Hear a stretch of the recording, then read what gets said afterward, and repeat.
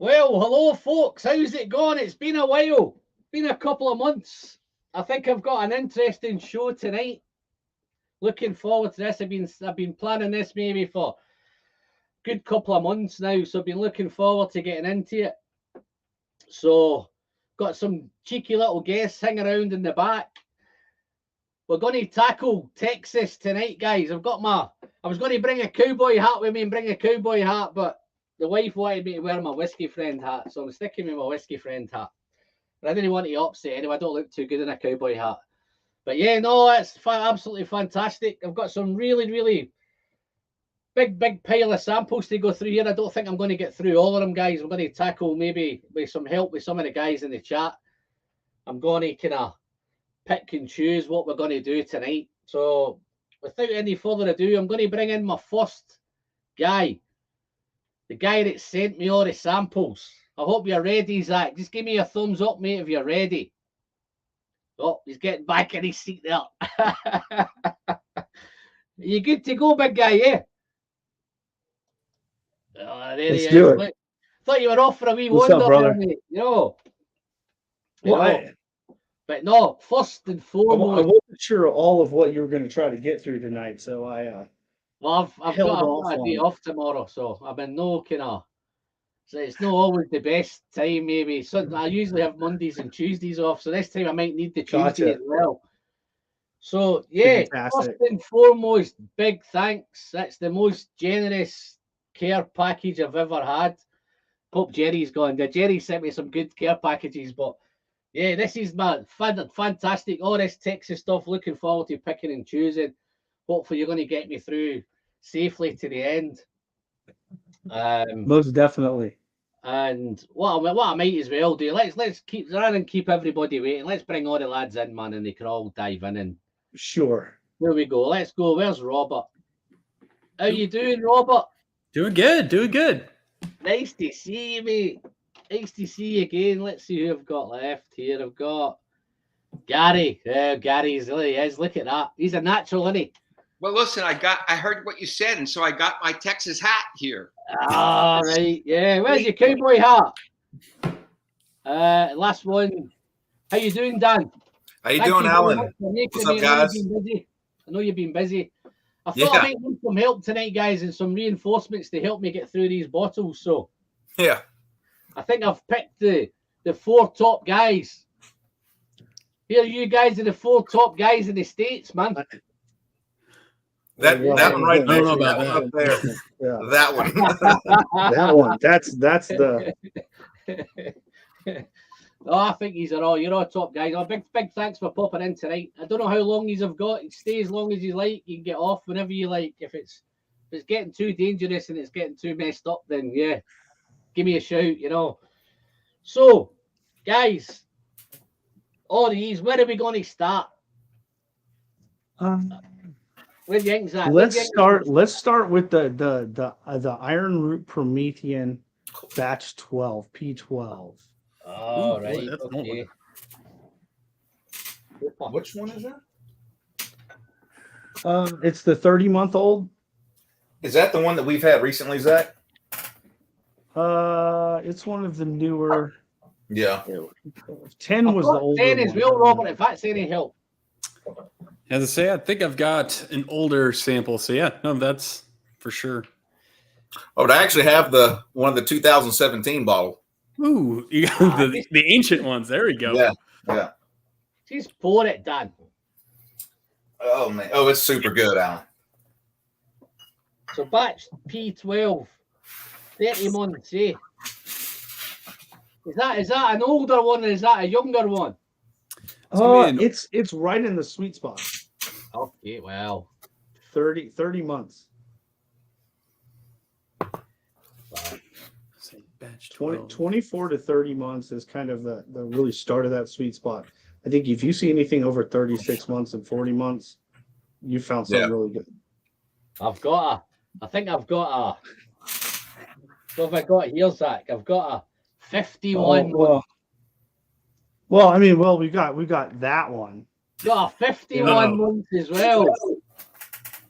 Zach, you mean, Robert, Zach, you mean that one? Oh, you mean like I mean that evil barrel. I don't even have That a one, bottle yeah. of that We one. do have My that one. goodness. I know. Well, hey, listen. Hey, Robert, I'm the one that found those 5 bottles over in East Texas. It was 6. It was 6 the day before. Yeah, it was 6 the day before. Somebody bought one, or we would have had the whole case. Well, I'm jealous. I was wondering where those went. I'm supposed to come whenever Jason and Scott come and do their Mash and Journey pick with you guys. Ooh. Well, I am supposed to come because I'm in Texas, and this bottle is coming with me. So, whatever doesn't get finished, you guys can keep it. There you go. It's not like I don't have another one. Yeah. I love it. Did you say you've got another one? Shh. Uh-oh. Well, there were 5 total. So for everybody, what they're referring to is we had every once in a while we'll do what's called an evolution barrel, which is a barrel that will pull about 7 cases from at a time and that's about every 6 months we'll pull an additional 7 cases out of the barrel. And we leave the rest of the whiskey continuing to age during that time. And by the time the last pull, there's only a handful of bottles left. So what they got was the very last pull of one of the best evolution barrels we've ever done. And the last one, there were 3 cases. Bottles left. So what they got was only 2 of them got to where they were supposed to go. And the last case disappeared. And apparently Daniel found it. Mm-hmm. Yeah. They were supposed to go to Empire, I think, up in Allen. So, but I also have one from Cask 253. It was a green Oaxacan corn. Ooh. And this thing is awesome. This one's incredible. They're both incredible. Thank you. I'm sick to myself that I passed on that bottle. Yeah, that was another one he didn't get. Yeah. So what's the mix in this one, Robert? So this one, Promethean's going to be a blend of our kind of 4 corn mash bills, but leans really heavy on flint corn. So typically it's going to have a lot of what's called Floriani corn in it. You get a lot of the big vanillas, a little bit more of the traditional, a lot of kind of more on the mineral, earthy characteristics. Every once in a while, we have a batch where we'll do some experimental flint corn that'll be in it. That'll be kind of, to be honest, it's like variations off of that. So depending on the batch, it's you can get some really fun stuff. Batch 12, I think, is going to be a standard batch. It's going to focus with the Floriani corn for us. So that's kind of a. Actually, I think I have some. Yeah, we've got Floriani corn. It's a very small cob. It's a flint corn, so it doesn't dent in when you look at it. So, yeah, kind of fun. Cool. Yeah, of all the corns for me to have, that's one I have at the house. So, yeah. What do you think, Alan? Nice start. And it just Spicy. keeps going. Yeah, no, it is spicy, punchy, Oh, yeah. peppery. What ABV is this? This is going to be 100 proof. 100. Mm-hmm. Yeah, we used to do it at 103. Now they're all at 100 because eventually Prometheans can become bottled in bond here in the next. Oh, nice. Yeah, here not too distant future. It'll be turn over to a bottle and bond product. But is that just a legal classification? Yeah, so the classification for bottle and bond means all the whiskey in that blend comes from the exact same distilling season, which the year's divided up into 2 distilling seasons. So yeah, basically first part of the year, second part of the year. And then it has to be at 100 proof. So, and at least 4 years old. So. But not every 100 proof whiskey is bottled and bond. It has to have, has to pass a process. Yeah, those other rules in it. It's the single season, isn't it? Is it the one? Yeah, so it's all the whiskey is going to be the same age essentially in it within is it the same master distiller as well. Yeah, we do have it at the distillery. No, but is it the same master distiller as well? Is that one of the rules? It has to be from the same distillery. Okay. So you could have 2 different blenders making it. Yeah, I mean, theoretically you could. Yeah. always thought you had to be the same guy who did it. But oh, good start, man. It's spicy. It's earthy. Yeah, it's a kind of, you get that big pot still bourbon, which you see pretty prevalent in Texas. There, I would say at least a little bit over half of the distilleries are going to be pot still focused. So that's where you're going to get a lot more corn, a lot more earthiness, a lot more, again, oily, bigger, heavier whiskeys than you're going to get from the calm still. Looks a bit ginger as well, Robert. Yeah, we like to match hair to whiskey around here. So. So. In this light, isn't it? A wee bit ginger in this light, isn't it? A little bit of red in there. Like the shenanigans have started. It didn't take too long. Wow. No, let me just give a quick shout, guys. There's some of the guys that are in the chat, see who's kicking around. Always find with these bourbon nights, man. Less guys seem to turn up. What a shame that is, eh? All them damn whiskey head, all them Scotch whiskey head guys, man. They need shooting. Maybe I should bar some of them. Beacon was in early. He was in yesterday. So he was keen. Robert's here. Flying Hussar 303. How you doing, Bart? Nice to see you, buddy. Jeez, dude. Whiskey Nose is in. Marty, how you doing, buddy? I know he's middle of moving house. I sent him a wee link if he's got a chance. He said he might try and pop in later on. So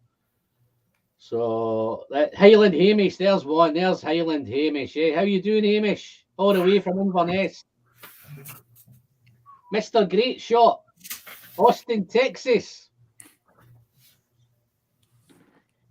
I'm in Austin, Texas, and love me some Texas whiskey. There you go. Look at that. Give a wee pop that. Look at that, eh? Some of the Texas boys are here.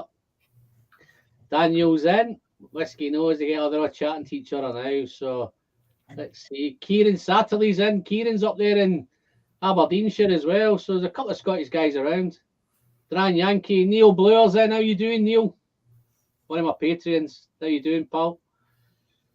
Put in the chat what that bourbon you were asking me about was, and some of the guys might be able to give you some info on it. He's just bought himself a bottle of bourbon. He wants to know if it's any good. He's asking me, man. I don't know what he's asking me for, but he's asking me. So pop it in the chat. One of the guys will pick it up. That looks like a new name. The Salty Army, 1776. Wow. That must be a mate of yours, Dan. Yeah, he's a friend of mine. He's up in Missouri. Wow. Oh, well, that's cowboy country, isn't it? It's close. It's more baseball country. It's Cardinal country right there. Yeah. I think every Clint Eastwood movie had Missouri in it, didn't it? And I've got there's Gert as well, the Whiskey Lovers Society. How you doing, mate? Man. So yeah, so we've got a few in. Let's get some. Just let us know what you're all drinking, guys. What are you guys drinking over here? He's all on the same as this Promethean. Have you all got one? Are you? I know Jack's got one, and Robert's bound to have one. Robert, this is so good, man. Everything y'all make is just fantastic, dude. This is so good. Yeah, we do our best. Our best on that. Robert, how do you think this stacks up against maybe something like the? What am I looking at?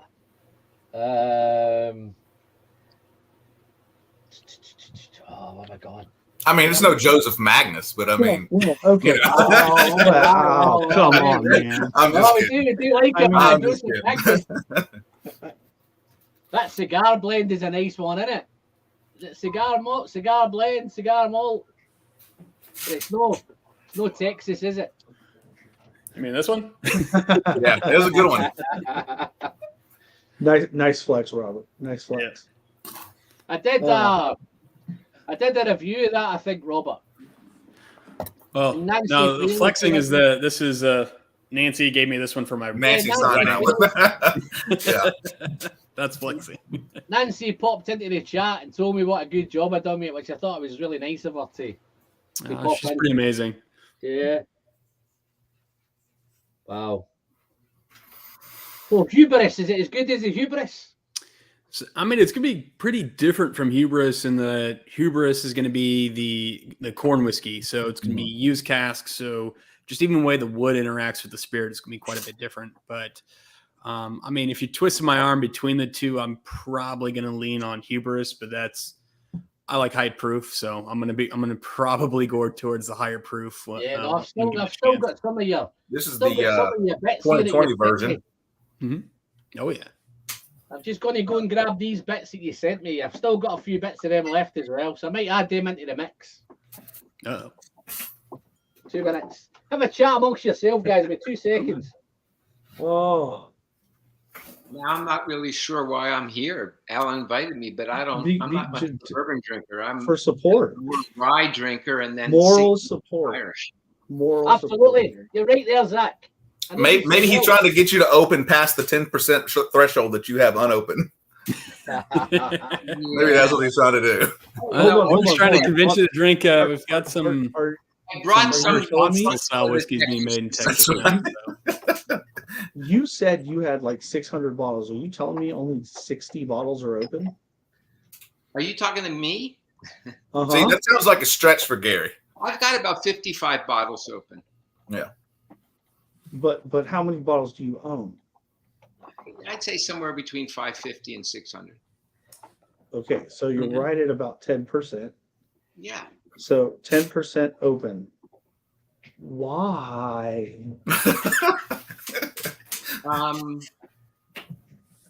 Yeah. Wow. I mean, how many can I So drink? It used to be that I had these events and I would bring whiskey for about 10 people. And then after COVID, that ended.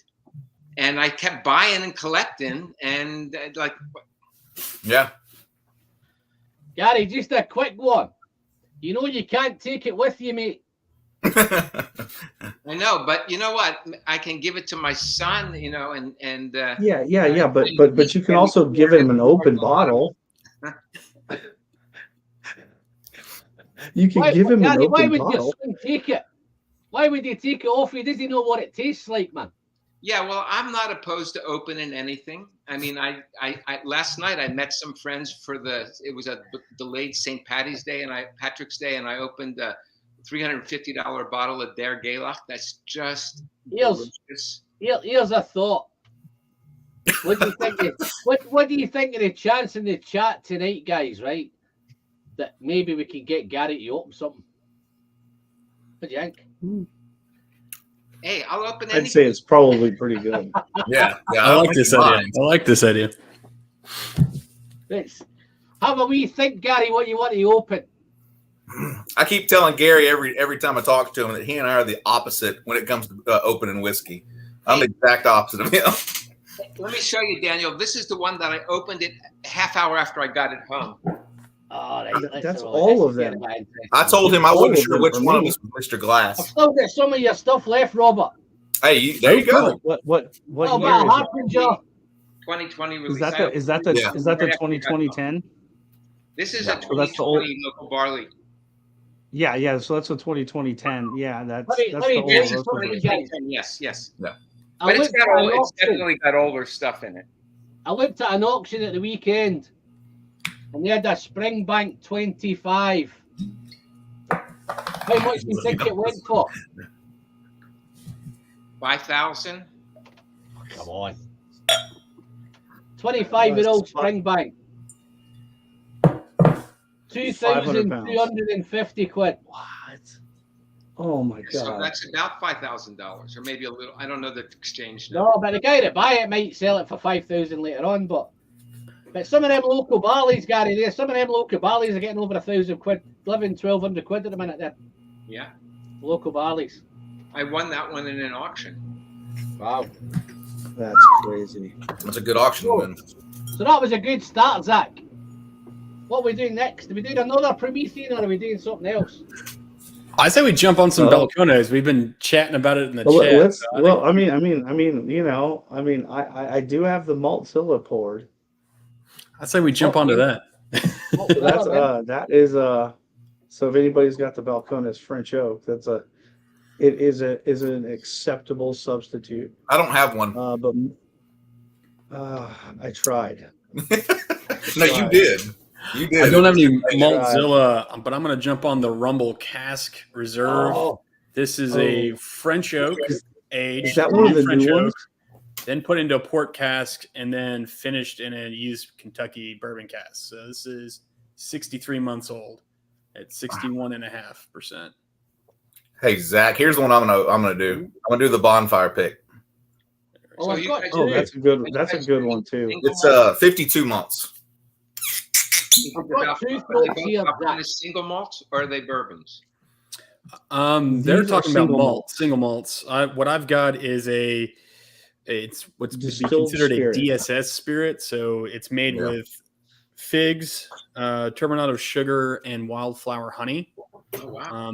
Fermented, distilled, and then aged in French oak and port Oh, casks, that's on a minute. all sorts of stuff. So. Robert, Oh, is that Roger, anything like this for one? me to open the Balcones, should I open this single malt or the rye? Of course you should. Ooh, Yes, Gary. Yeah, the answer Yes. is yes to that.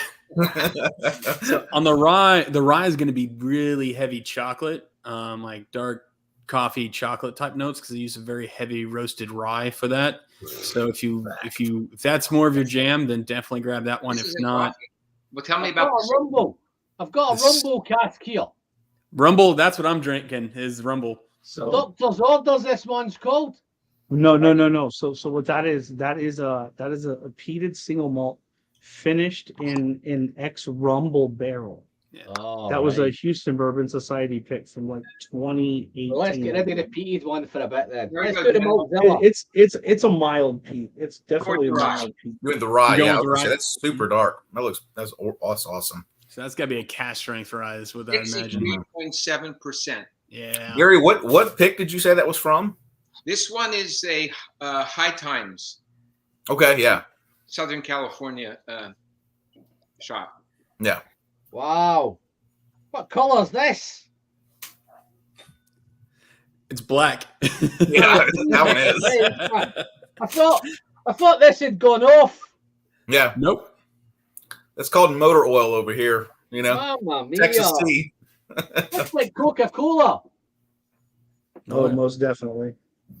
It has the color of some of those Edradours. Oh, that's definitely like the Edred Hours, man. This one is a tone lighter. Yeah. Yeah, but it looks so fruity. Oh, I'm just looking at it. It looks like fruit juice. Got a great Oh nose. man. 65.2, man. Yeah. They didn't mess around with that one. Easy, Zach.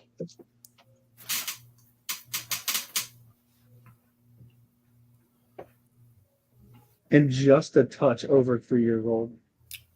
46, 40. Look, we're looking at 40 months. The 39, French 40 months. French oak and the European oak single malts that Balcones puts out on the single barrel line are just killer.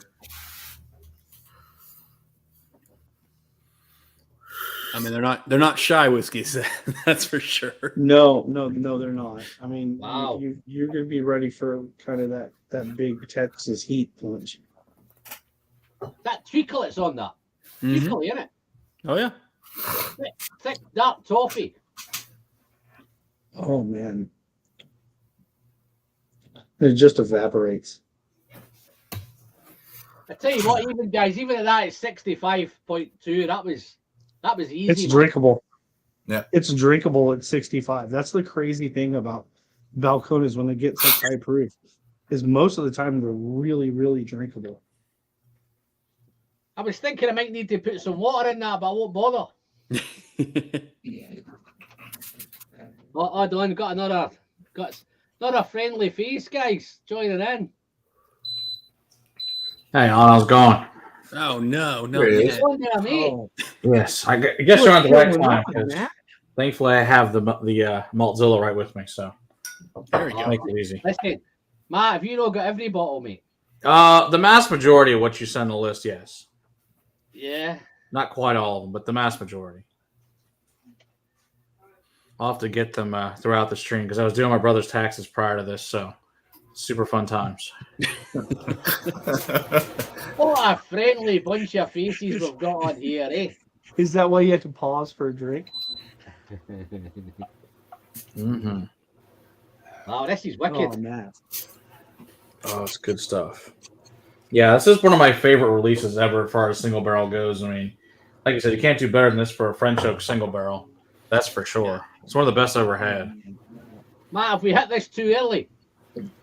No, it's 425. That's plenty early. For me, it's 225. So this is just my after lunch rye. See, there you go. That worked. So yeah, Andy Gary, opened since the new you're bottle. hitting the rye, Crazy. what do you think of that? I haven't tried it yet. Just the nose is great.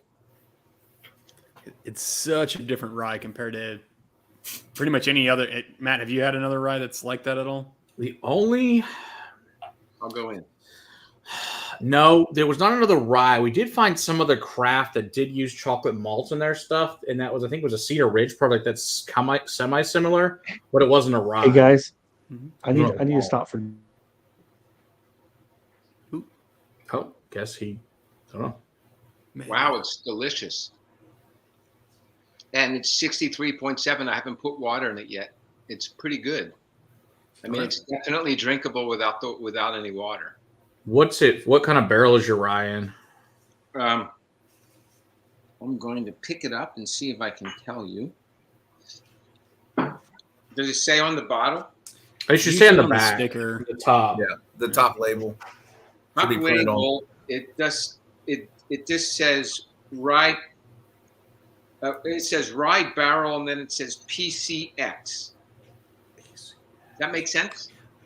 No. I mean, I don't think I can show you. It's too. let's see here. Oh, it doesn't have a normal backlight. Oh, where did that There's no come from? backlit. That's the weirdest. That must be backlit that I've ever bootleg seen. back What's the on side this. label look like on that, Gary? Yeah. The like gold label. Oh yeah, that might tell us. Neil's telling me that Springbank went for 2,400 in no. the end. It Weird. says It's an older one. reserved, single barrel reserved and bottled, especially for high times, but there's no indication of what the cask is. The K&L one that I have here, which is a single malt, that says New European Oak on the back, and it's got that. Okay. You're But gonna this one, love the that. high times one That's- does not have anything. The Euro Oak's That's- big oaky, but they're But absolutely delicious. you're right. This is like a mocha. Mm-hmm. You know, it's chocolate and coffee, Absolutely. and it's got Yeah. something green in it. You know, you can tell that it's some herb. Just back on the chat, guys. I got a few more came in. Simon Ridges popped in. He's up there in Scotland. Got Cool Runnings is in. Sandro Fazzolari, how you doing, Sandro? Over there in Italy. Milano. Sorry, I missed you earlier, Matt. Caught you in there now. James Morgan's here. No Rolex, no sex. What a name that is, eh? I think I've caught up now. I think that's pretty much all the guys. I've got a few guys popping in here and there now, guys. Tram Yankees sitting in the background watching, so probably playing poker while he's watching. But no, this is awesome, man. That was frightening. That colour. That surprised me because you've sent me them in a dark. He's sent me them in a dark bottle. Yeah, it's a little scary. When they come out opaque, it's like, oh, super. Wow. It's I not know. an uncommon thing in Texas to have something that dark. One's just getting over 4 years. It might have stained the bottle. Stain the bottle. Robert, do you know how long these ryes are aged for generally? To my knowledge, generally they're going to be between 3 to 5. A lot of times, again, your back label's not there, but a lot of times it'll say on the back label. But typically, it's 3 to 5. Since you have a single barrel, it's probably going to be on the higher end. But the standard blends are, I think, pretty much around 3 to 4 right now. I think that may get a run for its money. You know, Yeah. I put a little water in it, and I'm getting just a little bit, almost of a slight bit of dark fruitiness added. Mhm. Aaron 24. I was like, it has to be an Aaron just based on the shape there. Bottle shape. Was that? I assume that's a heavy sherry cask. Yeah. Good grief! Premium cask. Whatever that means, man. I'd say. Oh man. Yeah, 24-year-old Aaron. That is dark, isn't it? That looks beautiful.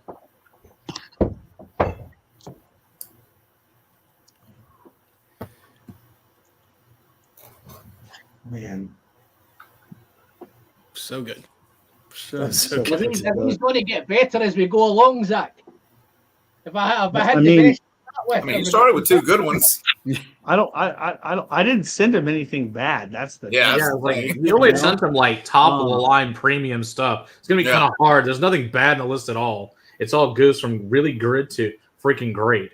I mean, there's not much in between that. Yeah, but the only You thing know, I'm worried hey, about, listen, Matt. Listen, the only- if I'm going to be the ambassador for Texas whiskey, I'm only going to send good stuff, Well, exactly. right? yeah. I mean, like, you know, The only thing I'm worried about is I might open all of these tonight. That's what I'm worried about. So you gotta make it down to London to see me. You can't get too crazy tonight. Come on. Oh, I know. I'm trying to move a few things around, man. But I'll know more tomorrow. Yeah, just let me know. We'll figure it out. Yeah. So long you just over for the 4 days. Yeah, I'm over. I get Wednesday to Sunday. We leave. Sunday. Yeah. Isn't there some whiskey festival in London right now, or coming right up? A lot of times they do like Whiskey Magazine will do theirs right now, but we're going over for the World Whiskey Awards dinner banquet. I think thing. London will always have something going on. Yeah, probably. Hey, Alan, I've got to go throw a log on the smoker real quick. I'm literally doing the most Texas thing ever right now. But I'll be right back. So I guess the question is going to be: is what's the next one you want to grab, Alan? Right. Well, I tell you what. I tell you what I've been looking. let's do the doctor's orders because that's in an ex rumble barrel. No, I want to do something before it, Zach. Sure. I smelt something today which I thought, my God, man, that's like I've walked into some sort of smokehouse or a steakhouse. All I can smell is So barbecue. that has to be the Andalusia Barbecue heavily ribs, peated- mate, is all I can heavily smell. peated. I would need a second to go grab that one. The Reverend Oak, that one. It was. Is it the extra heavy? Oh, nice. 133 or whatever the heck it is. Yeah. Yeah, I grabbed that one real quick. That one's awesome. Andalusia Striker, Cadillac Vine. Oh, the Cadillac. Oh, I got the Cadillac. Too. Oh, it's the Cadillac. Oh, I know okay. what that is. Oh man. Yeah, I would need to. I got to run too. Is that a good choice? Oh, it's a phenomenal choice. It was a phenomenal choice. And funny enough, Man. you know when I started smelling them this morning, this was the first one I smelled, and I didn't even. It took me about 10 minutes to open another one up. And it was such a unique barrel. With that striker profile, for me it set it off. But my next door neighbor, I picked up that bottle, I had him try it, and essentially he fell in love with Texas whiskey because of that one bottle. Yeah. So I guess I need to grab the striker. This is the best Texas whiskey I've ever. Of course, I haven't had much Texas whiskey. But this is the best I've had so far. The rye. Oh yeah. Really. I think that next one's going to top that one. Wow. So, and I know you're a rye guy, but you're also a single malt guy.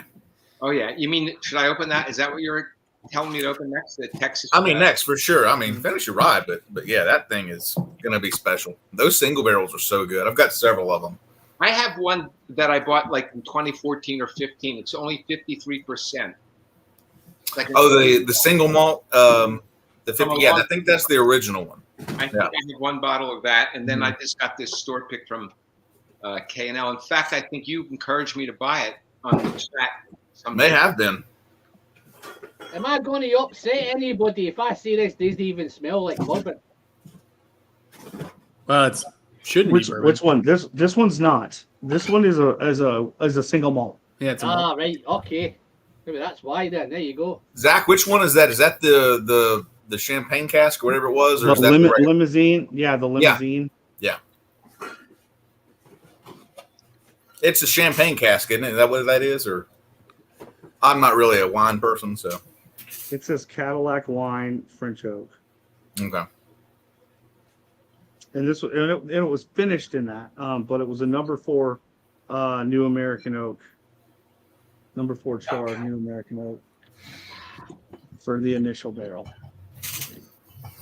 What am I smoking? I am smoking the Cigar Clowns AVB, which was the Halloween release from 2020 or from last year. If anybody doesn't know about these guys, I suggest you find out. Yeah, they're very good. Super limited, but everything that they put out is fantastic. It's just a group of guys from Brooklyn, New York, and they like to sit around and smoke cigars, and they figured, well, why can't we do this too? And it's kind of how it started. And luckily they were putting out good enough stuff that people caught on, and the last few releases have sold like hotcakes.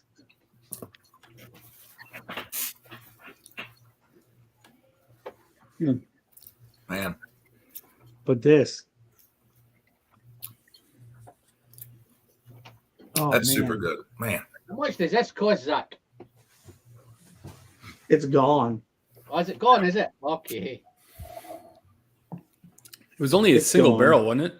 Yeah. As far as I know, it was. Yeah. 305 bottles. Yeah, it wasn't many. Yeah. What was it, about Yeah. $60 or something like that, though? It wasn't too expensive, was it? Something like I mean, that. I Yeah. don't know, sales like maybe $75 or whatever, Yeah. but whatever they wanted to charge for it, it was worth every single penny. Yeah, you tried to find me one, but I think they were gone. So, which is cool. You sent me a sample of it. So. I may be able to work something out. Yeah. I know somebody that lives let me see over there. Mhm. Some mirrored apparently. Mhm.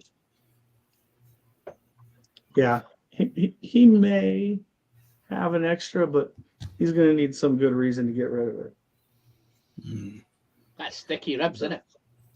Yeah. Oh man. Isn't it? This Barbecue ribs, man. This has a great viscosity. Another rye that I enjoy a lot in terms of flavor is that Midwinter's Night Dram from High West, but it doesn't have the same level of viscosity that this has. Column still versus pot. That's what it is, yeah. Yeah.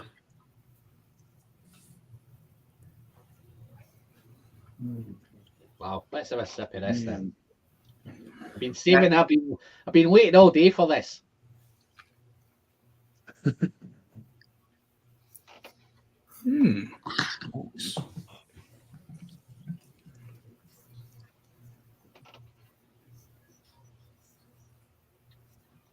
What ABV is this one, guys? Which one is this?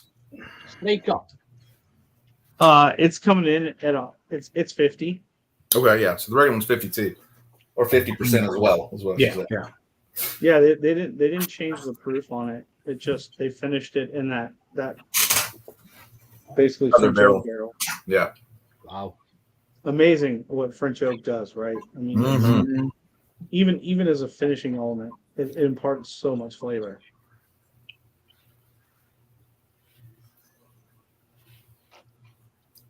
Delicious rye. Finished. I've got a Glenfiddich French oak, a 15-year-old French oak. I might go and open that up later on. It's good, but I think this is a little bit better. Yeah. Man, Also, a much higher ABV. So, Yeah. just That 20%. St. Sally French oak was really good too. Yeah. The Armagnac cask? that's Yeah, the yeah. one. That Great. thing, man. dude, that Armagnac cask is phenomenal. That's Oh, my yeah. favorite one. The Armagnac Well, one is just. Don't love talk that to me about the Armagnac cask. I've still got some of that left as well, man.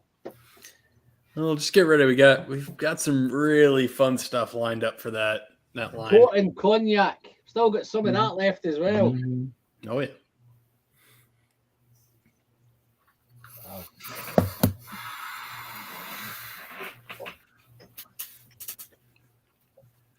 Yeah, that's a good one. That I love that they made that cask strength part of their core lineup too.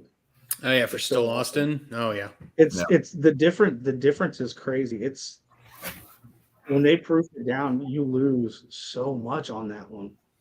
It is just a completely different whiskey. Zach, is this strength? It says a little bit peated as well. So it's actually maybe Matt can correct me if I'm like totally wrong, but what is it? Apple, mesquite. Mm-hmm. There's one more. Oak. Was it peach? Apple, mesquite. I think it's peach. I think it's peach. I'm pretty sure it's peach, but let me make sure. You think it's peachwood? Really? Mm-hmm. I don't think so. I think it's No, wait, sorry. The peachwood is the Mesquite Paladura. apple. Yeah, Mesquite, sorry, you're right. mesquite and The apple. newest Yeah. one that they did. Peach is the peachwood. Paladura, which is a different release. Yeah. This is the normal striker, so it's mesquite, apple, And oak. Oak, right? Yeah. Wow. Yeah. Hey, what is the Paladuro? Is that bottle and bond? I'm trying to remember. It's. I don't know, whatever. I'm not sure if it's bottom. It might be bottom bond. I'm not sure, but I know it's like the first all Texas something that I don't know. The bottle's somewhere downstairs. All the stuff from the ball that's still in the boxes that's not been unloaded. Oh, is that the one that was basically the first Texas bottled in bond? That was the first one. Is that one? There's something I think different it's a about different one. the bottle Well, bond I mean, is different than the Paladura. I can't remember what the hell the reason is. What's crazy I have to go find is it. the first thing to become bottled in bond in Texas The single was malt. a single malt, not a bourbon. Well, plus I'm sure you've had which I'm sure you did not send him for obvious reasons. The TX bourbon, that's the bottle of bond. Which anyone's had it. We all know how we feel about that. There's no reason to send it to him because it's not good. I like how Robert's showing no emotion on that comment. I mean, He knows how I feel about this. We've talked about it multiple times. He wants to laugh. It's shared between all Matt, real Texas connoisseurs. this one's coming.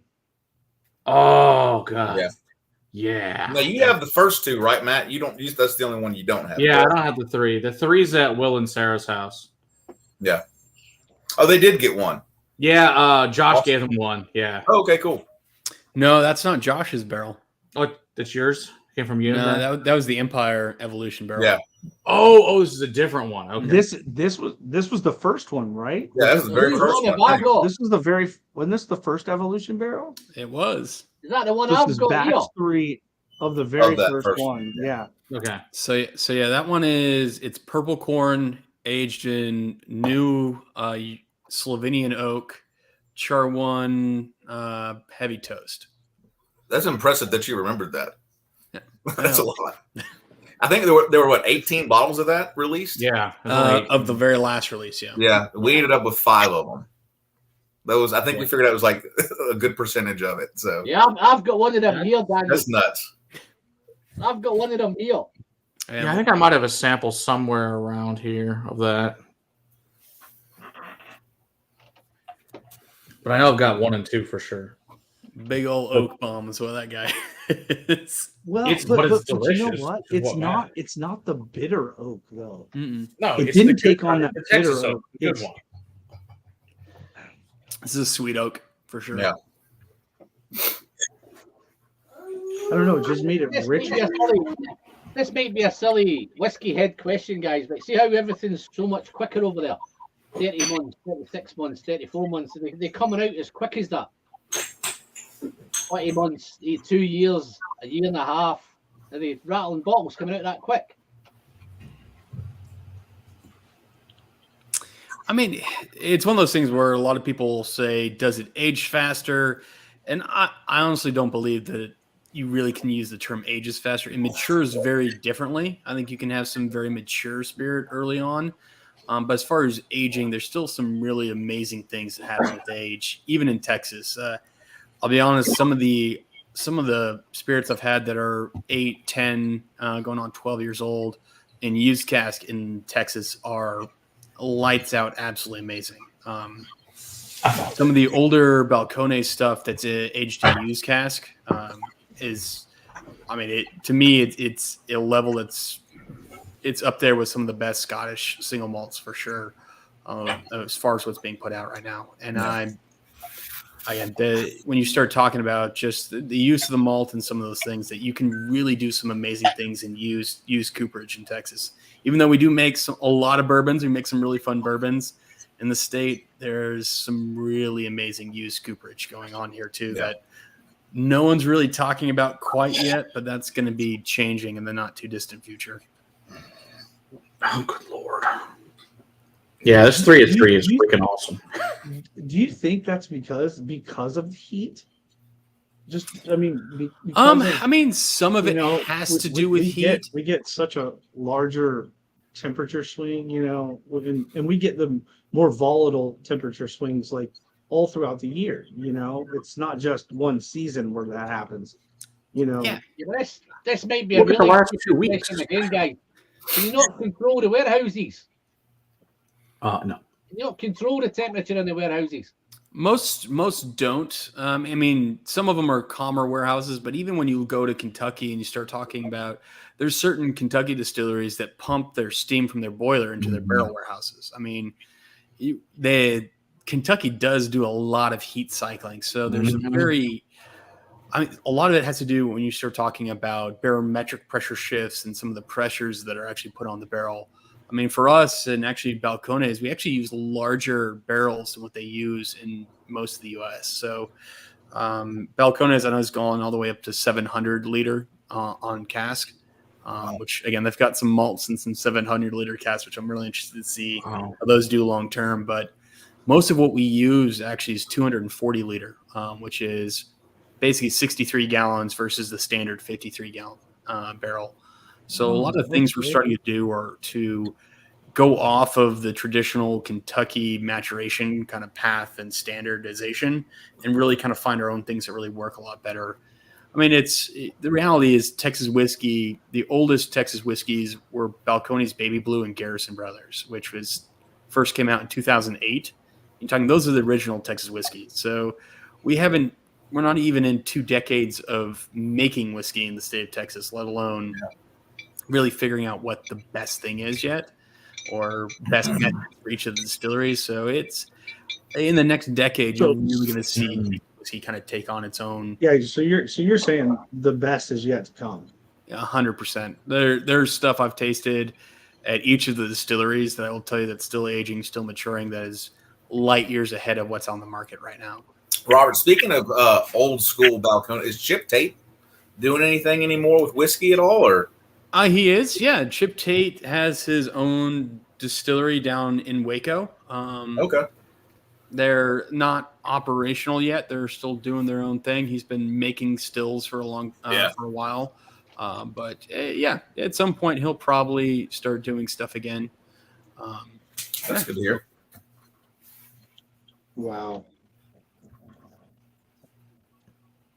What's next, guys? What's next? Doctor's orders. Okay. No, what's that one? What's doctor's orders? I don't think I have that one. I've never heard of that one. So I'll open this one. HBS pick. Daniel, you did get a sample. I know I sent you a sample previously. okay. This was a HBS pick. European oak cask. Right under a full 3 years old, but this was finished. Well, this was matured in an ex-rumble barrel. This is a single malt. Peated, so this was peated malt. Yeah. Is that an Angela malt? No. So this was a peated Speyside malt. Okay. But it was the earliest peat run that they did, which was the 65 ppm, because they went up to 65 and then they jumped to 90 and then to 99 or something like that, where they found that's where they really liked it. So this was the very first of the peated. This is the only first of the kind of peated malts that Balcones put out, and finished in that, or matured in that ex-rumble barrel, which I believe are smaller. I believe that they're smaller than the standard casks. I think so. But it's just one of my favorites.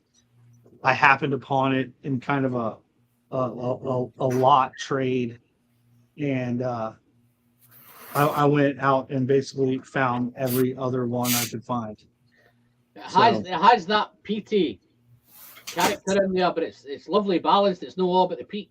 It's kind of on the back end, right? I mean, yeah, Yeah. you get that little bit of smoke on the back end, but it's not kind of all up in your face peat smoke.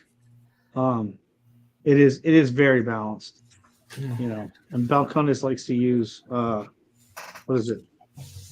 Golden Promise. He's 100% Golden Promise. Yeah. More flavor, lower yield. Well, that's the bad boy barley over here, isn't it? The Golden Promise. Yeah, that's the one the Scotch distillers don't like to use it. That's the bad boy, isn't it? Yeah. And the label is fantastic.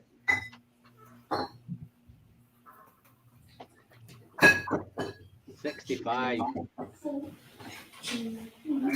So.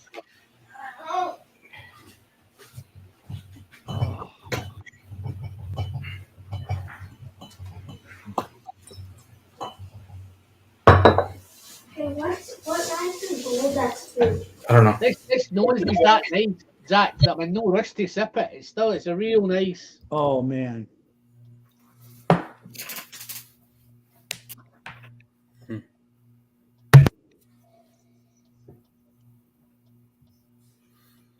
And this one's up there too. This one's 64.7.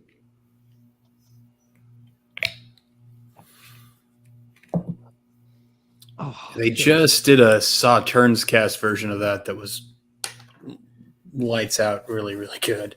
Oh no, I like Sauternes, man. Like Sauternes. I like that. There's a couple of them I like, and particularly the whiskies. I like Sauternes, and I like I've just got into Palo Cortado at the minute, and the Palo Cortado's beautiful, man.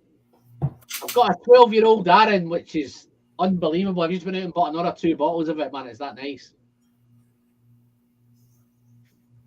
Wow. So what's the idea of the doctor's orders then, Zach? I guess this is just what the doctor ordered. That SMWS kind of thing on there. I think it's just what the doctor ordered. Yeah. I figured I'd just make my own, combine the peat and the rumble together because I don't have your Is that the single malt, Gary? doctor's orders one. You're muted, man. Gary. You're muted, Gary. Sorry. Yeah. I'm sorry. This is the new European Balcones single malt. 65.4%. Definitely darker than the rye. Mm-hmm. Yeah, the Euro Oak's going to be quite a bit darker than the American. That rye was really dark. Is that not a European? Is that because No, that was American Oak. Wow. is that because of the species of oak? It is. That, So and they because use it's a tighter grain. They use a little similar Euro Oak to we do that we do because we both our Euro Oak's going to come from mostly from Independent Stave. So it kind of falls in the middle between some of the French oaks and American oak as far as kind of grain tightness. It has more of a red hue to it overall as well, but it is significantly darker tannin that you're going to get out of it than you're going to get out of American oak. Robert, have you It's tried dried any fruit of in these there, new Zach. species like the Garyana that Westland is doing? Get some dried fruit. I'd say it's a different type of oak like Garyana. Garyana is going to be more, for me, it's more meaty. It's a little bit where the Slovenian oak, which is going to be the Euro oak that they're using and we're using, is going to be a little bit more similar to some of the Hungarian stuff that you've probably tried in the past. Mm-hmm. It tends to be more baking spice focused. A lot of clove typically is going to be pretty heavy in that particular cast type. But they're very, very fun. Again, they're some of my favorite barrels. They're going to be the Euro. For sure. That went down well, Zach. That went down the hack well, that one, mate. Man. And it just keeps going. That's my favorite thing about those It's the dusty, Balcones single malt. I mean, dry and listen, dusty as well, isn't it? it's like first place for me, just for the sheer amount that they're able to put out there and produce, is gonna be Balcones. I'm gonna have to say, Andalusia is like a close 1.5. I'm not gonna say that they're second. They're just smaller. You know what I mean? Mm-hmm. They're not able to have the production capacity. But what they do with peat. If you're a peat head, you want that Revenant oak. It's just a Can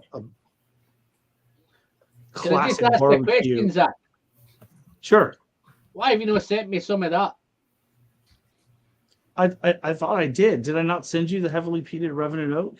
No. Oh, I'm sorry. No. Well, normally, Alan, because you're a what? new Pete head, Alan. Yeah, you I'm know not what? a Pete, You I'm know not a what? Pete I head, bet- but I I'm bet- getting I bet into Pete though. You're getting there. Yeah. Look at this crazy little thing, guys. You seen this before? Yeah, I think so. That crazy Is that- little medicine bottle. Wow, what That's- a nose. This is quite a cool idea. It's from North Star Spirits, right? And it's what they tend to do is they buy up casks that's got a low yield left in them. So they bought this cask up. It's a 14-year-old Loch Lomond Crofton gear, which Wow. is Loch Lomond's heavily Nice. peated.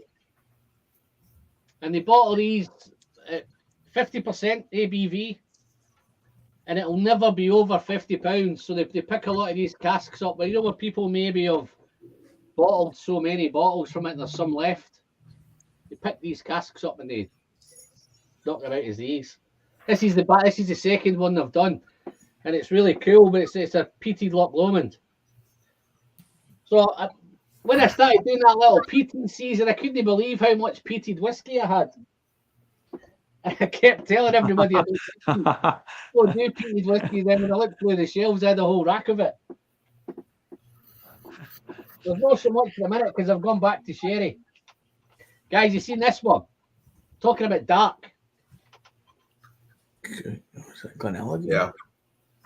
That's the Glenallachie 14 Oloroso. That's a finish. Wow. Absolutely crazy. 55.4% ABV. It's the fastest bottle of whiskey I went through last year. This one. And I picked a couple more up.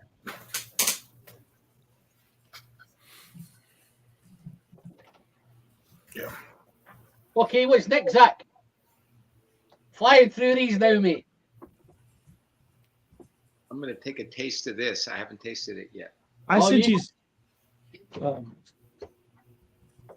I sent you so many. You pick. All right, okay. Let me shout out some. So, what about Iron Root Esoteric? Oh, we can do a little esoteric. Esoteric. Which one did you send him? Oh, let's see 2018. here. 2018. Oh, so that was the very first one. Dang, I don't even know what Yeah, happened. 2018, the See what I got. 21-month-old. Yeah. I got So Esoteric's kind of a crazy release for us. We only released it every couple Oh, of yeah, years. crazy release was that Icarus, man. That Icarus was crazy. Yeah, no, it's not as crazy as Icarus. No, Esoteric, it's an evolution blend. So we'll put a blend together. Half of it gets bottled, half of it goes back in barrel. A couple of years later, we'll pull it back out, blend some new stuff into it. Half of it gets bottled, half of it goes back into cask. So it's That's an some sort American of whiskey Solero because it thing. keeps getting rebarreled. Is that a Solero thing? Yeah. Robert? It's a bastardized Solera is the best way to kind of describe that. But so it's fun. It's got some very unique There it flavors is. in it. The first one's going to be a little bit grassier, a little greener. The last one we did was 2020, and the next one will actually be out the end of this year. As far as as long as the schedule stays the same. I've got a feeling, Zach, that these treaty oak ones we've probably missed the boat with them because they're a wee bit low in ABV, I think. Yeah, They've they're got some more big boy ones, so like they're more your standard offerings. Oh, I man. just tried to give you Oh shit! Try Bro, to- I've never even seen that one. I'm gonna tell you, this is for me. This is the best treaty oak I've ever had. Yeah. Next time I'm up there, I gotta try that one with you. I didn't know they made one that high. I think it just landed in my area. What's that one? Wow. 3.5 years old, and it is awesome. Okay, need to try that. But yeah, the Esoteric, the 2018 is it's a very fun release, but it's literally just the beginning of that whiskey. That was the very first blend we ever did of it. But it's a little grassier, a little greener. Another Balcones Froke. I've got another Froke here. Ooh, well, you're gonna want to dive into that one for sure. Anything that says Froke, you're gonna be happy with. 61.9. Well, this Balcones single malt store pick is also the delicious. Mm-hmm. Really good. You guys are doing a good job. As I said, we're at the very beginning. Again, you're talking most of these are 3 to 5 year old whiskeys that we're tasting today, which again, that's what gets me excited. Knowing that, of course, again, you 2 years ago, most everything was, close to 20 months, 24 months maybe was what most releases were 2 years ago. Now you're starting to see things 3.5. In the next couple of years, you're going to see a lot of standard kind of 4 and 5 year old whiskeys coming out of Texas, which is early on. A lot of people tried to say that you couldn't age whiskey longer than 4 years in Texas, or it was a bad idea to. And I think it was a lot of that was just people just figuring out how to age in this environment. Because again, I'll tell you why I think it's a bad idea, Robert. why? Because Cavalan can do it. Yeah, and Amrut. I mean, those whiskeys are 6-year-old drinks like an 18-year-old. They're amazing. Yeah. I've got a Cavalan's 10, 13-year-old. I've got the oldest Cavalan it was ever bottled. 13. Wow. It's a 13-year-old Cavalan. Yeah, my oldest is a 10 of them. Well, Virgin I guess I oak. just finished off both mine. So Yeah, it's in, All right, it's we'll in finish off Virgin my Oak, man, Cavalan, as well, so it's awesome.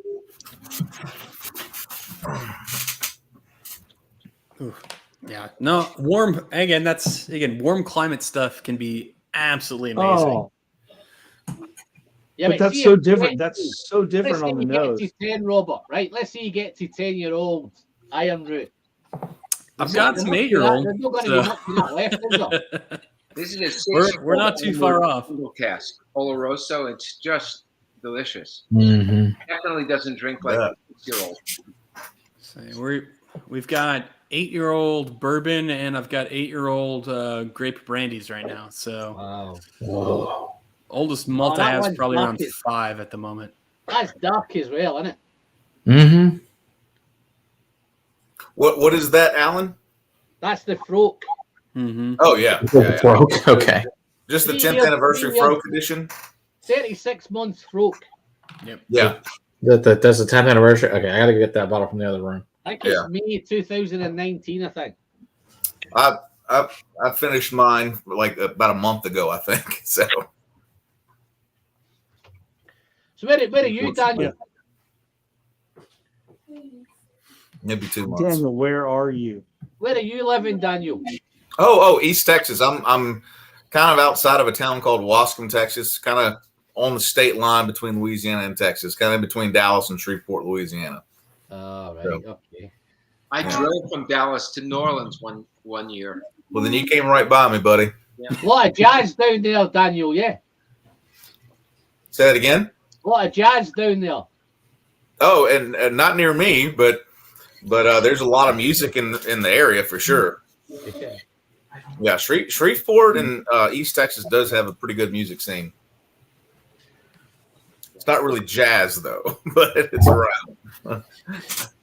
Yeah, you go a little farther south for jazz. Yeah.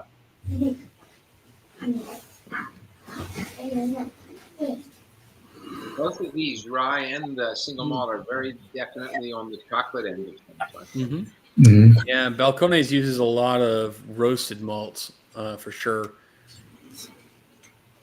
Wow. This one, I'm getting like a chocolate croissant. Definitely bready in a way that the rye was not. So James was asking me if we have any retailers in the UK that have any picks for us. We Berry not Brothers and currently. Rudd. There's Berry Brothers and Rudd. A few years ago, we did some blends for them that we did. It was called Texas Legation. Should be later this year. Supposedly, there's some strength single barrels that are probably close to 4 years old now. 4-year-old single barrels that Berry Brothers is going to release. That boutique whiskey company's got a barrel that it's one of my favorite things we've ever done, and I have no idea when they're going to release it over in the UK. But there's some things coming over in the UK. Speaking of, if you're going to be in London next week, I'm going to be there and kind of rolling around town and drinking as much as I can over there. So, yeah.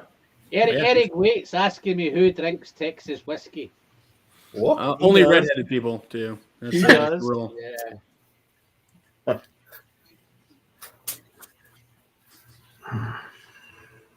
He's got a boot. Careful, Robert. You know they're having an upsurge over there. That's why I'm bringing all the 160 plus proof stuff. So just keep that in my mouth, and I should be okay. I think. It will kill it all. There's no doubt. No, It worked well at the Bastards Ball, that's for sure. Everybody was at home safe. No problems with high alcohol Texas whiskey. Worked just fine. Yeah. That was the we should have. We should have sent Texas whiskey throughout the roll. It would have killed it in a month. Nothing would have been left. That's what we should have done. It's been the smart move. Hey, listen, guys, I want to just let you know that I have to head out, but it's been an honor to be with you. Daniel, nice to meet you. Gary, no Yes, sir. problem, You mate. too, Gary. Gary, we'll do one of these on our own, mate. Let's set up one of these, me and you, and we can. Yeah, and I want to drink that open Glen some of Alecky your with you, bottles. Alan. That Glen Alecky, I opened it last week, this batch 6. It's just really delicious. The 10-year-old cask. They're awesome, man. I've just batch 7. I've just done batch 7 now as well. But it's almost like it's not whiskey. It's almost like it's like an alcoholic chocolate malted or something. Yeah, but I tell you this, I tell you which one's better, Gary. This 14-year-old Oloroso is better, man. You know, I heard you say, Alan, that you finished the fastest whiskey in the year. For me, it was a Chieftain's bottling this year. I finished it in about 6 months. It was a 25-year-old Mortlock in a sherry cask. Chieftain. Unbelievable. So right now I'm drinking another Chieftain. It's a 23-year-old Lecheg Wow. in a sherry, and it's just amazing. Wow. So yeah, let's do it again and explore some of these. Lecheg and sherry is fantastic. Just unbelievable. Let me just show it to you, and then I'll head out. They have nice shelves Gary's got there, hasn't he? Oh, his build Yes. is incredible. Yeah, Yeah. yeah, I see the Got some Kilcairn. nice Don't- shelves there, man. He Well, specifically Robert, sat in look front of at the Kilcairns for you, Alan. It looks like Robert's Yeah, got the right. same shelf. And here's more of it. Yeah, look Yeah. at Looks that. great. Gary, it looks like Robert's got the same shelf maker as you. Those must be all the unopened ones, Gary. That's correct. The open ones are on this. This is actually a stone shelf. Those There are you go. open. And then all of these bookcases where there's whiskey, they're all open. And the ones where there's no glass doors. Hey, you know what? We all have to find our way, Daniel, right? That's right. And I need guys like you to inspire me to open more. This is that Lecheg, that Chieftain. If you guys can find they're finished now, but if you can find Chieftain bottling, they're just amazing. Yeah, we don't really get those in Texas, unfortunately. I wish we did. And the other one that's coming up now, if you guys don't know, is the Thompson Brothers. They're an Okay, from them independent either. bottler. They're from Dornach, Okay. and they're now in the United States. Now they had to change their name for copyright reasons. They're called the Redacted Brothers, but they're just amazing. They're gonna. Okay. That's a pretty funny name change, though. That's awesome. I like it. I'm waiting It's on like piss off 3 on like 30-year-old Lefroy's that come in May from. Wow. Nice. All right. That sounds awesome. All right, my friends. Honor to be with you. Thank you. Yeah, have a Alan, good one, Gary. Thanks Thanks, for Gary. dropping by, Nice to mate. meet you. be well. All the best, everyone, and travel It was a safe. pleasure. Robert. Here's Gary. It's I Tuesday, appreciate Gary. it. Fine. I'll see you Tuesday. Interesting. Guys, I'm going to go check the fire. I'll be right back. All right.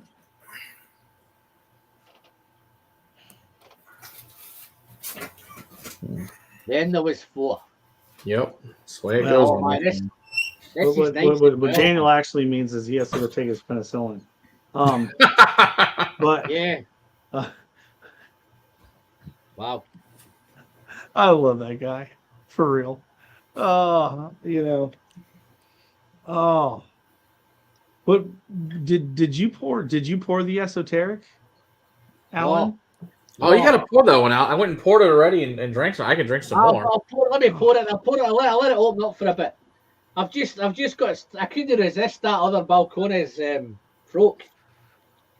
69. I say anything that says Froke on it, just you're going to love and enjoy. Couldn't resist every it, single man. one of those Let me pull the esoteric. Let me do that. So would you send them like 30 samples, Zach? Something like that? 20. It was about 20 samples, but Nice. all of the samples were pretty much all single barrels, super limited. I basically put Texas's best foot forward. So Yeah, that was my whole goal. I was like, do I send him like the regular stuff? I'm like, no, he can get the No, you regular send the good stuff. shit. Let- You send the extra hard stuff. Let me show him like now. To be fair, Robert, the Saints Alley had not been released yet when I sent this, so I couldn't send the Saints Alley. Okay, Zach, because you don't need to worry about Saints Alley, mate. well, I mean, he's thank got the Lord. those. I'm covered for Saints Alley. Alan, did you end up with one of the tri barrels? I don't remember whether we sent you that or not. No, well, I've got the Saints Alley. Or no, on the Harbinger. You've got a Harbinger, yeah. 129 proof. Oh, I don't think it was as high as that. No, no. I didn't have that one. It says 115 at 40 months on here. All right, Zach, you need to come back up to the distillery. No, I'm just. We tried to go with Scott up there last week. My wife said no. I'm like, damn it. This was a crazy one. Because we've been at the was South crazy, the night man. before up in McKinney, so she's like, we're not going again. It's too close. So we went to that Teeling opening at that snug there. Have you been in there yet since they put the snug in yet, Robert? Yeah, no, it's great. It looks really cool. They did a good job. Yeah, Zach, next time you want to come up, let me know, and I'll make sure we head back and we do some fun stuff. Fantastic. I appreciate it. Guys, he even chucked in a wee Edrador as well. Well, I didn't know that Edrador was in Texas. I know how much you like Edradauer, and that specific Edradauer was a specs pick at 10 years old. That was probably the darkest thing I had ever seen, especially in something that was 10 years old. Let's check it out. And the craziest part is that was $100. That was $100 bottle. The 11-year-old the same year was $150, and that was $100. And that bottle was so much better than the 11-year-old. That's crazy dark. So what sherry is that finished? It was the one that Matt, it was the one that specs listed as literally inside of the computer said super dark sherry. That's awesome. It's like, hey, I'm looking for the edge. I'm looking for like let me see which one was that. Do you think it's the one that says super dark sherry? I'm like, absolutely. Yeah, it's gonna be it. Yeah. Last time I came back bottle from the UK, the only bottle I brought back with me was an Edradauer Barolo cask that was absolutely killer. That's one of the best things you ever shared. I love that bottle so much. You have the only Barolo cask that I've ever had is the Hazelburn Barolo, that 9-year Barolo that they did. There's a Nepal Castle Barolo now. Oh my really God! There's a Nepal Castle. I'll have to give you some of that and bring some to the store. Dude, I love Nepal Castle. Nepal Castle is my favorite Irish. I don't care what anybody says. It's good stuff. They can have their Bushmills, they can have their old Teelings, whatever. Just give me Nepal Castle. Guys, how are you going to get this in a Texas whiskey?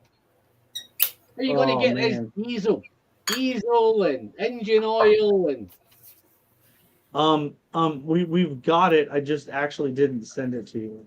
All of that dank and dirty and We've got it. this is messy, Ma- innit? They did an old Balcones did an Oloroso matured, and they did it only for the Texas Whiskey Club meetup, which happened Really good. the one and only time because of COVID. Basically, it was like February 29th of 2020, and Says they drilled for it. it was basically right before COVID exploded. Eric says they didn't distill it, man. They drilled for it. Yeah. So The we're Scottish and Kentucky, Texan way right there. I mean, but yeah, it's phenomenal. And it it's must this have been. It This must have one. been. Oh yeah, you know which one I'm talking about. This Oh, pick is that's that. amazing. That's that Oloroso one. Oh yeah, Yeah. so good. That knocks Bruhera out of the water. Yeah. Apparently, I liked it way more than I thought I had. I hadn't drank this in a while. Apparently, I drank half this bottle. Matt, Yeah, your famous super last good. words on that. Yeah, for me to drink Okay, half a bottle, Robert, anything is quite a bit. I've got this esoteric then. What's the rundown on this? So that was the 2018. So that would have been a blend of yellow corn. It would have been a green Oaxacan corn, a 2018 also had a it was actually a kind of a different barley, it was kind of a crazy biscuit barley. That was the 3 in that one. The 2020 is where we added in purple corn and purple prairie barley, and to me the 2020 is just absolutely killer. But yeah, that was the kind of the first one. It's a little grassier, it's a little lighter because it's at 97 proof compared to everything we have been drinking tonight. But but I mean, but it holds up though. That's the thing. really does. It holds up. It stands up to all the single malts just because it's such a change, going from kind of all the single malts to that, which is mostly which is a corn whiskey, and then corn and You bourbon. purposely brought that to 97, Robert. Could you have put it out at 100? We could have, but we did not. No. I'll tell you why we did it, because we have for us, the way that we do our pricing at Ironwood is based on proof. So everything that's 100 under 100 proof gets priced at one price point. Everything between 100 and 110 is another price point, and everything above 110 is a higher price point. And that's kind of how we determine our pricing. So we did it specifically because we wanted something that's had a little bit more oomph to it than our 90 proof, but was still something that was affordable, because that should be on the shelf for like $35. Okay. Yes, $35. absolutely. I'm glad I've got onto pricing. Mm-hmm. I've just done a little sample review over the weekend, and it was a Sam Houston 15. What'd you think about that, Alan? The old, I thought it was all right. old Kentucky whiskey. Yeah. That's $130, man. It's not worth it remotely what it costs. Nope. Yeah, Not even that's close. my I fell into that I trap. think I asked it in the video. One of my questions was, you can get stuff at less $40, $50, $60. Way better. Yeah. But that Sam Houston 50, is it because it's 15? Is it because there's not a lot of it? Is it? It's 100. It's because there's this All those trap things. of buying sourced whiskey right now and then charging a fortun for it, and That's it's a big jump, generally isn't it? not great. Yeah, That's that's something unfortunate. to stay in, bro. there's also people that equate price to quality, Mhm. right? Yeah. And they're like, well, why would I buy something at $30 when I could pay $80 and I know $80 is going to be better? And that's absolutely not true. Because I'm looking at some of them Elijah Craig barrel proofs and stuff like that, man. They're not anywhere near that money, are they? 60, They're in that mid. They're in that mid. They're in that Yeah. kind of sweet spot. They're climbing, right? You're getting closer to that $90 price point, on an average. But those at least are worth it in terms of, you know, what I paid for them. Okay, I'll pay money for that given the history of everything. Did I like them a lot better at like $65-$70? Of course. Absolutely. But that's not the world we live in. Forget Sam Houston, man. Let's get back to this Texas. Yeah. I mean, let's get back to the good stuff. It's Well, crazy. well, It's crazy. well, like well, you I- just tasted something Yeah. at 21 months old that you said was better than something that was 15 years old. Absolutely. Yeah. Well, I just delete 21 the video. months. Just delete the Sam Houston That's my video. favorite. That's my favorite thing about Texas whiskey is we have to classify our age in months. Yeah, it's true. It's the best. You're not part. wrong. Because people go, well, why is it? Well, that's like really young. I'm like, listen, there's a reason. Okay. Yeah. When we list months and they list years, our months No, but equate to Zach, years. When you look at that, something like that, right, and it says 24 months, you got no way, man. It's crazy. No way. It's crazy the amount of maturation in a short amount of time that the whiskey in Texas is able to, you know, to get. It's just kind of we're in a pocket, you know what I mean? And the great thing is you've got stuff like Iron Root and you've got stuff like Balcones, and they really are different climates. Like a lot of people don't understand that, but Texas is so big that really, if you looked at it online, it kind of goes across, but no, they're completely different. You know, It really is. I mean, we have very different. I mean, even within the different distilleries, we have different warehousing. But you're right. The climates from Waco to where we're at are very, very different beasts versus what's down in Houston versus what's out in El Paso. Like there's, I think something like 20 microclimates within the state, but it is quite crazy by driving 2 hours how much of a difference you're going to see weather-wise.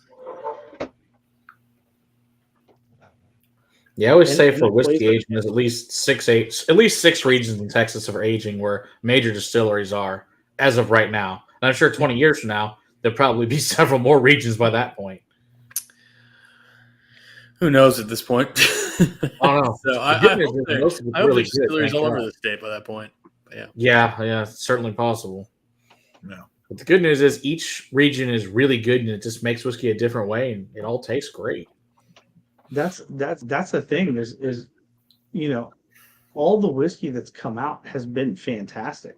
You know, even when I compare that to, you know, the standard kind of Kentucky model, which you know, I know that's where everybody's comparing us to, but man, I just don't.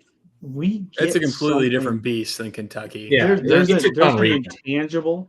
There's an intangible that Texas provides that I don't think any other state inside of the United States is able to provide. Yeah. You know, and the variation that we can have. Yeah. You know, the only other place that offers that kind of variation is Scotland. Right? You know, you've all this different, and they're completely different things. And we're bigger than Scotland. Texas. Yeah, and we're way bigger than Scotland. Just slightly. You know? Probably bigger than the UK, isn't it? I mean, and I think for me, the thing that's really beautiful is that we don't focus on the same things as distilleries. Like a lot of times regions really focus on a single type or a single style, kind of how they're developing and how they're going. In Texas, again, you're going to find every style of whiskey being made within the state, but there is very much an intention especially by a lot of the older distilleries to focus away from Kentucky profile, even when it comes to bourbon. That is not what we're trying to do very, very directly, because frankly, they already do an amazing job at that. They do the guys in the Midwest do a really great job of that style. It is our intention not to do that because we want to do something different. And that's going to be, for some people, it's going to be amazing. Some people are going to hate it. I mean, it's kind of like peat. I mean, the fact that we're using pot still, a lot of us, to make bourbon, it's a completely different spirit than what you're going to get from a column still spirit. I mean, it's just like single malt versus grain whiskey. They're different kind of worlds as far as what you're looking for and what you're going to achieve by doing that. And to me, that's my biggest message to everybody is that if you're going and you're tasting Texas bourbon, if you're tasting Texas whiskeys, don't go into it expecting that to reflect the style of something that's made somewhere else. Mhm. Even just Especially in on bourbon. even just in this selection that I've got here, that Zach said, there's so much in it. I think there's pot still in here. I think there's column still. I think there's single malt. I think there's bourbon. I tried to show that we kind of have done everything, that like We try to. in Texas trying to kind of find its feet, right? That they kind of left no stone unturned. What would this kind of a barrel do? What would this size of a barrel do? What would this do? Yeah. Okay, there was no well, let me say it this way. There was a very open-mindedness to the way that they viewed this kind of progression, right? And I think we're getting better.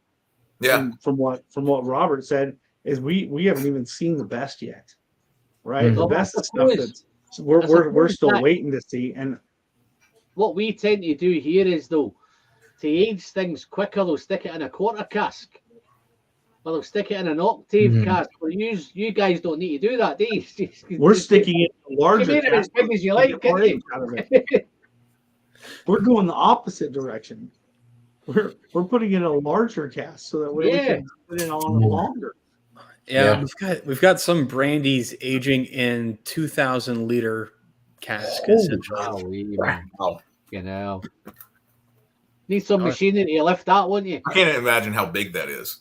It's not small. Yeah. Not small. That sounds like a king size bed, bro. It's bigger than a king size What bed. I imagine You- is, You could fit several people in that barrel. Yeah. it's that American thing, innit? Everything's bigger. Yeah. The casks are bigger. It's definitely a Texas The thing. guys are bigger, aren't they? The big Right. guys rolling them big casks around, aren't they? Got big giants. Hey, every year in Kentucky they do the cask rolling competition. They didn't do that with the 2,000 liter barrels. Hey,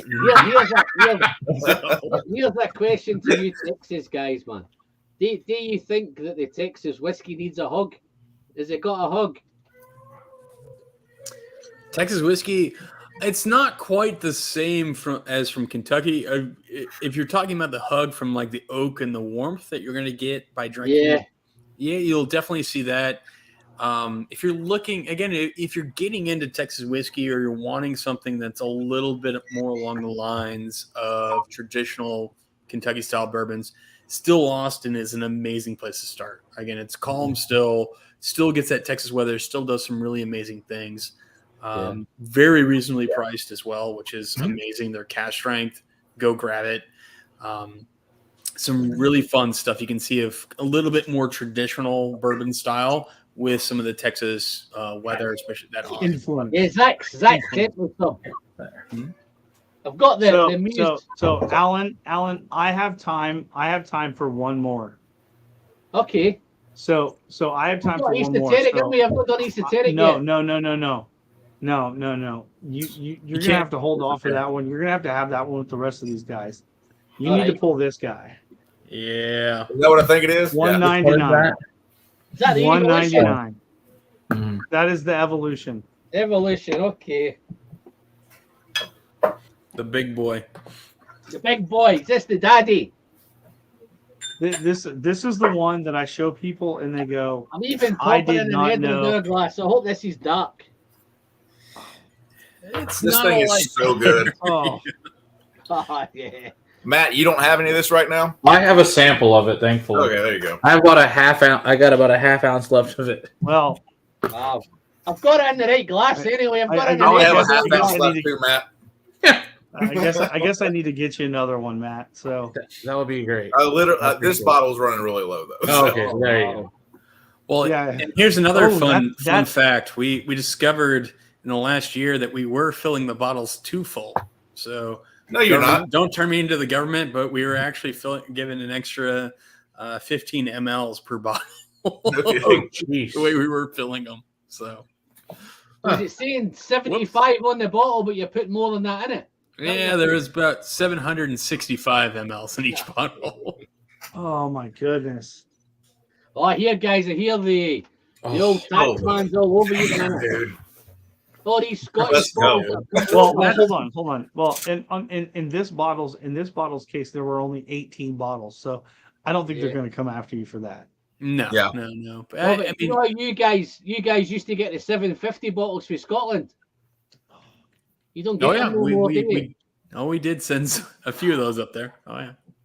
Yeah, but the states now don't get the 750 bottles now for Scotland. We can actually sell 700 ml bottles now in the United States, which we weren't able to previously. We can't. I have yet to see it. I don't want to see it. I've only seen some scotches that are 700, but I've started seeing a few brands that are going to it, just for and some of the bigger guys, especially the ones that are owned by. That's not true. Westland's Westland's going 700. I know they are. Them 700 bottles are coming to the States, man.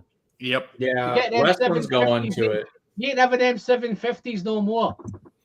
Westland, I believe Smooth Amblers eventually moving to it as well. There's quite a few that are going to do it just for. God, there's so much in this, Robert. Well, it saves them so many more extra labels, extra bottles, all that stuff, and then it's just easier to do one 700 than have 750s and 700s. And this is 100% corn.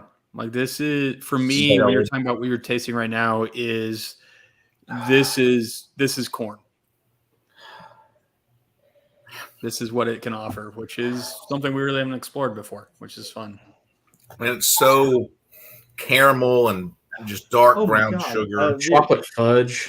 Yeah, no, but it's all corn. 100% corn. This is purple corn and yellow corn together. So this barrel. A little bit deer corn, Alan. Just a little bit. Man, I might need a moment. Yeah, it's a special one to sit in the corner with. I can honestly say this is the best Texas whiskey I own. Oh, dude! I do not own another bottle that compares to this one. Yeah. That so many people have tried and just have been so oily, absolutely amazing. Yeah, that's so sure, Alan. Guys, I can't even feel my teeth anymore. Oh my. Hey, Robert, when I bought this, me and Zach didn't realize what I'd found at first. No, I poured him a sample. I poured him a sample in the parking lot. I messaged one of y'all. Y'all told me what it was, and Zach told me to get my ass up and go buy the rest of them immediately. Yeah. And we did. Guys, one was gone. I was describing this in a video. You know what I would say? I usually sometimes say I've walked into a bakery shop or I've walked into a steakhouse or whatever. This feels like I've got a gum shield in. It's a thick whiskey. Mm-hmm. Yeah, no, this is that store over in Marshall for some reason just get stuff, and I don't know how to explain how they randomly get single barrels for other people, but it is decently consistent. If there's something kind of crazy that we put out there, they end up with a case one way or another. He does. I mean, I've got a couple different picks from that store from you guys. Mm-hmm. It's like the first one. One case ended up in Paris of the first part of the Evolution barrel. Yeah. Who knows why? Robert, there's guys, right, that always seem to get the Springbank bottles. There's guys that always seem to get the Kilkerran bottles. Mm-hmm. They seem to get everything that's hard to get. They're just good at what they do. They're on the time. They're sourcing them all over the place trying to get them, man. And that guy's probably just good at what he does. He just finds them. He knows what bottles are coming out, and he wants to get a hold of some of them. He's got some friends at the distributor. That's I think well, this one in particular, he didn't know what it was, but this one in particular, they got lost apparently in shipment to Dallas, to Allen, and then Allen, Texas, that is, and then somehow he just ordered some Harbinger that came up on the website that he buys them from that distributor or whatever he said. And these showed up, plus the green Oaxacan corn one, the 253 cask Evo barrel.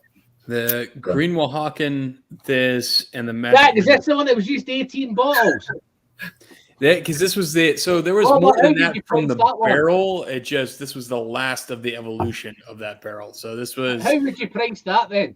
this Did was you- the fourth pull from this barrel. Did you cock up when you priced it? This is the final. No, it's the exact same price. This should have been $60 a bottle. Yeah, we paid a little bit more. I think we paid 65 each. Yeah, It doesn't matter. Totally worth it. Whatever. Completely. So good. 100%. So, are you pricing this on proof, or is that how you do it? Yeah, we price it based on proof. So there's some stuff that when it gets older, the highest cost of anything we sell should be at most $75 a bottle. So you don't do overage. The age doesn't come in. Darn. Oh, I mean, we've got some stuff that's 7 and 8 years old that we sell, but that's the highest price point I go to is 75. Yeah. So if you look at a Springbank 12 cast strength, 60 quid. You could look at a Glengoyne cast strength 12, both 12s. For some reason, the Springbank might be 60 quid, but it's harder to get a hold of. But the Glengoyne might be 75 quid. Yeah. Because it's a Glengoyne cast strength. Or you might find like the Teapot 120 cast strength teapot. It's non-age statement. One of them. But again, and some distilleries try to charge more, and they can charge more. And then if I put things out there at more expensive, we more than likely would sell it. I'm fairly confident we could sell it for more. You know you would sell it, man. These guys are going to buy it all. That's true. They're searching for cases. I have a very, I know there's something in my soul that I have. I know what our costs are. I know what our sales are. Like it just, I don't want to overpricing. I don't want to go crazy. And again, there's some people that do. Some people will sell bottles for $200 a bottle, same age, same style. Surely, Robert, if you've got a marketing guy, there's only 18 bottles of this, man. Surely there's a premium for that, isn't there? Yeah, not on this one. No. Wow, that's fair play. Mate. That's awesome. Listen, that just goes to show you why you should buy Iron Root whiskey. First, you got to find it. Listen, number one, it's always a fantastic value. Zach, I would love to buy it, but can he buy it? Man, they're as far as I know, they're gone. Yeah, if you could those bottles are gone. No, yeah, but I mean they're all gone. I tell you, if you like this, though, the next Apotheosis release that we're doing on April 9th is. I'm going to tell you, if you're going to come up and visit, come up on April 9th. I'm just going to tell you right now. Just do it. We do our release that day. We do 75% of our special releases we do in a lottery system. Yep. Right. The other 25% of those bottles we make available at the distillery the day of. And generally, they're still there by noon or 1 o'clock. So if you don't even have to visit the distillery, come show up. Want to go to Northeast Texas, Zach? Let's do it. We should all go together. It should be fun. We can road trip. You can come up from the bottom. I'll come from the side, and we'll just meet Matt right there. Matt can come up this side. We'll do one of these. We'll just meet in the middle. It'll be a day long trip for us, but for Matt, it'll just be a day trip. Yeah, it's about an hour and a half from my time here to this. So whatever. But yeah, just to clarify that what the release that they're tasting is. So we do periodically we do what's called an evolution barrel. So there's a barrel and we'll pull basically 7 cases or 42 bottles out of the barrel at a time. And so you get to see if you buy each of those releases, how that barrel changes and matures over the course of generally about 2 years. So the very first pull will be right around 3 years old, and the last pull will be closer to 5 years old. So you get to have but that's also the amount of headspace in that barrel too, right? Yeah. The evaporation, the oxidation, everything's going on. The effect of the headspace and the additional headspace in that barrel, right? Oh yeah, because that absolutely plays a part, doesn't it? A huge part. It really does. The amount. And because what's crazy is when we start talking about the chemistry of what's going on in the barrel, a lot of those reactions are what we consider esterification or transesterification. And those reactions don't occur because of oxygen. So a lot of people say, well, it oxidizes. That's not what's happening. It is those reactions take place in the presence of oxygen, but not because of oxygen. Does that have the same effect as the full level in a bottle? It will, and so, but it's again, and here's a big thing. How would that extra 15 mils? Yeah, it changes it. No, and here's the big thing. A lot of people, especially in the U.S., have done experiments to try to disprove what they call bottle changing. Now, is there massive changes? I would not say there's massive changes that are going to occur once a bottle is bottled. However, pot still spirit is very, very different chemically from column still whiskey. And 95% of the people who are saying bottles don't change and we send things off, it has to do with because they're dealing, most of that's Maker's Mark or Weller or some of these other things that they've done these experiments with, but it's all column still distillate, which is very different chemically from pot still. You take a peated malt and do the exact same thing with it, you are going to see differences. And you chemically, I have personally sent off 2-year-old open stuff versus freshly sealed from the same batch of peated malts that are non-chill filtered. Chemically, there's some major differences that occur But you have over that the course of bottle 2 years. thing as well, Robert. You have that old bottle thing as well. That's There's crazy. like that old bottle stuff. You know, something you pick a bottle up from, let's say a Johnny Walker from the 70s. It's different. It's different for your Very. Johnny Walker from now. You know what I mean? It's that Well, old I mean bottle that thing. was even different just because of the raw ingredients, Yeah. right. Just because of the It's true. the amount. Even in the Yeah, U.S., like you a taste a malt Jack Daniels from 1980 versus a modern Jack Daniels. They don't taste the same, and that's Yeah. No, but they Even can't the- because all the things are different. Now there's different wood and there's different water and all these different things are different, aren't they? there's flavor drift no matter what. You can't stop flavor drift. Yeast evolves. Wood, different types of wood of what you're dealing true. with, and over the course of, even if you are the most consistent distillery in the world, over the course of 40 years, there is flavor drift. There just is. Yeah. All right, guys. Well, I got a 4-year-old that is begging for my attention, so I'm gonna Zach. have to bow out. But hey, Thanks man, again, I mate. appreciate it, Alan. I'm gonna I'm glad- look at putting something together for you, mate. No, don't. You I'm have gonna. sent me enough. Listen, gonna send you I some. got to try the original spice tree. Yeah. Okay. What? That's You pretty sent that to awesome. me. Okay. Listen, you don't owe me anything. No, I'm not. I I don't owe you appre- anything. I just want. I'm going to send you because I wanted to do it. Listen, just look at the post at some point. It'll turn up at some point. I love you, man. Hey guys, Yeah. Daniel, Later, Matt, Zach. Robert. It was a pleasure to get to Right. finally meet you face to face. Oh yeah. You guys have a wonderful evening. Zach. Yep, Zach. he's Oh, he's gone, man. gone. I had a cracking question for him, man. I was going to ask him if is as ginger on real life as he is in the video. Me? No. This is all digital.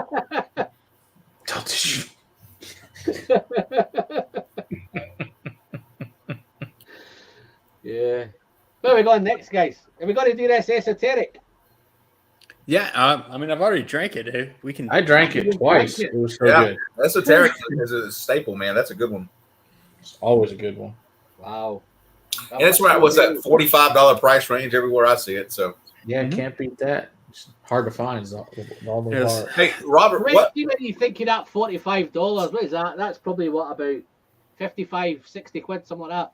No, that it goes the opposite way. Oh yeah, you're right. Yeah. So 45, maybe Like 36, 35 quid, 38, something about. like that. Yeah. 35. Yeah. Wow, man, this fucking stuff you can buy for 30. What can you buy for Mhm. 38 quid here? What And I Roman tell you, 12 the maybe, newest or- batch is gonna be crazy because it's some of the whiskey in the newest batch is 8 years old, and it just Ooh. What? it's That's dark. awesome. It's even at I'm 97 looking proof. forward to this. It's dark and heavy and so much fun. Oh, Like I sounds cannot great. wait. Okay, Robert, newest here's a batch. question, right? Mhm. Here's a question. This might be another stupid, daft question, right? But see, when we're all talking about dark whiskey, right? hmm If you look at the peaty stuff, it's as light as hell, isn't it? Some of the Yeah, it can bourbon be. craft stuff is as light as stuff, you know. So it's that old question here: is it the darker? Is it better? And I don't think in Scotch, I don't necessarily think it is. I think there's some super. It's not the same with bourbon either. Like just because a whiskey's dark doesn't mean it's going Have to a look taste. at that, guys. Right? See that there? I don't know if you can see that. Let me see if I can. That's a 3-month-old Texas whiskey, Alan. Look at that there, mate. Right? That is about 3 weeks. I'm gonna Yeah, tell you 3 weeks. 3 weeks. You know what that is? When do you Yeah, think it takes that about is, 3 man? weeks to get that. If I told you that was 20 years old, would you believe me? Yeah, I would. for I've got Scotch, an yeah. 8-year-old right here that Yeah. That's a yeah, 20-year-old. you can see pretty much straight through Wow. that. It's almost white. 20-year-old Glengoyne. Wow. Which, I mean, Alan, the last time we spoke, that's one of my favorite Scottish distilleries. If you guys have not had Glengoyne, definitely do it. Yeah, but it's no good at the minute, Robert. I'll tell you why, the prices are going stupid, man. I one of them, they're diving all over crazy prices, man. I spoke to one of the ambassadors. I went to a whiskey tasting a few months ago and I spoke to one of the ambassadors. Apparently they have a stock shortage at Glengoyne. I mean, it doesn't surprise me. The overall whiskey consumption around the world is up because Yeah, but a lot more of people are it's drinking whiskey. A lot of it's going to Taiwan. Well, I don't blame them for drinking whiskey. I'll be quite honest. They've got a big market in Taiwan, man. I tell you what, though, in college I got to spend about 6 weeks in Taiwan, and it's to this day some of my favorite memories are going to that island. So if you've ever get a chance to go to Taiwan and go visit Kavalan, go visit. Yeah. They have a really fun brewery in Taipei as well. Just go visit that country. The national parks there are crazy and a lot of fun. Like and the people are the nicest I've ever met in my life. Just a quick one, guys, to the guys in the chat. I think I've ignored these a little bit today because I've got so hooked up on this Texas whiskey, man. So let's have a wee flick through and see who I've missed. Yeah. Missed loads of shit, haven't I? Oh, Mr. Great Shots heading to your place on April the 9th, Robert. Hey, come on up. I'm ready. April 9th. I'll be there. We should make a group tour up there, Robert, for the Yeah. 9th. Just so we know early, can tell people to go up there and go. Yeah. Maybe get a group rate.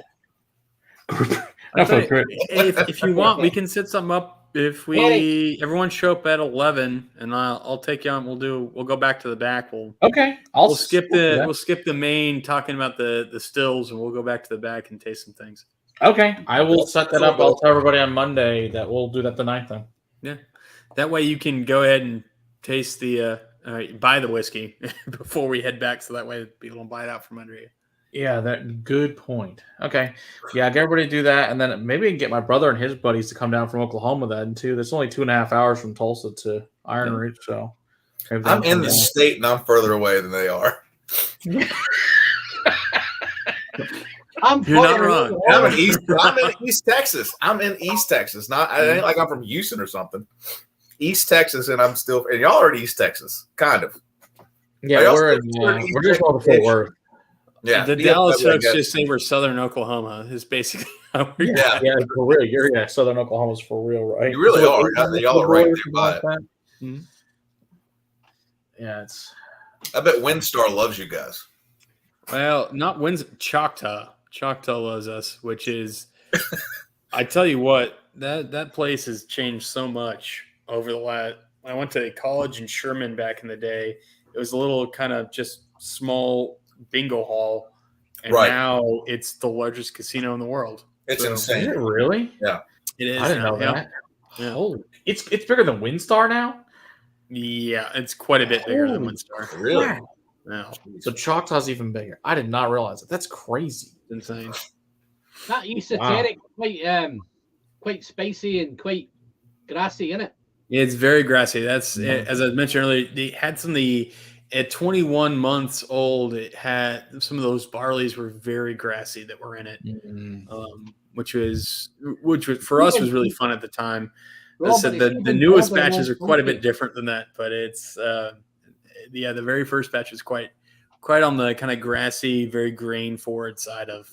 It's heading a the- little bit funky. Yeah. Again, my brother, we talk about Campbelltown a lot, but that is my brother's favorite style of Scotch is Campbelltown, and so Mine too. he tends to lean towards very funky blends when we're doing fun and different stuff. Okay, So. here's a question then. Where do you think the funk comes from? Do you think it comes from the sherry? It comes from the yeast. The yeast. Okay. Oh yeah. No, I mean, because anybody can get funk. Like there is funk that can come from sherry and get some sulfur. You can kind of get in that. I think Edredales tends to be that kind of funky, industrial kind of, and I don't think that's if they do that in Oloroso, but Edredale does Oloroso and Glengoyne does Oloroso. They're completely different, aren't they? Oh yeah.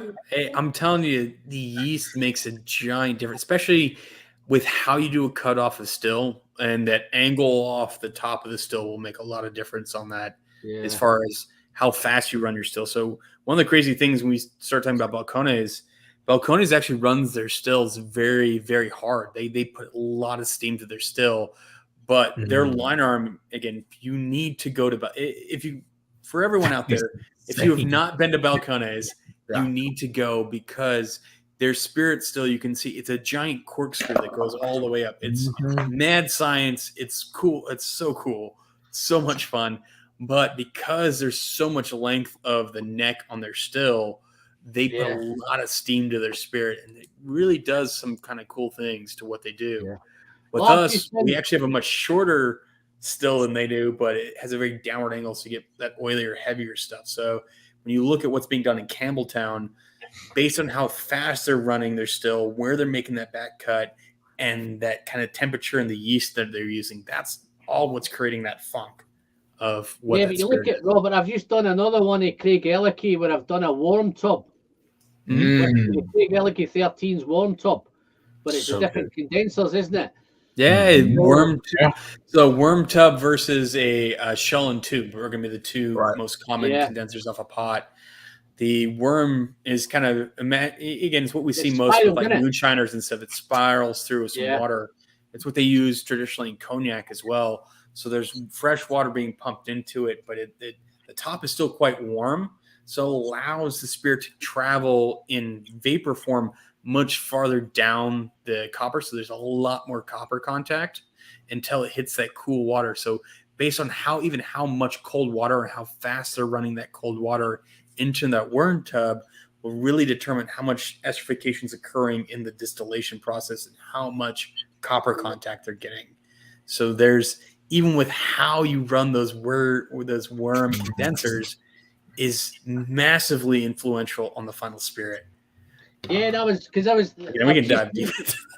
Just recently done the Glenallachie 13, and it's all over the back of the bottle about warm tubs, and it just set me up. Every time I get into the comments, people are saying, "Oh, warm tubs, it's giving you that dirty, funky thing from warm tub whiskies." And when I looked into it, I think Springbank do warm tubs. I think Mortlack do warm tubs. You can tell the one Edredale did warm tubs.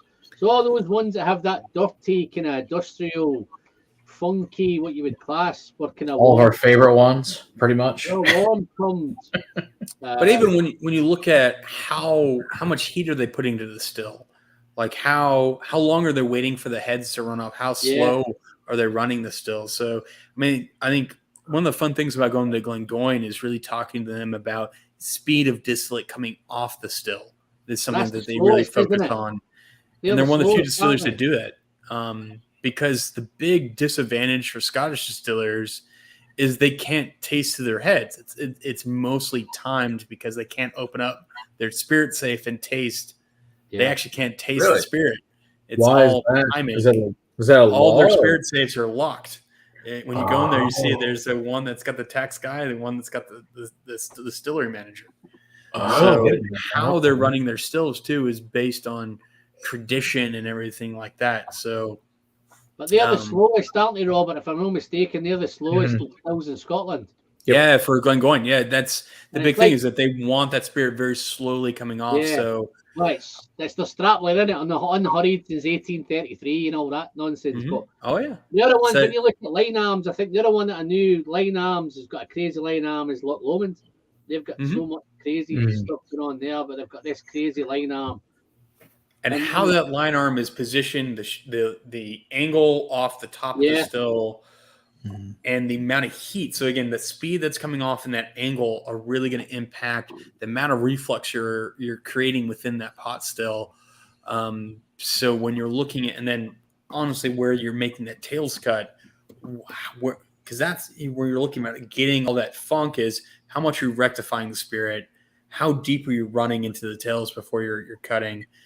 Right. All that will impact it. And that's, again, even when we start looking at peat's a phenol. And phenol comes much later into the tails cut. So if you do a very tight cut, you can have extremely peated malt.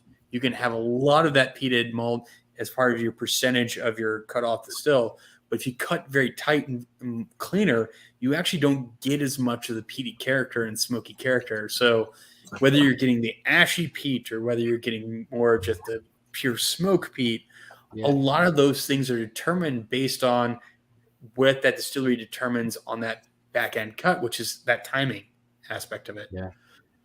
So a lot of even just peat character is determined by that distillery's tradition and how they do that back cut. Yeah. So even when you look at, you can have stuff that's as peated malt wise as Octomore, but if you cut tighter, it's going to be cleaner and not as smoky than it would otherwise be. You know, things like Octomore, when they say it's the most heavily peated, this category that I get on bottles, It's on the front side.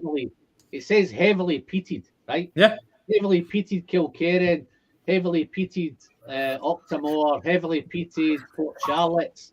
But sometimes when I go to that heavily peated and I nose it and smell it, it's not that heavily, it's not massively peated.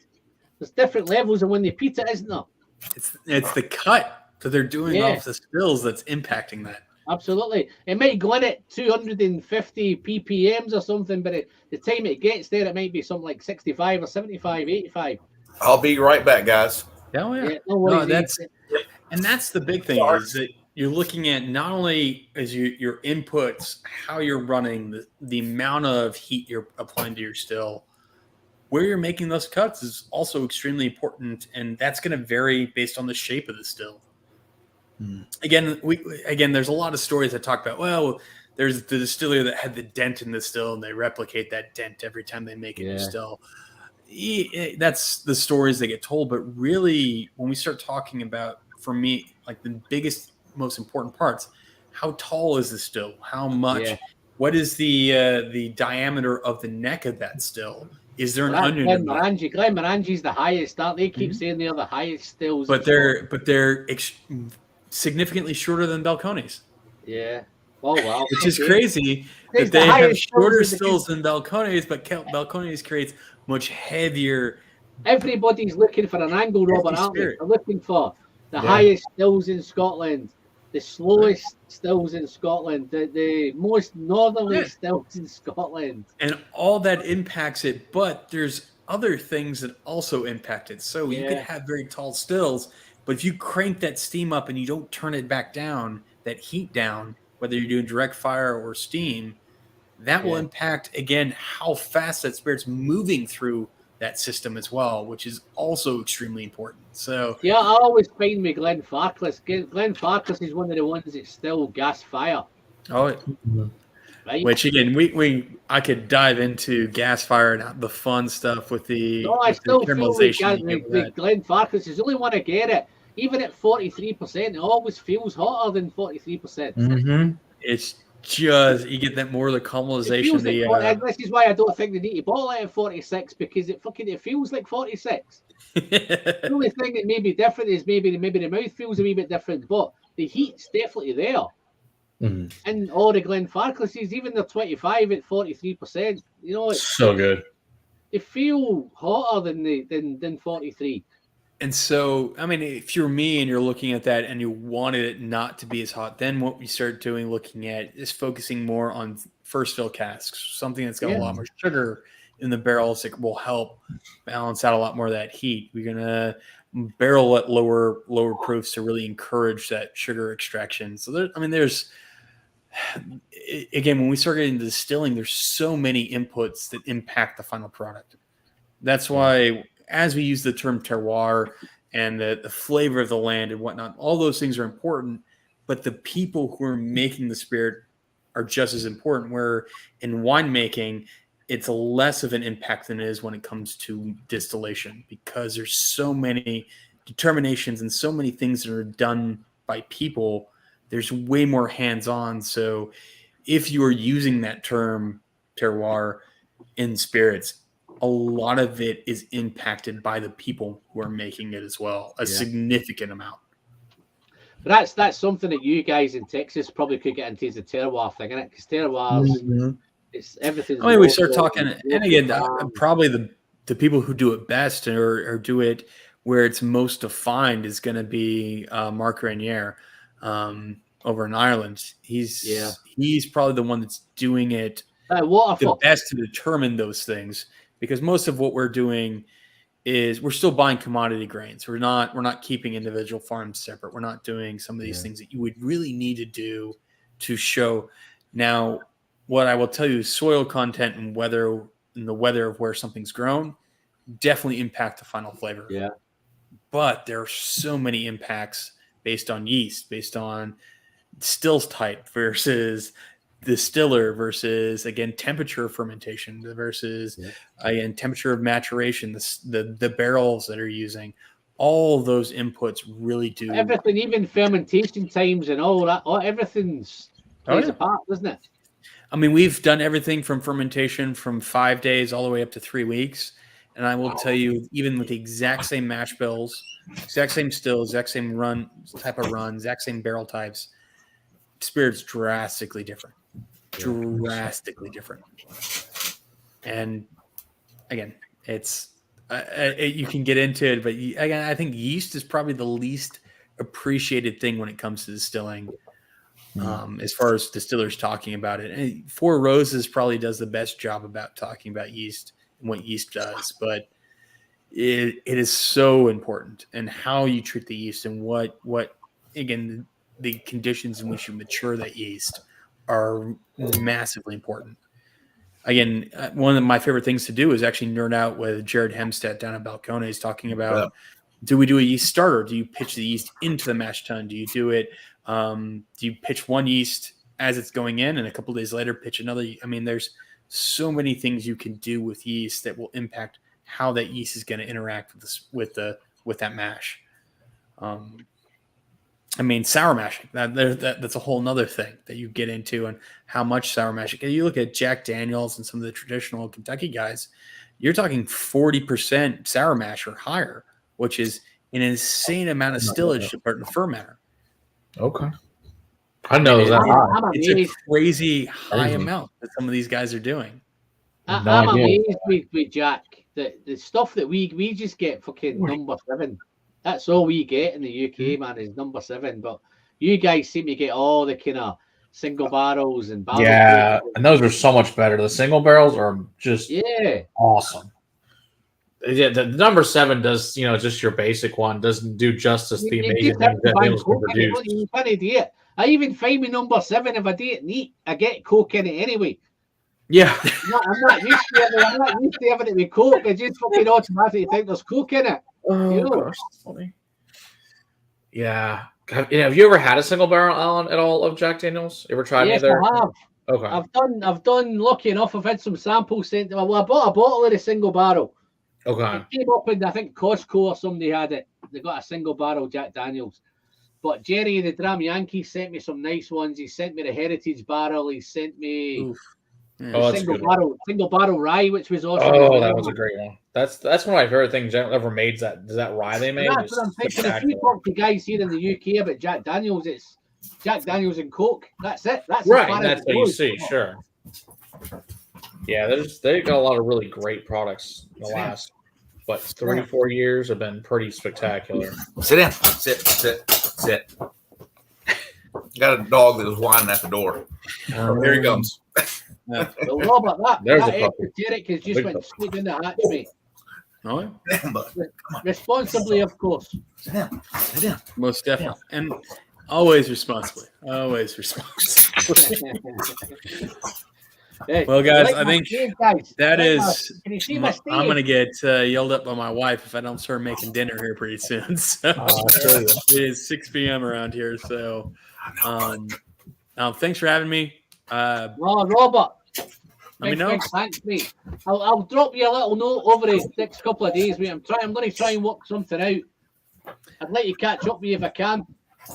I would love to see you in London for sure. Just got to move a few things around. If you manage to get a wee day trip to Manchester, maybe then all the better. But I'm going to try and move some stuff around, mate, and see if I can get down to see you. Yeah, perfect. Hey, we'll have fun. I promise. Yeah, no worries. It's good to meet you, Robert. Hey, good meeting you as well. And again, come up to the distillery. We'll have some fun. Yes, sir. April 9th. Yes, we'll Yes, be there. April I 9th, will come up. The put the word out hazmat for it. hubris, the 141 proof hubris, What? Wow. and Robert, the Pinot you need to Dechirant be That's Yeah, the that's one stuff, I've man. been You waiting need for to save what? me some of that 18 stuff. months for? Get ready. I'm super excited about that. You need to save me some of that good stuff. I'll bring some. Don't you worry. Oh. Cheers, I everybody. need to find where you can leave it if I can't make it down. Hey, if you got a friend, let me know. Yeah, but my friend might not pass it back to me. That's right. You're not wrong. Yeah, no worries. All right. We'll Thanks, see you later. Robert. Cheers, All right, pal. see ya. Wow, how we doing, fellas? Doing well, man. Where am I going next? Well, what do you got? I guess the question. What Yeah, do you? I didn't even see the list. Yeah, I forget what's on the list. I haven't looked at it in a couple of Yeah, weeks. no, let me shout some of these out, right? All right, yeah, tell us what you got, and we'll go from there. Bill Connor's Mirador. We can do. Let's do Mirador. Mirador's a good one to do. Let's get Hungarian oak. I've got 20 and 21. Okay. I've got the Bill Connor's True Blue. Okay. I've got a Texas Whiskey True Blue here. Texas All right. Whiskey Two Club. gold. Which Mirador are you doing, Matt? Or which one do you have, I've Alan? got 20. I've got both. I've got 20 out at the moment. When we can do I've got 20. if 20 that works. and 21. 20 is my favorite, so let's do Let's do that. 20. Yeah. I bet that's what Zach sent him, too. Yeah, so. 56.2%. Yeah. Yeah, Let me let him out. He's wanting out now. Do that one. Let me. Well, you guys are pouring. I'm going to dive back into the chat a wee bit, guys. I mean, I've let it slip tonight. Scotch in the Bayou. How you doing, Leanne? Nice to see you there. Texas stuff. So Eric, Matt, this same Eric, store Eric, that had all those iron roots Yeah. has 2 cases of this 2020 left over. Wow. It's great. That's How you nuts. doing, Jerry? Nice to see you, pal. I have an endless supply of this as long as I want it. Apparently, yeah. Thankfully, we had one of our people donate this one to us, and it's really good stuff. Yeah. Now he does charge $89 for it, which I'm okay with, but yeah, It's a little higher. distillery. It's like $10 higher, but then again, you don't have to go to the distillery, and especially with gas today, you get a lot more than $10 to get it. I think it's worth just paying the $10. yeah. Yeah. Plus, this is just such an amazing single malt. Yeah, Love this. Marty's asking me. He sent me a sample of a Chattanooga Scotch barrel finish. I don't know if any of you have tried that. I think it's a Kentucky, guys. I don't know if you're kind of That sounds interesting. anti-Kentucky in a minute, but you know. But yeah, it was very Matt, nice. this is the best Mirador they've done. This is so good. Yeah, no, I agree. Because this one's, I think, 3. Yeah, this one's 3 years old. The original, I think, was 2 years. Either the 2 years or 30 months. It was a little bit younger, the original one. Can't remember exactly how low. The crowded barrel Mirador that you guys picked up down in the Masters Ball this year, that thing is awesome too. Mm-hmm. Zach sent me one of those bottles too. That was super good. I love this because to me, this reminds me of like a Dr. Pepper, but mixed with a single malt. It's a weird thing to say, but that's what it always reminds me of. You getting 23 flavors? Is that what you're doing? Or It's that, that cherry vanilla, Dr. Pepper effervescence, just the whole syrup of it and everything. Yeah, I get that. Whiskey. Oh, that's a wee bit grassy as well. Is that the same Yes. one? Yeah, it's a wee bit grassy, isn't it? Yeah, absolutely. Because since this is using those used Hungarian barrels on it, it's quite a bit different.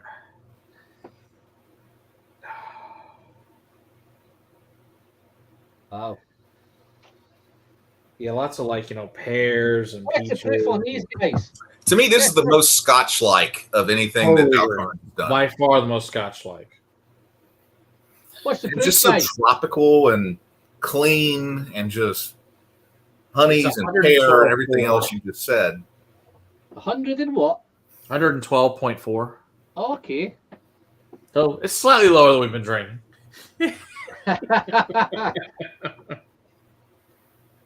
We have to ease it back, Alan. You know what I'm saying? Yeah, Well, I'm yeah. happy. We have to think slower now. You know. Of course, you go to the True Blue, it's like 130 something. So I have one here.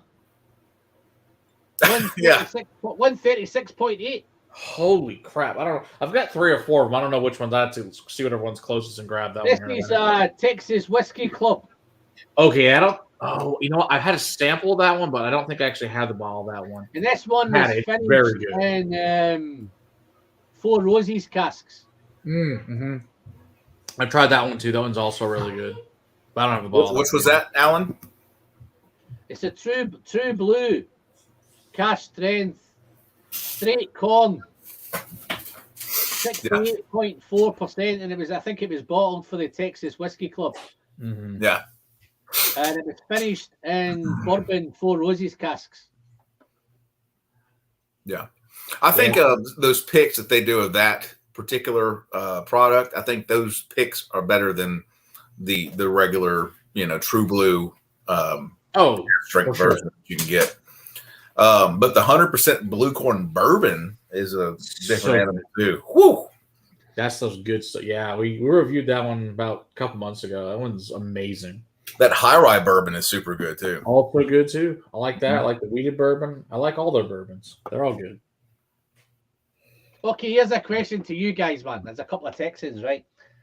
You know how we have the kind of FOMO here?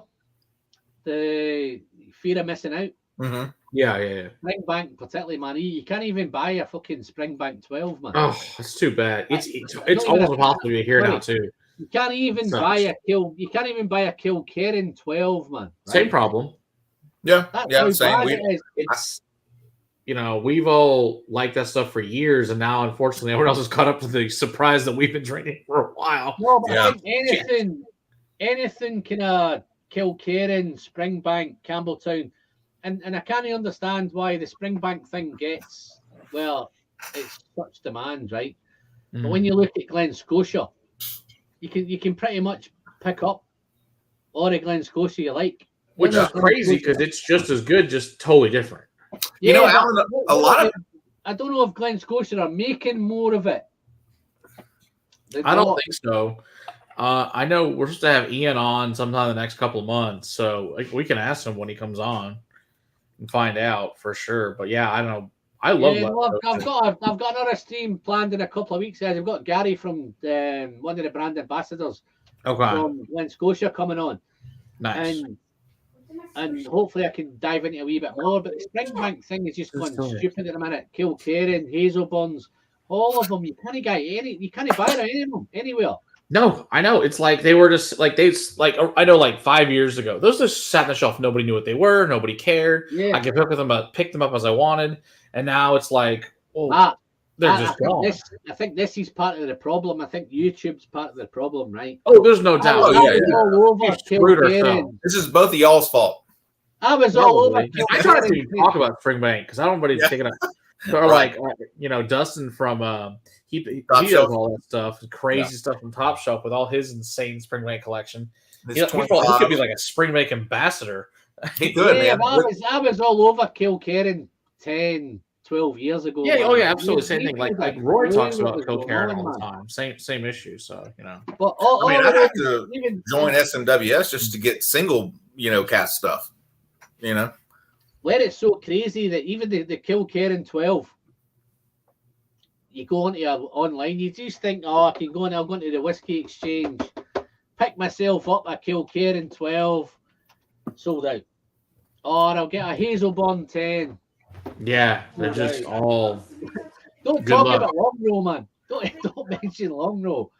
No, we forgot to mention them either because even though we've had them on, we had their master, we had Michael Henry on, it's amazing, but that's like I hate to do the same thing because it's the same crap's going to happen to us. Won't find it, and that's so reasonably priced. It's like it's the same thing's going to happen. It's like don't tell them about Loch Lomond. Just keep your mouth shut. No, but Yeah. Matt, I think we Kilkerran, right? And Kilkerran, Springbank, I think they split the time up during the year, right? It may be 12 weeks on Springbank. It may be, I think at one See what point Cohen said? it was a week on Kilkerran. That's up to 5 or 6 weeks now on Kilkerran. Oh my gosh, you still to get the 12-year for under $75. I can still get the 2017 56.5 Springbank 12, and then a 56.2. And I think that was one from 2018. I don't know which batch, but those are the only two I still see. And it's a local gas station whiskey shop that has them. And so, I just tell you guys, see the problem we have with Springbank, right? Kilkerran heavily peated comes out at £43, right? Yeah. Yes. You've got Springbank, you've got Kilkerran 12 coming out at, I remember it was £35 to £40. It's probably crept up to just a touch over 40 at the minute, which is still awesome value at 40 quid. Springbank 12 Cask strength is coming out at 55 to 65. Okay, so that's still reasonable for you, yeah. Yeah, really. Yeah, but it's too reasonable because you can't fucking get it, man. Well, that's a good point. Doesn't matter what the price if you can't get it. You can't buy it, right? Point. What the thing where I was going to go back to with Springbank is I think Springbank's quantities that come out, I think they have a capacity to double it, and for some reason they don't. Who knows? Whiskey knows. Whether it's going to put too much of an impact. That's exactly what it is.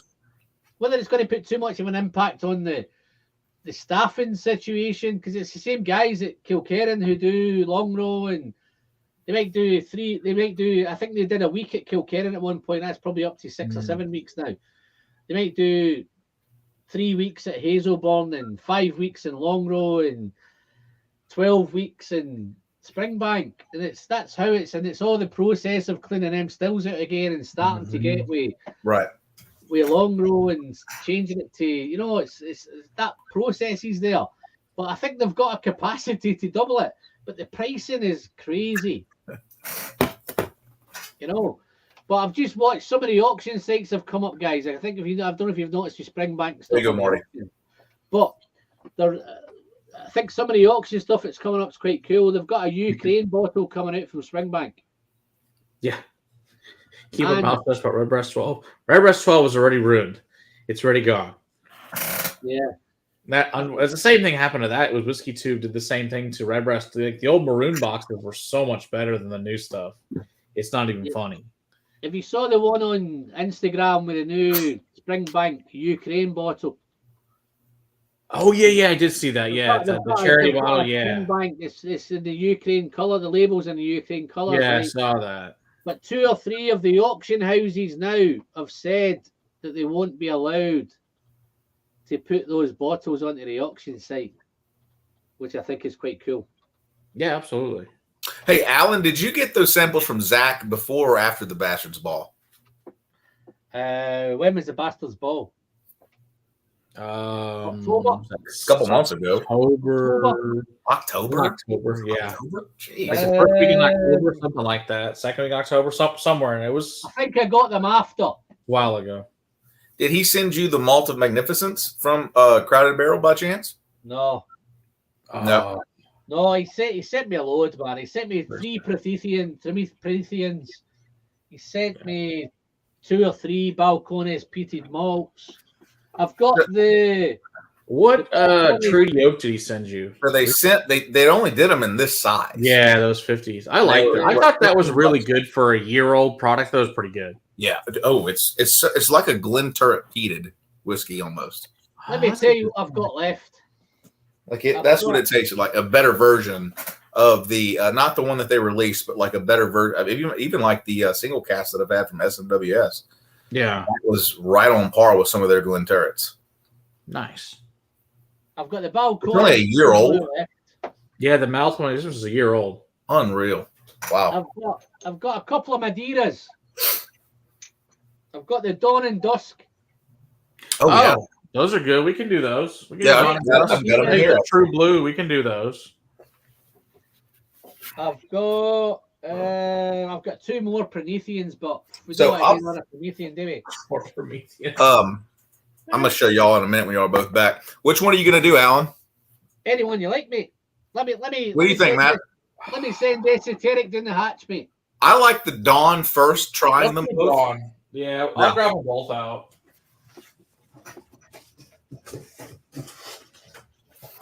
So here's the bottle, Alan. He didn't happen to send you Lukenbach, did you? Did he? No. Or Pilgrimage? I missed that one. I got the Pilgrimage. I missed the Lukenbach one. Oh my! Lukenbach is just magic. Was it? Lukenbach was a wine cask finish from William Chris Winery. That was just stellar. So, Alan, this is the winery that was finished in. Oh, You got the hack. Yeah, the Yeah, hack. It's good Madeira. I Yeah, got both of super those. good Madeira. So this is what that was finished in, was these. This And is the Texas Dawn- Madeira, isn't it? Yes, sir. What's That- the difference with Texas Madeira from Madeira? So this We is have, Portugal. We had a agreement with Portugal that we were allowed to call it Madeira because Yeah, it goes back to when Texas was a republic, and that's the reason we're the only state in the union that can do that is call it Madeira and call it port, because of the agreement with Portugal back when we were a country, we're allowed to call it that. Bro, I don't know if you're BSing me or if you're telling the truth. Look, Is that look, real deal? That's really that's why we're It's- allowed to call it. No one else can do that, but we can. Because we have this that is deal. Glen Alaki Madeira. Yeah. Ooh, I bet that's good. I've not had one on That it is. Madeira. I'll tell you what, I have those. Did you get any of those specs picks, Matt, from Edward Hour Madeira finishes that it did a couple of years ago in 2020? I don't know. I have several edge hours I've never opened. I don't remember. It was a green tube. No, I don't think so. Then I don't think I got a green tube one. So spicy and fruity. It was so good. But yeah, the Hack Madeira. That's actually, I have a couple bottles of it. That is super good. Yeah, you They're got really the good Madeira. white colored one and the red one. The white and the red. They're What both Madeira really are we good. doing? Yeah. That Burgundy cast just dropped too down there. Which Madeira? The Hack Madeira, the one. This is what that the Dawn and Dusk were aged in. So the Dawn was in second Am I fill, going Dawn or Dusk? both for Dawn and Dusk. Yeah, but which one am I going to do here? Do Oh, Dawn I did the first. Dawn. Dawn Did you do first, Dawn? then dusk. Yeah. So the Are you Dawn guys Dusk? is. Say that again, Alan. Are you guys teaming up with me? Do I need to do both of these now?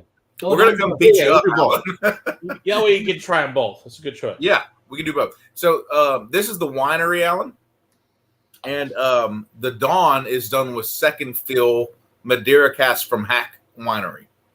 Yeah, the Dawn is second fill. Yeah, yeah. Yes, Second and then the fill. Dusk is the first fill, right? Yeah. So Let's go Dawn. I'm glad I've got a day off tomorrow. Yeah, I come bet. on, baby, come on, that is awesome. Guys, this could turn into, I think my record's 9.5 hours, man, but I don't think I'm going to go anywhere near that. Yeah, tonight. my wife No, will no. hurt me. That will not happen. I assure No, you. I'll bow out pretty soon too. So that ain't. She's Listen, like, "When's dinner?" If it's any You know, consolation, it's my life 6:23. my She's life like, won't let it 22. happen either. Man, Yeah, I think our record's like 7 hours.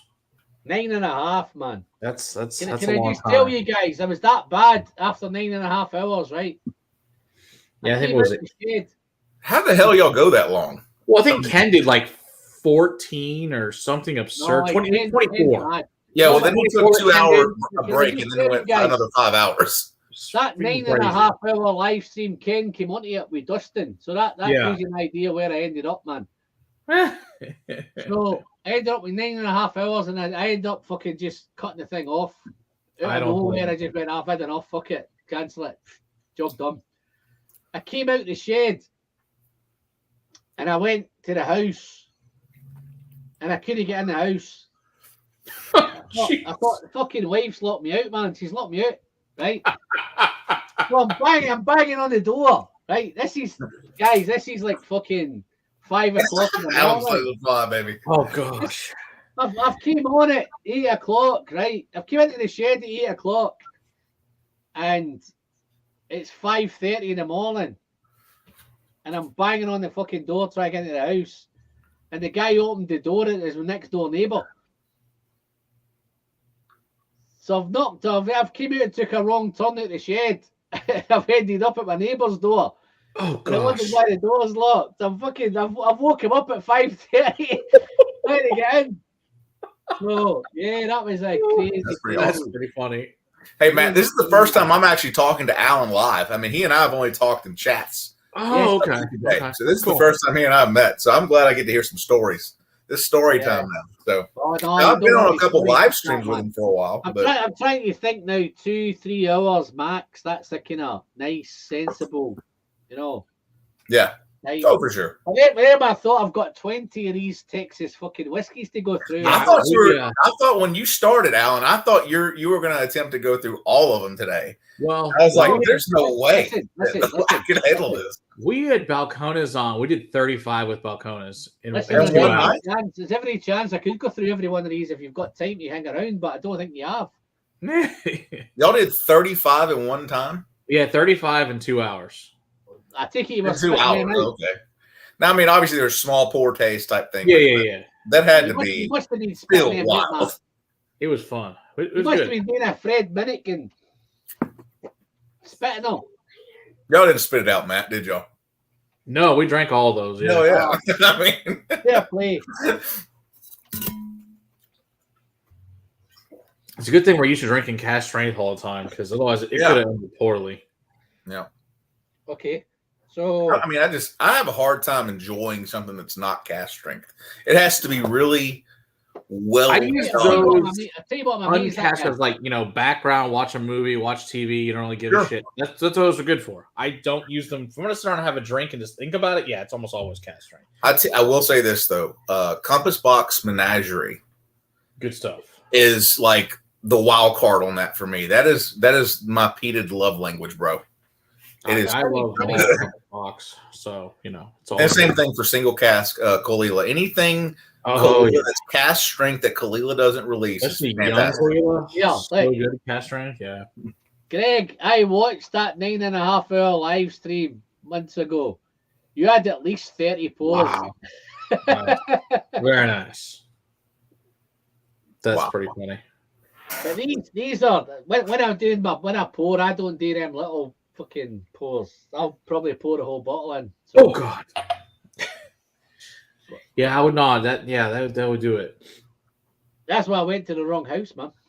Yeah, I was like, yeah. Well, plus 9.5. You're just gonna be tired anyway from 9.5 hours of being on here. I mean, that's just. Oh, but you know everybody exhausting. kept asking me in the comments, Matt. You've been on for 9.5 hours, man, Yeah. and you've not been to the toilet. Yeah. How did you do that? You know what I told them?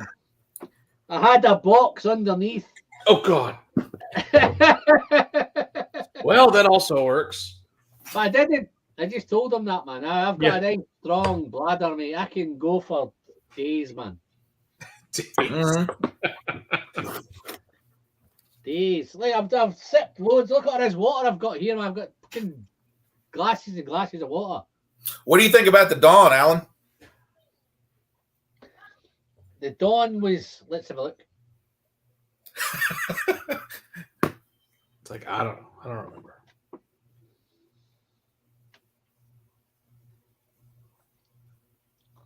Wow. Yeah. Spicy. Mm-hmm. Agree. Dry. Mhm. Got a little bit of dryness to it. Yeah. Yep. Still a little bit earthy as well. Got a little earthy note. Mm-hmm. Wow. It's still got those usual kind of, what's the word I'm looking for? Caramels and all Yeah. that. It's very All Balcones that still. stuff. All the typical stuff's all there as well, but However, it's not as Balconesy as like most other things are. no, but I've tried that much Balcones tonight. I've got single malt, I've got peated single malt, I've got all sorts of Balcones stuff going on. I think they've got a nice range now. Yeah. Yeah, they got like 40 Different stuff whiskeys, that's going something on. like that. It's something Because absurd. Yeah. I've even got the rye one here myself. I've got the Texas rye, Oh, I love Yeah. that whiskey. So good. proof rye. That is like my perfect like palate starter. Like that gets my palate in check I every must time. admit, guys, my heart in Texas. That and Peak And Monster it's for some it's reason. a bottle I bought myself, and I thought I have to. I got a sample sent to me, Mhm. and there's not many bottles that I've thought I'm going to go and find one of them. Mm. Right. So I got a sample, a tiny little sample. I not say a little sample. I got a decent sample sent to me, and I thought, wow, that's awesome. I need to find a bottle of that, and I did. I managed to track it down in auction here, and it was the Garrison Brothers. Oh, yep. Oh, the Baltimore. Balmorea. Yeah, Balmorea is good. Which year's that one? This is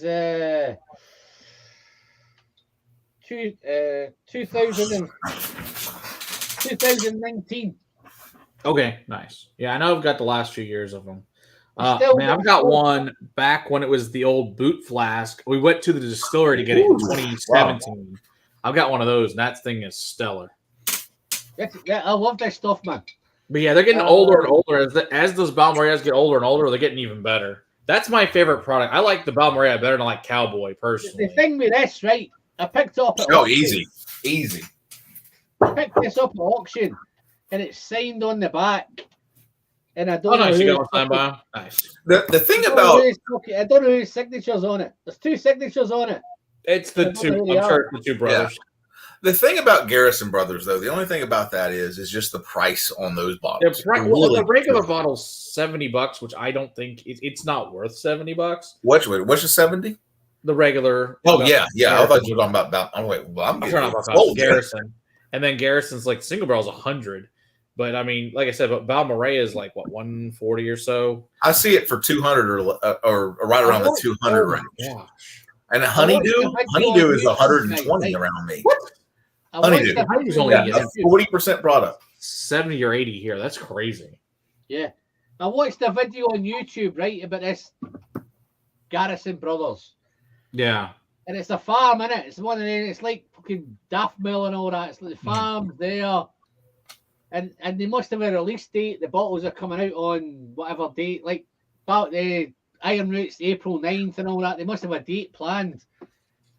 And then all I see is this on this video is whatever day it was, all the cars, all the Cadillacs and all sorts of stuff and trucks and pickup trucks, they're all lined up along the road to Garrison Brothers. And it's a case with them coming along, buying their bottle, paying their money, and driving off. It was craziest thing, man.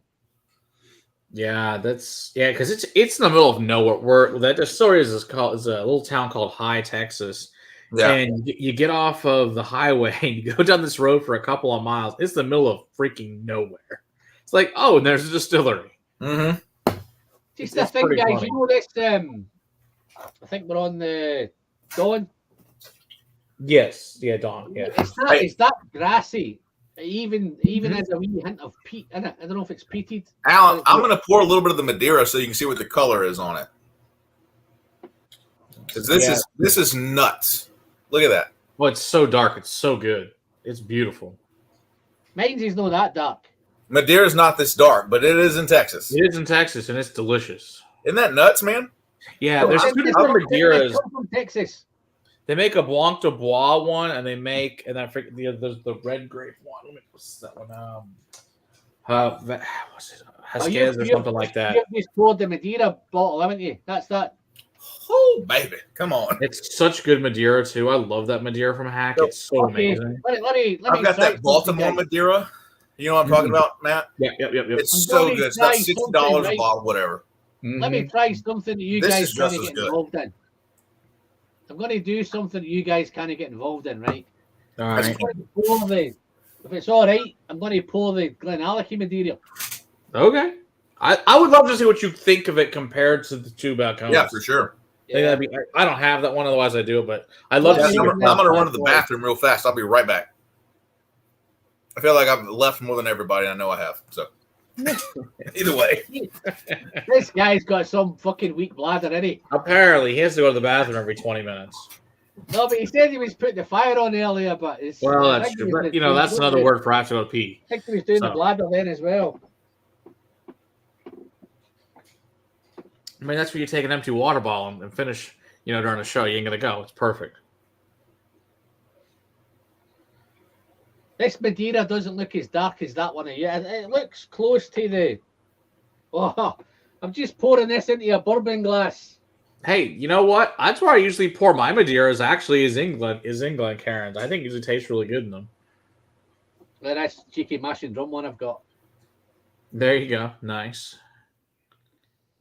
Yeah, and I haven't bought any of the Copita ones. I just like Glencairns and just personal preference and how they feel. I just like them. Oh, no, but look at this Glencairn. Matt, look. Oh, that's cool. That's I've not tried one of those. Friend. That's a whiskey friend, Glencairn. Even better.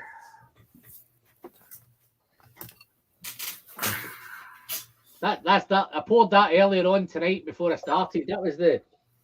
Now, Matt, I have not been leaving to go to the bathroom. I've been leaving. I have a four pork butts on the smoker right now. Oh, we know. Oh, We know you have meat on the smoker. Hey, man, I had to, or I wouldn't have been able to make it tonight. So that was how I had to work. Yeah, and plus you want your meat to burn, and it's best you keep checking on your meat for sure. You got to keep checking your meat. That is very important. What proof is that, Don? It is 58%. Oh, this is 116 proof. Lay down. This is 48. Lay down. Okay, it's a little bit higher. Okay. Which one is this? He's doing the dusk. He's doing the dawn. No, this is the Glenallachie. Oh, Yeah, the Glenallachie. Okay, Glenallachie. that's right. Yeah. Yeah, then you should pour the dust. I poured dust This already. is a Scotch Madeira. Dusk is my favorite anyway. Yeah, it is. Dawn was my favorite at first, and then Dusk. Yeah, because you can tell just on my bottle, Here's the difference. which one's got a little bit less in it than the other. So. Hey, Matt, if you're like me, you got two full ones back behind it somewhere. These only two I've got. Really? I've got the thing is when you have so many freaking things, it's like I try not to really have backups of things just because there's too damn many. Who has more? You were the liquor hound. Who has more? You or him? I do. Do you? Yeah. I figured it was close. But. He has more older stuff and just like better historical qualities because he just got a lot of older stuff. Yeah. And I've got more of the newer stuff, the craft stuff, and just in general, just more stuff. But it doesn't matter. We get together and hang out together all the time. So he's a great dude, man. It's a fun time between the two of us anyway. So it doesn't really matter. We have a great time together. Yeah. Dude, I'm pouring some more of this dang Madeira. This is so good. Here's the difference. When I say Madeira, the actual Madeira.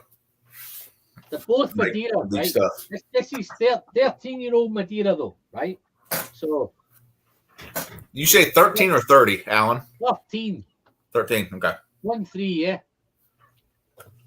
This is the kind of the American stuff. This is when I know is this one. It's like it's a bourbon or it's a Texas whiskey, whatever it is. But the characteristic is the same. The grassy stuff's still there. So on this Glenallachie, it's much more grassy. Okay. Real grassy. It's a lower ABV as well, so I haven't got the high ABV that I get a wee dip from this one. Me too. But this has got a real nice balance to it. It's got the Glenallachie spirit. It's obviously been re-racked into Madeira casks. So does that have that dunnage quality to the Madeira on it as well, or no? Because I've never had a Madeira. Not yet. I've just poured it. So it's only a neck pour at the minute. So I've not really got into that. That's not opened up yet. But sure. It's definitely got the same, the Madeira, if that makes sense. Mm-hmm. Yeah. And for me, Glenallachie takes a really long time to open up anyway. It does. For me, a year or two before it's actually worth drinking. For me, that's my biggest bugbear with Glenallachie. Sometimes when I first get into Glenallachie, a year or two, I've got a load of Glenallachie. Glenallachie takes a long time to open up. So that makes sense because I have a batch 3 that I bought last year, and I bought it in San Francisco. Okay. And I just started enjoying it. Yeah, because I'm like, meh. And then you go back to like, oh, this is much better when I had a year ago. But yeah, it takes a long time to open up. When I first get into Glenallachie, guys, right? I bought the 12. And I thought, what the fuck? You thought what I thought. Okay, so you thought the same thing I thought. I'm like, Yeah, no. And it's a thing. It is a thing, Matt, because when I bought the 12, I went from Glendronach to Glenallachie. it's right? a big difference. They're very different. But Yeah. I thought the difference with Glendronach, right, is Glendronach, you went straight in, you popped it, you opened it. It was awesome. It was Right. awesome from the day Yeah. one. I agree. But the difference with Glenallachie is Keep looking at Billy's bought the distillery. He's bought fucking something like 500,000 casks, right? Good Lord. Yeah, at least 500,000, right? But the thing with Glenallachie didn't have a bottle. They didn't have a core range. Everything went to blends. Yeah. Oh, yeah, it's true. It's a good point. Yeah. Everything went into blended whiskey, right? So Billy Walker now has took the last. If you look at the 12-year-old in 2018, right? He took over in 2017, right? Mm-hmm. 2018, he brought out a core range. The 12, the 15, the 18, and I think there was a 25.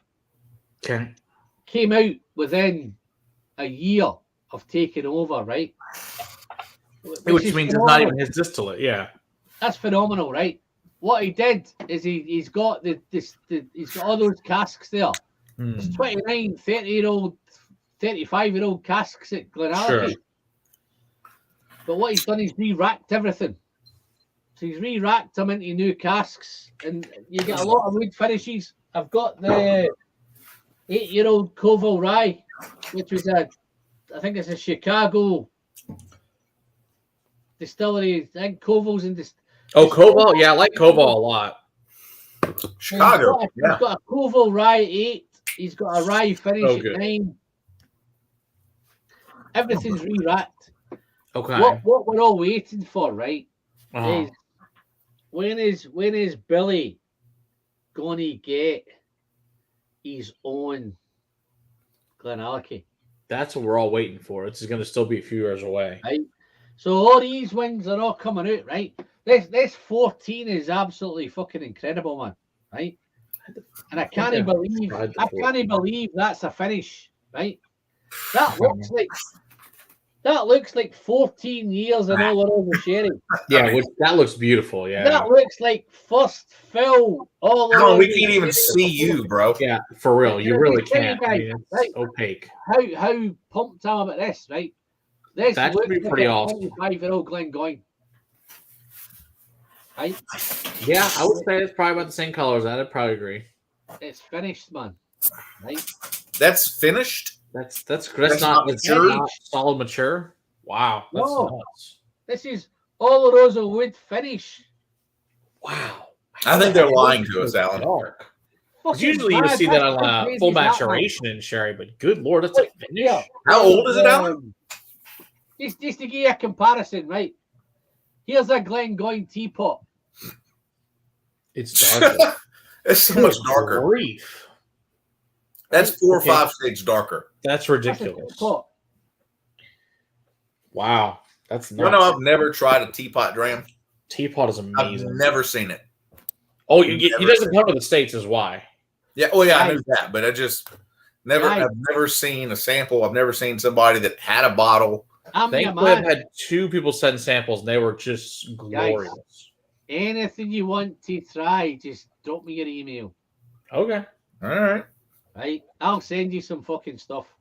Well, Well, I it have costs me got. a fucking fortune to send to America, but I'll send some stuff to you. It's Well, Alan, I have got some stuff that Zach didn't send you. So Yeah, we'll Like, send some fucking other yeah. things that are maybe Let's some get other this Texas, rolling. other states of you maybe Yeah. haven't had from other I'm countries. quite happy to send you stuff that you can't get here. Sounds If you like a send me plan. stuff that I can't get, then I'm happy to. man, I knew I came on here for a reason. Sounds good. Yeah. I've got your emails, man. Let's drop me your addresses. I'll send some Okay. stuff. Man, have you gone to the dusk, Alan, or are you still nursing Right everything on. else over there? I'm not trying to push you, but I'm on the fucking Glenallachie. oh, I know that. We just don't care anymore because we don't have it. Yeah, it's like, well, I already drank all my dust too. In fact, No, let me tell you guys, they smell similar. well, that's a good sign for a buck That's owner. inspiring. They Yeah, smell actually, yeah. similar because I think the Madeira's Madeira, isn't it? You can't fucking change Madeira. Yeah, but the No, that's If true. I pour this as a Palo Cortado, it's not going to smell like a Madeira, is it? Yeah. So the Madeira stuff is there. But this is Texas Madeira. That's where I'm throwing what the difference is Madeira. well, Texas Madeira is still Madeira. It's just darker colored. I will just say that. Darker, and I think it's a little bit thicker personally too. Yeah, it does feel a little bit more like dense for sure. Yeah. We'll have to Not send by you colour. some samples Right, of not it by too. colour. This is remember this is 13-year-old Madeira. Alan, are there any issues sending stuff to the UK as far as shipping little samples or whatever? Because I've run into some problems with Canada, but No, every fucking probably Canada, man. yeah, I've had a few issues. The only issues I ever had was with Canada. I had one issue with America, which it got sent back to me. I thought I'd lost it. I sent a parcel to Arizona. And it went weeks and weeks and weeks and weeks. Never heard. Couldn't track anything on it. And then all of a sudden, we'd given up on it. The guy had sent it to you. I said, I'm really sorry, man. I fucking sent you. It's been weeks and weeks and weeks. yeah. Really sorry. Let me send you something else. He says, no, don't bother, Alan. And then all of a sudden, I got a parcel. I got a parcel back in the post. They sent it back to me. So the parcel that I sent came back to me. Yeah. And I got all the samples back. And then what I redid is I did him another one. I resent another one. That one went through. That's good. Oh, weird. Yeah. Through. I was able to get Ben Demon Hunter some stuff to Canada. Oh, nice. I got him about 10 samples, I guess. I've But sent it was stuff to a last couple of year. guys. It depends where it is in Canada. since then. Depends where it is in Canada, right? Yeah, I think apparently I've Canada is sent just a stuff total to, bitch of shit stuff too. Yeah, you have to do USPS or they will break into your package. USPS will not do it if you listen to something else. In fact, what I told Ben last time is we were just going to put letters on the little sample bottles instead of the names, just in case they look it up. And there will be a legend in there explaining what type of balsamic or olive oil it is. Well, Zach sent me these from Texas, right? What I'm finding with America's been quite good recently. America's easier to send to America. It's more expensive to send to America, but it's been easier to send than it is to send to Europe. So I've sent a few parcels to Europe recently. I sent a dozen Whiskey Friend coins to Germany, right? And I sent it on, let me give you an idea. I sent it on the 15th of November. And it arrived in January. Okay. Right? But it arrived in Germany within about 3 or 4 days, right? Because we're not part of the EU anymore. Oh, Hey, yeah. What do we think if he has one of these? Oh, those are good. Was it? Oh, you got a High Plains single barrel? Yeah. Oh, yeah. That's I've got 2 of them, Matt. I've never You seen put a High that Plains back. This single is, barrel. I mean, it's total wine. Really? Yeah, we have a I only have special. the official bottles from the distillery.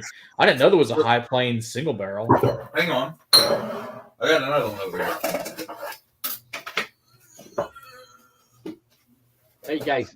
Let me dive into these 2 fucking Madeiras, man. Let me All taste them now. So here's the gosh. Dude, everything works backwards on this. Yeah, I this know. It's crazy. Yeah. All right. So, and this is the Specs one. Okay. Did not know. So that. Specs was American and Total Wine was European oak. Which one do you like better? American. Okay. And actually, I argued with Zach about this for about a year. Oh, jeez. And I preferred the European. And then these came out in 2020. Yeah. And then about last year, I did them side by side, blind. I had somebody mix them up for me, and I picked the damn American. That's And he funny. of course said, "I told you so" a million times. You know, Zach is kind of a d bag sometimes, right? Gotta love him. I do too. So, but he likes to poke the finger into the wound, you know. Yep. But if you go to high plains, Alan, they're awesome. Everything comes from Texas in it. I do love High Plains, but I did not know that they had picks. Because my High Plains, like, this is the distillery one. Yeah, you got the one from the original one. Yeah. I never got that one. Yeah, I've got the original one. I got a bottle of this one. The original one's up in a sample vial I got. I would trade you another sample of the 199 cask plus the 253 cask for a sample of that one. Sure, I can make that happen. So I think all our emails are in the. Yeah, what are we doing, Alan? Sorry.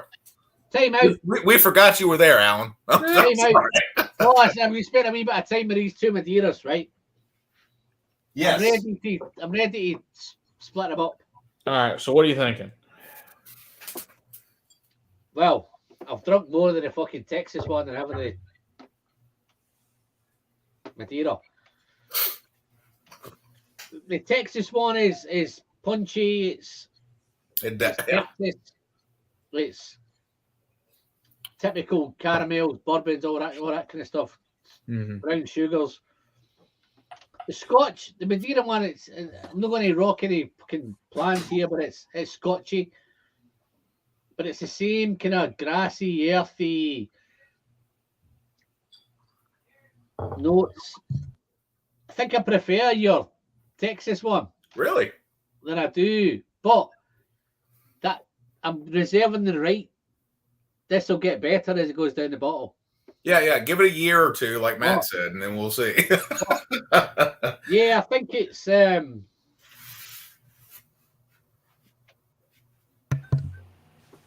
awesome.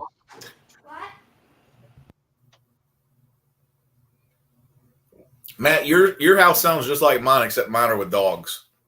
Yeah, mine are two children. It's like, my wife, I need the fan on. I'm like, my house is exactly the same, but I'm outdoors.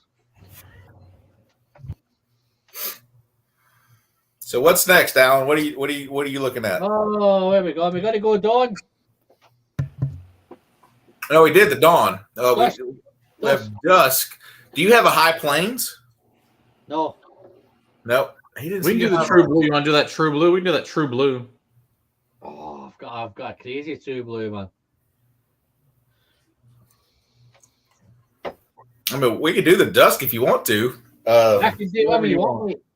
I can do a fucking Garrison Brothers if you want. I can do do that. Knob Creek fucking Rye. I can do whatever you want to do. Yeah, we'll skip the Knob Creek. Let's keep it Texas, man.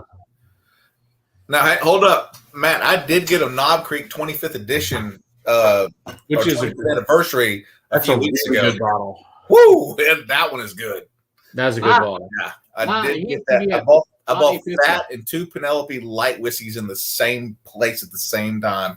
That was crazy. It was a very fun experience. So, can I just dive in here and say my kind of whiskey thing in America, where I have I might have a wee bit of preference for. Yeah, Texas is covered because I love Garrison Brothers. I'm loving Balcones because I've got so much fucking Balcones today. I've bought the Balcones Rye. Oh, easy. I've dived in. But where my kind of sweet point is, I love Angel's Envy, man. I like the cask strength. I know it's that. It's MGP Angel's Envy. It's that. I don't think it's MGP. No. No. Okay. I think it's their own stuff. Yeah. I love the cash strength Angel's Envy. Yeah. I can't get it here, so I've dived in and bought what I can buy.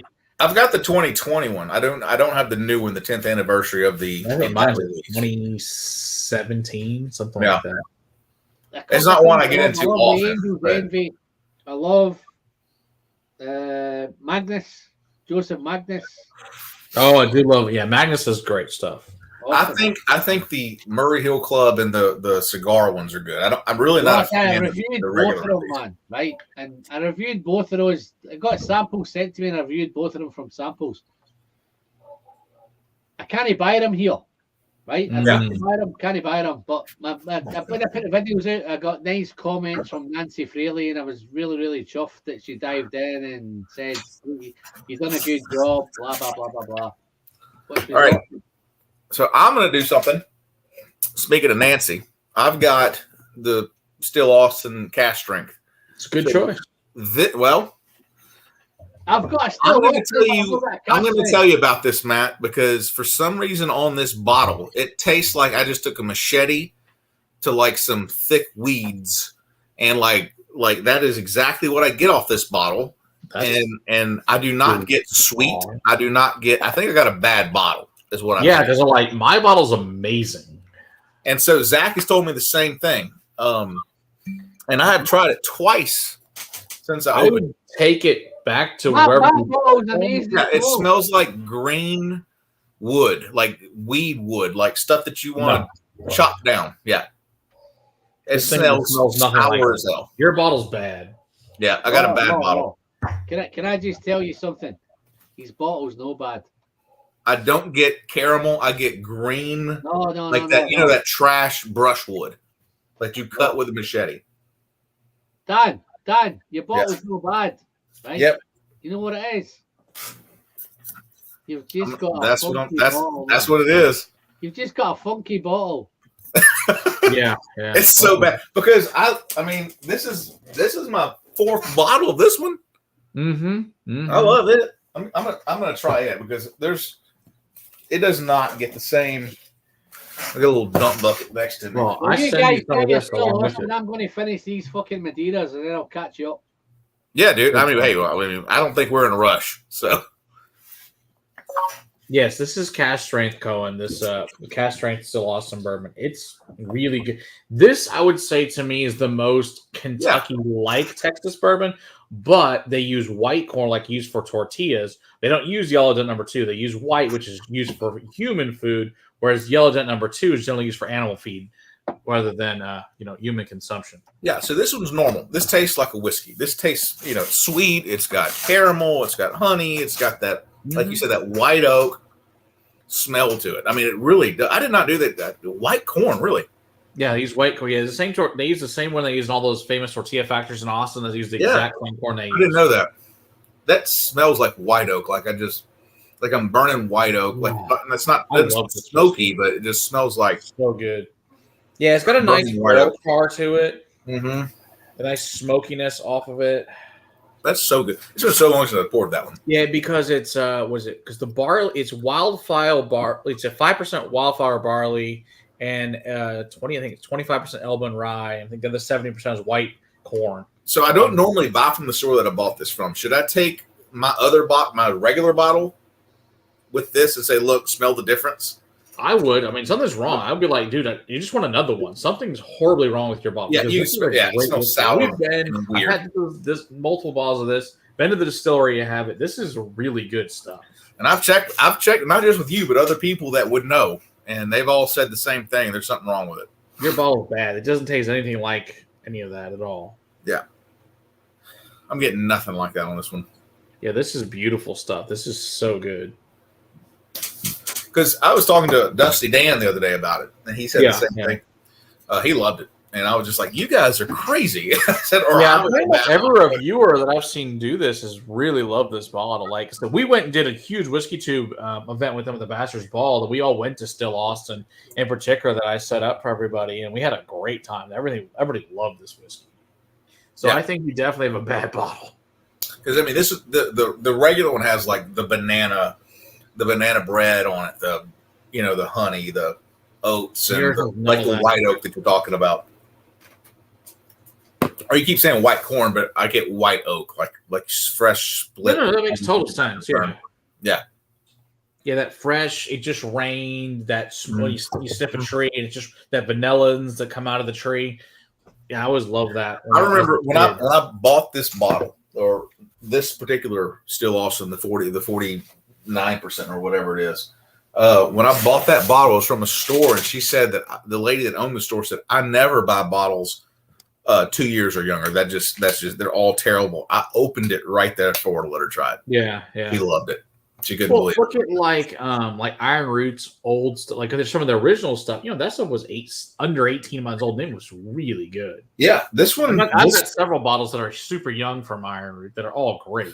So this one's 16 months old. This is the 2017 Promethean. Oh yeah, I got that one. That's a good one.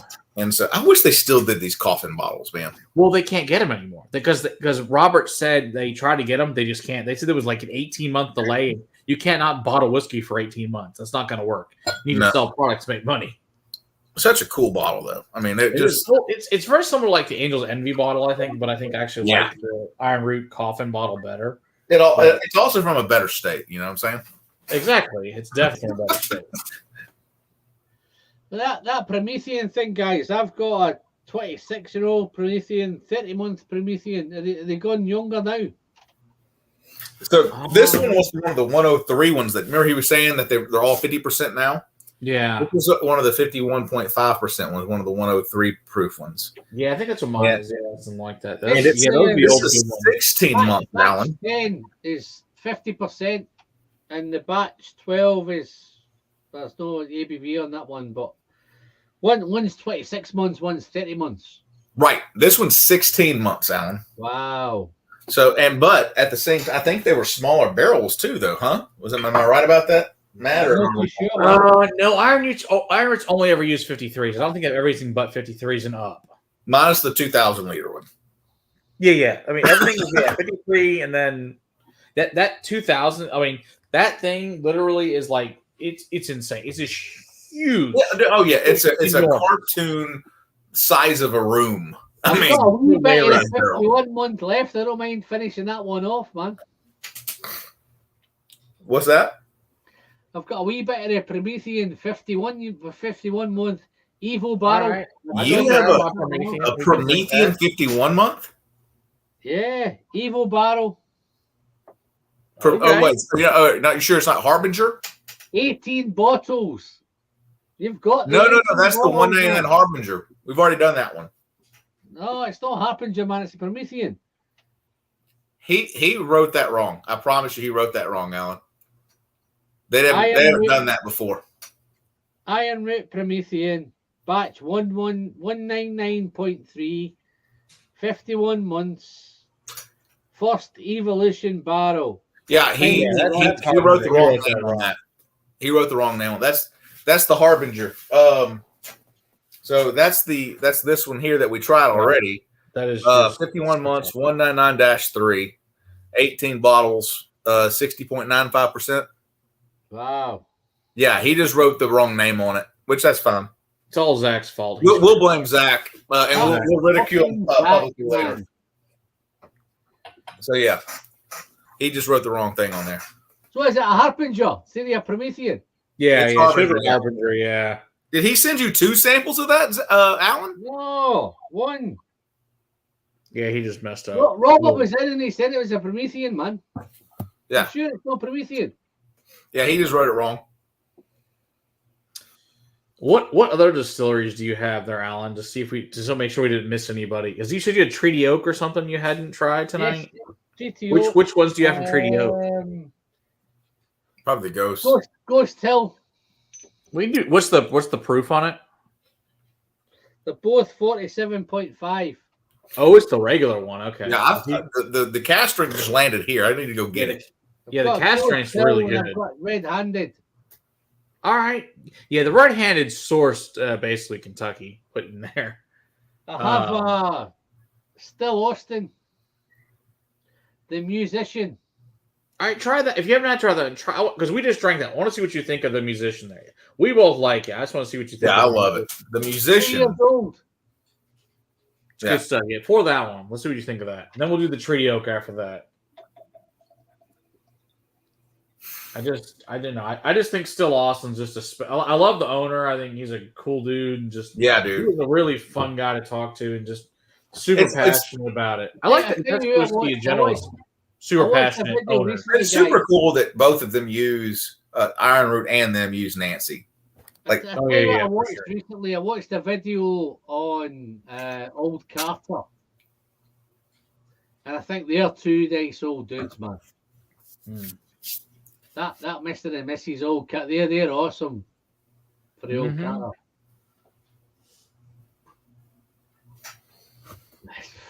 It's caramel, it's brown sugar, it's you know what? It's not, Alan. It's not fresh cut weeds. no, Yeah, no, 'cause- no. I'm gonna I'm glad Zach sounded the good one because yours is bad news. Yeah. I knew Oh, it was hey. because when he said that it was, when I told him what it was, he's like, no, that's not what. He got defensive about it, Matt.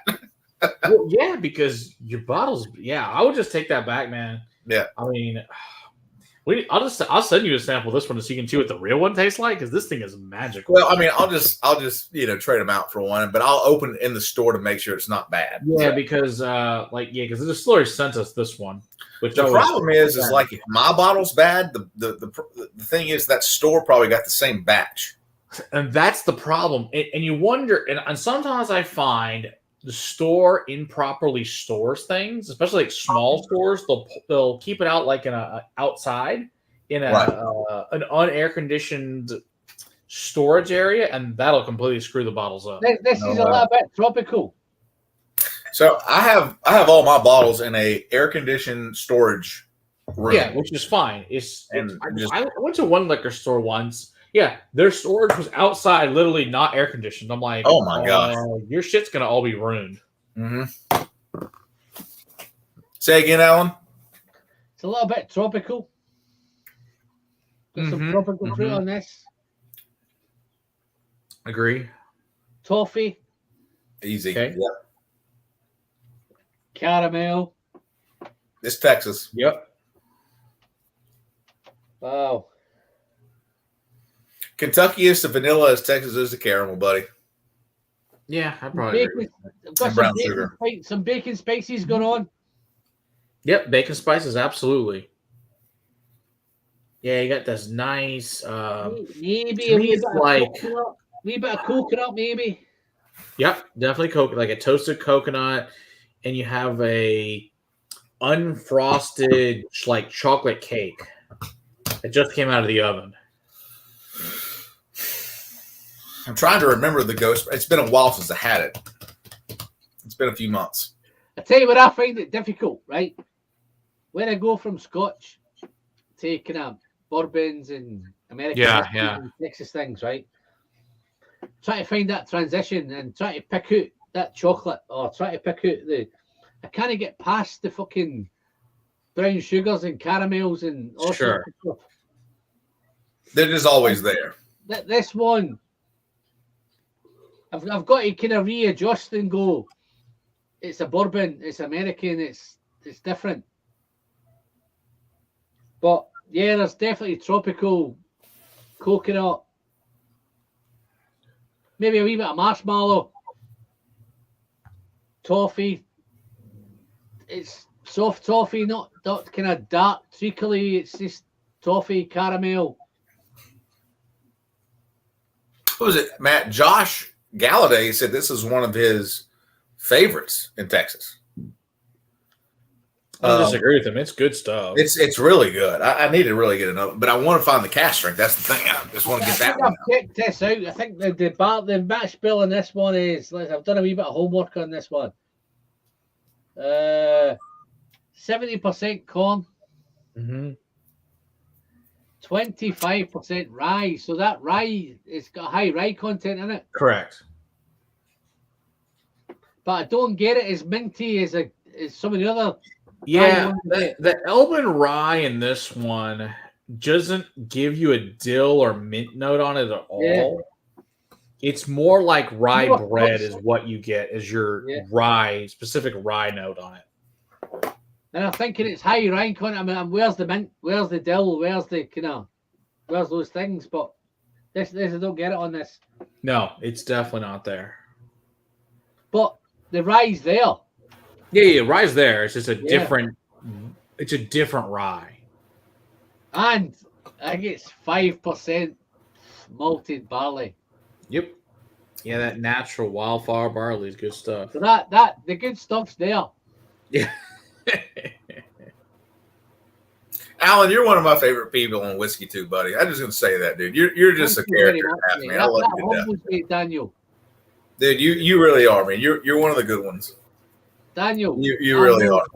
I'm just here just to drink whiskey, man. That's all I do is drink whiskey, And man. and the fact that you wanna do this with us, in Texas is super cool. And I know you have a relationship with those other guys, like with Matt and Zach and Robert and everybody else that popped on for a second. But to invite me on, just as a not a YouTuber, not a No, something like Daniel, that meant the world to me. By the way, I just want you to a know couple of that. guys in. I thought there's a couple of guys in. You guys are in Texas. I thought, well, interesting to have the guys. Guys pointed out, said, "Oh, why don't you invite Daniel in?" I thought, happy days. I'm over the moon. Invite Daniel in.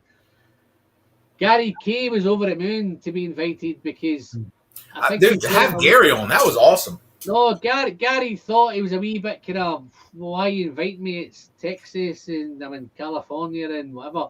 And I think Gary, to be his credit, he's went out and bought a couple of fucking Balcones bottles of whiskey. Yeah. To come in tonight, so he didn't feel. And when we came on beforehand, Matt, you weren't there, but we did a wee bit of get together before we came live. Mm. And then when I told Gary we were going live, I think he went white. His whole life. I thought he would think it was a private thing all the way through. I love Gary, I'm gonna man. go live.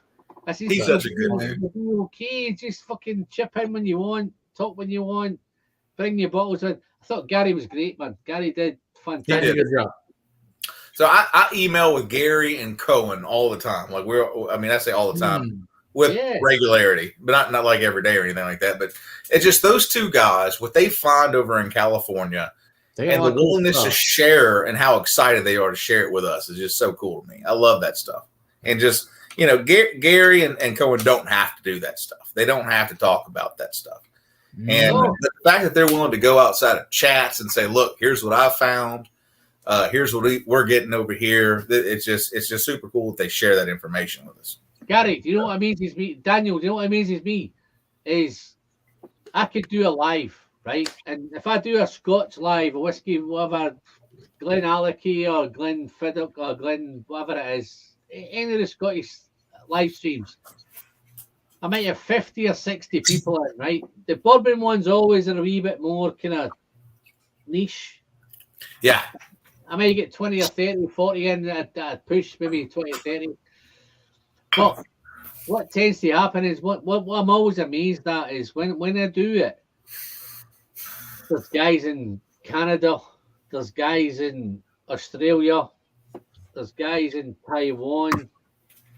I've got a guy in Japan at 7 o'clock in the morning drinking whiskey. Yeah. And I'm thinking, this YouTube thing makes it so small and for sure. It is amazing, to be honest. People from all over the world, no matter what time of day it is. I'm talking to two guys now in Texas, right? I'm here in Manchester, England, man. We'd never ever meet. We'd never get to talk to each other. We'd never do anything, right? But we share a passion, and that's the great thing about it is the whiskey.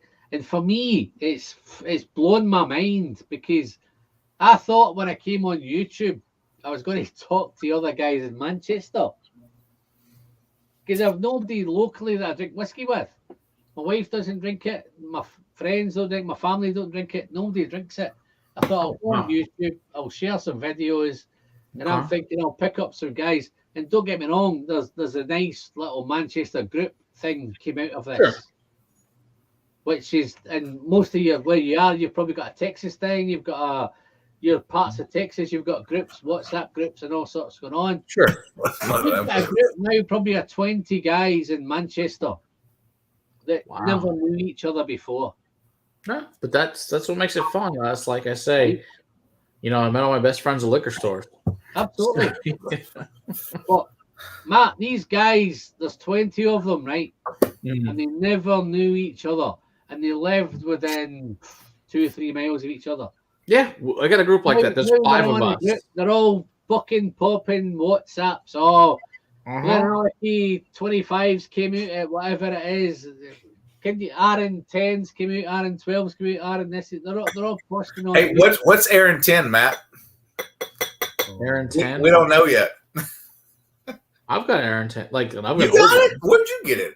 I have old one, not new ones. Yeah, I'm saying the new one. Don't get me I don't know. wrong. I What haven't you seen get. the new ones in Texas at all. I don't think they've come here yet. No, my Aaron Here's 10 a is question. from, oh my Here's a gosh, it's probably question, from 5 or right? 6 years ago. That's an The old one that won the online whiskey awards? Oh no, I don't have any of those. No, Yeah, no, those, no, those no, didn't no. come to the States as far as I know. We don't have So- the new ones. Y'all both know Malt Muser up in Chicago, right? Yeah, I know him. Somehow he got one. Maybe he got it from overseas. He That's probably the did. question, He does man. order a lot overseas. That's probably how he got it. Yeah, Daniel, I'm gonna get it from the Daniel, States because it's not here yet. RN10 is the easiest fucking whiskey in the world to get, man. Not the new one over here. Yeah, the old one, Oh, no yes, problem. but Old one, yeah. I can go right now and go get it. In fact, I've never seen any of the new bottlings at all. There is Matter a of fact, new if I RN10, drove right man. now to go get the old Aaron 10, I could get it, but I wouldn't make it home. Okay, here's a question then, right, guys? RN10 or Glencadam 10? Ooh, Probably Glencadam 10. yeah, I just probably love that would. whiskey. It is a I know little why bit more you complex. and I know why you chose Glencadam 10. Probably because we don't have the new Aaron 10. No, because it's hot in Texas. Glencadam 10 is perfect for hot climates. When you go, see if you go to the summer, I can guarantee you, right? If you go to the summer months in the UK, which is, I don't know, 2 or 3 months in a year, the sales on Glencadam 10 go through the fucking roof because everyone wants a soft, light, fruity, light, summery. Like, I have an interesting question about that, Alan and Matt. What is your favorite, like, kind of go to, like, summer whiskey if you're sitting outside in the heat? Outside and not all night. Just Glencadam 10 all day I will long. go first. Amroot Fusion I just like or Altmore 12. outside. I still like a Weller Special Reserve is good outside. You know, it's just a cheap, easy bourbon. man. Daniel, have you tried Glencadam 10? Oh yeah, I have it. Absolutely, I love it. Nothing more fucking summery than that one, man. It's very good. Yeah, it's a. On the planet, You know, it's also nothing like in the summery on summertime, the planet. Spice Tree. Spice Tree is really good in the summer. Hey, Orchard House is going to be good in the summer. I haven't had that because Orchard hasn't been around in the summer yet, so I haven't tried that one in the summer. I mean, do like I'm just saying, it's going the to be good in the summer, though. It's going to be. Cross is really Matt, good. have you too. tried it? Have you tried it? I'll tell you what, though. If you want to go cask strength for summer, No, you can't go cash red this summer, man. if Fuck you're you. inside, you can. And I'd still drink it outside. But that the pilgrimage from Balcones. I don't know what it is. It's so good. That's a good choice. I just sent a whole bottle to a buddy in Florida that's moving to Texas.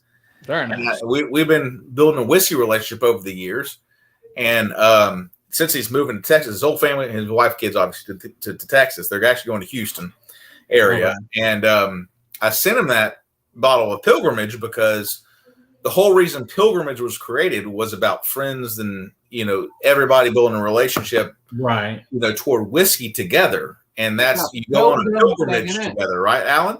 It's a pilgrim Yeah. thing, isn't it? Yeah, so we're going on a pilgrimage together to learn and enjoy things together. But since they're making the pilgrimage to Texas at the same time, I thought it was the perfect gift bottle to them, and he was blown away that I sent it to him, first of all. But I also sent him a bottle of Blanton's. That's one of his favorites, which, Nice. easy to get and better to trade. You ain't fucking So sent me I any risked some trade money on that one. Yo, But you ain't sent me any fucking bottles, man. he said top 5 whiskey in his collection is that Pilgrimage. Yeah, nice. pretty cool to hear. Do you know why that is, Daniel? Do you know why that's top 5 in his fucking collection? Yeah. Because it's free. I love free whiskey. Hey man, my dad used to say the best beer in the world was free cold beer. The second best beer in the world was just free beer. No, And the third and worst beer was the beer you had to pay for. let me tell you something, right? When I go to work, this is going way off base, right? But when I go to work, right, and I start maybe an early shift, and we do shifts, we do an early shift and a late shift. Right? When I do the early shift, right, I'm thinking, will I have breakfast, right? And there'll be 3 or 4 of us in there going, will we have breakfast? Will we not have breakfast? Will we reach out and send out for some breakfast? Maybe McDonald's or whatever it is, right? Can I just tell you how good breakfast tastes when somebody else pays for it? That's the best way. You're going to buy us breakfast? I'll pay £5 for a fucking McDonald's breakfast meal.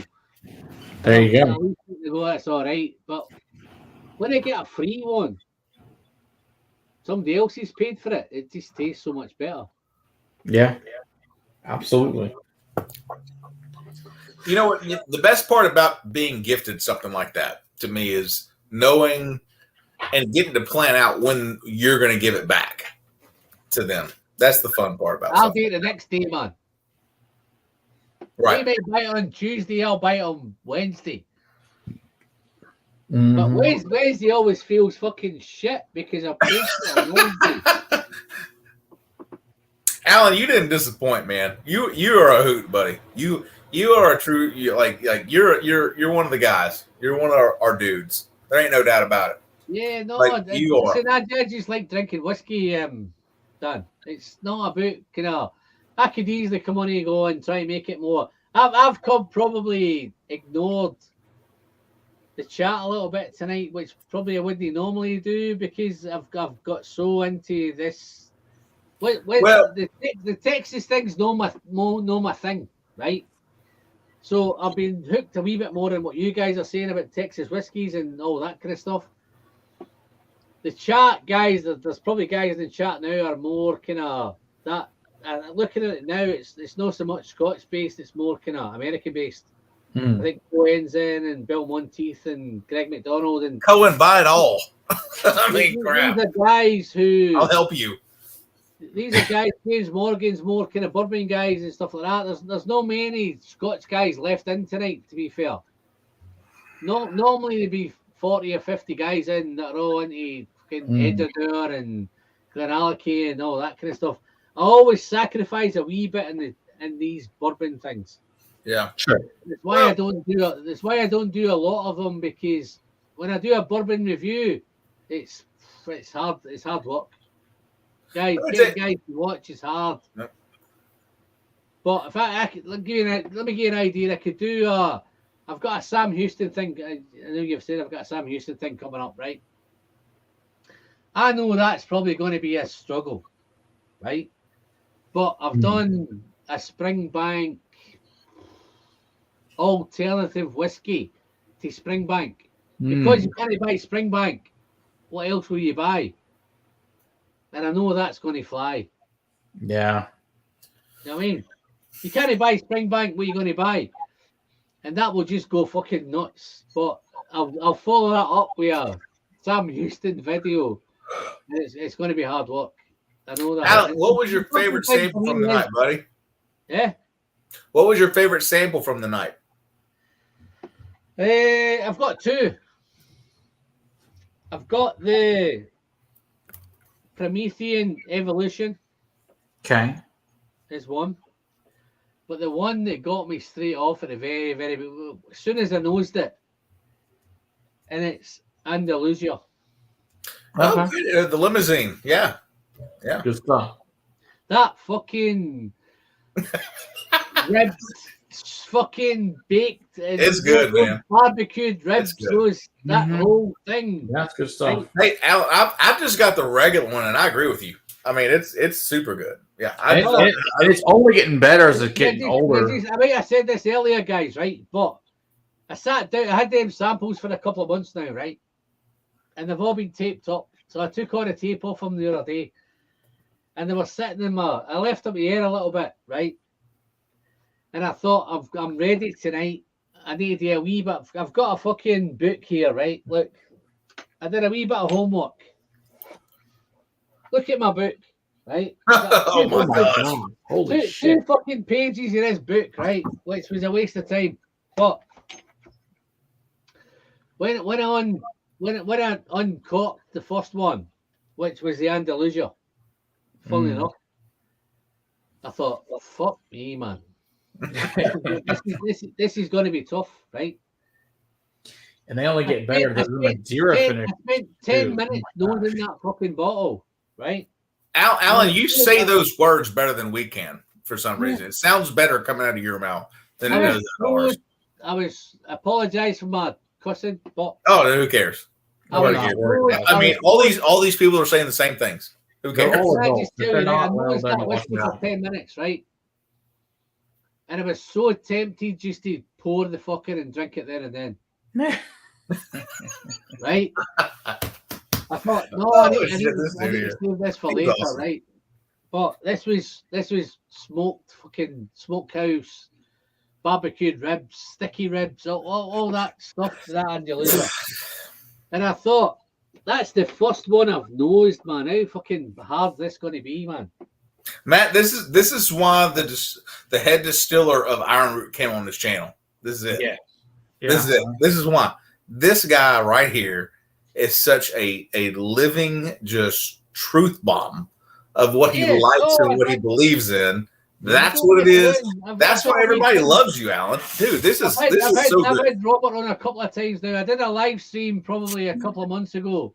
I think, funny enough, my last live stream might have been. Which striker is that, Matt? What are we doing? Same on the Cadillac, but I'm gonna do the regular one.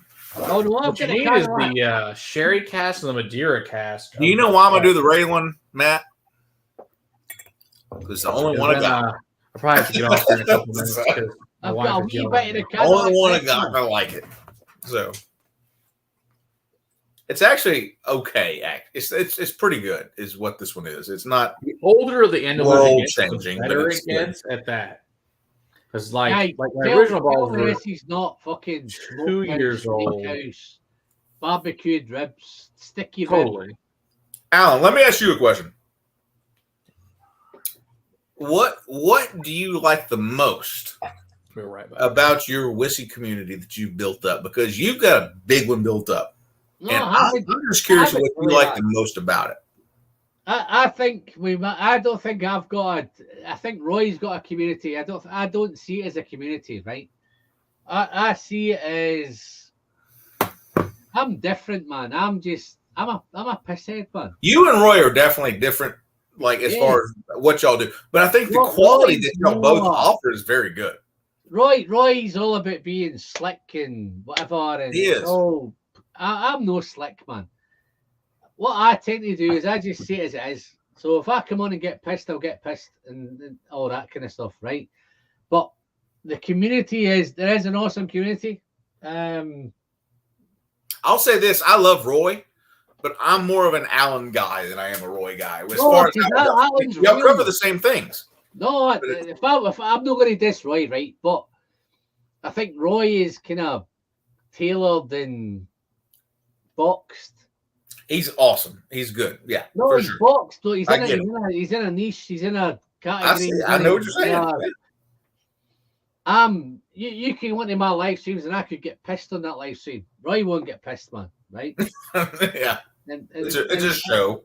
And I'll go with the flow. My reviews tend to be I'll pour it. You'll probably know if I finish the fucking sample, then I'm loving it. If I've not finished it, then you'll probably know that I've not loved it. But I like to try new things. The Texan thing's great for me. I got a big batch of samples sent to me. I thought it's the only option that I'll come on and fucking... Man. And I've sat on these for weeks and months and whatever. No. You sat on them for months. Zach told me when he sent those to you. You've had this for about 3 or 4 months. Yeah. Look at these bad boys, man. Fucking Robert. Yeah. We're not gonna get through these tonight. I mean, it ain't happening. You're gonna have to do a part 2 with us. Oh man. You'll have to. My wife how many samples do you have? 20? So there's the plan. How many samples are there? listen, it looks like I've tackled most of them. Oh, okay. Really? Yeah. I've not tackled the Bacones fucking True Blue yet. We can do that one real quick, and then probably have to go after that one. I'm gonna go throw a log on the fire. I will be right back, guys. While y'all do that. Well, while you're doing that, I mean, it's the best time. Is that code for I'm going for a shit? No, it's literally I have to go throw a log on the fire. I've got a trailer pull behind smoker at the house so that I can be here, Alan, just for you. Remember I emailed you this morning saying I wouldn't be able to do it. So I adjusted things and brought the smoker to the house so that I can do it. So I've got 4 pork butts going right now. So that's what I've got doing. So I'll be right back, guys. Let me catch a chat about what's happening. Who are we missing, Matt? Who are we ignoring? We're going to see in the chat there. Cohen says you can't get Andalusia outside of Texas. Andalusia does do some outside of Texas now. If you order online from their website, I don't know what states they deliver, but I think it's most states. So if you check their website, which has only been like the last 6 weeks or so, you can actually get it outside of Texas for the first time. I've got a question to Cohen, right? Yes. I'm a massive Glendronach fan, right? Oh yeah, me too. I got into whiskey with Glendronach, right? But I've not picked up any of the bottles of the new Glendronach. But if anybody has picked up them new bottles that are kind of non-chill filtered, then are they chill filtered? Are they non-chill filtered? Are they if they are not? Are they? I think the States, they arrived in the States first before they arrived here. Okay. So if you've picked up a bottle of the new Glendronach 12 or 15 or whatever you've got, is there a difference? I would imagine because those new ones, are chill filtered now, which is disappointing to hear. But I haven't tried the chill filter versions because I'm like, here's my point of view, right? I have no interest in picking them up, to be honest. My point of view is, if they didn't put chill filtered on it, would you notice it was non-chill filtered? Right. If it was natural colour and they took it off, would you notice it was the natural colour? Good question. Is it one of those things that just kind of, they're influencing you by telling you that it's non-chill filtered, it's natural colour, it's 46% ABV. I've done some fucking Glenfarclas's. I'm thinking these are awesome, man, but they're 43%. And right. Glenfarclas don't colour, but they don't tell you that they don't colour. Right. If you pick up a Glenfarclas 12, you're pretty sure that it's non-coloured, but it doesn't say on the bottle that it's non-coloured. Right. Here's a question, Matt. Right? Why do distilleries do bottles, right, and put them out for distribution and don't tell you the info? Here's a reason why, right? I've recently done a Glenallachie 13 non-chill filtered, 46% ABV, but nothing about colour. Right. So I'm thinking, is it coloured? Is it non-coloured? But some of the guys another dog saying, Alan, God. I'm in Germany and it's non-coloured. So it's non-coloured, but they don't tell you it's fucking non-coloured. Why do you think they would do that? I guess they just went to the point of, I'm guessing they're just short on whiskey is my guess. And they want to mass market appeal a little bit more. I don't understand why when it's Glendronach is already kind of a whiskey geek distillery to begin with. Yeah. I just think it must be short on whiskeys. The only thing I come up with why you would start chill filtering it to get a little bit more out of it, and to get which I mean, I could care less what. I mean, I find if it's like floaties, whatever you want to call them, junk floating. Personally, I find that that's the good shit. That's stuff I want in my whiskey. Whereas most, I think, just an average consumer goes, "Oh, something's wrong with it. There's something floating around and it shouldn't be there." I'm like, yeah, that's what makes it taste good. Yeah, I don't mind that, but Matt, it's not supposed to be there. Different animal. I need to go and put a log on the fire. I'll be back in a minute, mate. Yeah. Say that again, bud. Fucking fire, smoking like hell, man. Oh, it is, man. You know what? I may not look like it, but I smell like barbecue right now. Sounds delicious. I literally smell like a brisket or a pork butt for sure. See that, and that's a good one. What are y'all grabbing? Where y'all go? Grab that Texas, that True Blue cask strength. True. I don't have a cask strength one. They got 68.3%. Ooh. So Trying to think, what do I have that's similar? What year is this? Yeah, this is a 2017 version. Yeah, this is one Man, I don't the have anything original like True that. Blue Island, to be honest. I did, Matt. I did get a C919 Elijah Craig ECBP That was a good one. the other day, or That say was a couple weeks ago. That was a very good one. Yeah, that was probably my favorite one of the old bottles. Yeah, I mean those old pirate bottles. Oh my gosh, those are stupid good. Yeah, the leatheriness on them alone, like the tobacco leather, just dusty notes on those were just so good. Yeah. Yeah, I mean, That's an old True Blue. I don't have a True yeah, Blue. it's an old True Blue. That's Yeah, it's a 2017 bottle. I've got a True Blue that's like buried back there. This is only, what does it say? It's 39 or 29 months. Yeah, Kind of smudged. I don't have any of the bourbon on here. I brought single malts. I tell you what, I did bring one. I brought a couple other unique ones. So I'll let you pick, Matt. What am I pouring next? All right, what you got? Grand Cru. Ooh, That's good. the cask strength one. Oh, I have not. I will try the 110. I've not tried the cask strength. I will Who's got this, guys? this Garrison Brothers. Who's got Garrison email Brothers? sample it up. I can All give right, you all right. Sounds on good. that one. Texas bought cask strength. You got a Texas bot cask? Kidding. Just wanted to fuck with you. I was like, what? I didn't even know it existed. Oh, guys. But then I also have that one, the ZZ. Oh, Top. those are good. They're Now, very good. I like that one. The ZZ Top is really good. It's just This came out so good. It's such a good whiskey. So good. I'm gonna do this. ZZ Top because it's so interesting. Daniel, Yes, sir. Daniel, you asked me earlier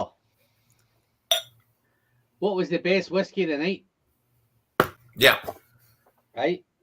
I think I've not tasted the best whiskey of the night yet. Okay. Which is? Was said to me by Zach. I've smelt the best whiskey of the night. So this is 62% straight up on the Grand Cru, Matt. Mm. And it is special, dude. It actually has gone blind side by side with the Cask 199 with somebody with Bourbon Battalion. You know who Bourbon Battalion is? Yeah, I know Bobby. Yeah.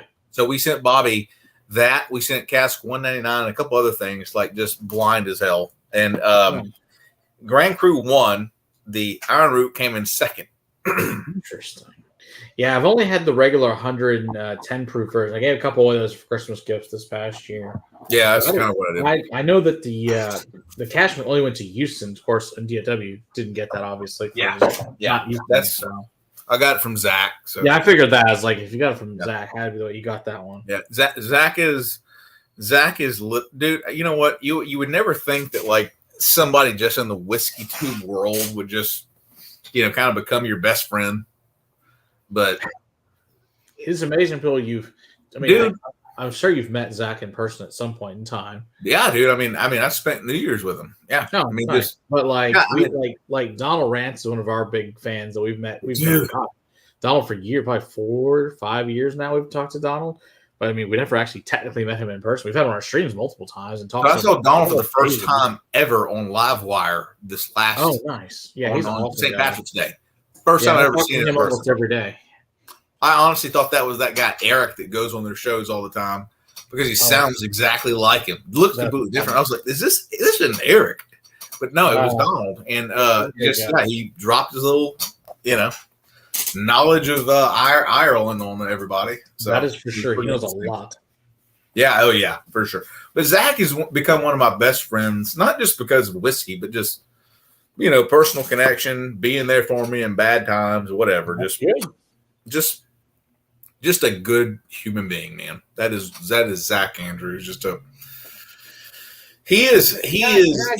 Let me get into this fucking bro fest that's going on here. This bro. Oh no, Al, I was about to blast him a little bit. He is your best buddy that was not scared to talk shit.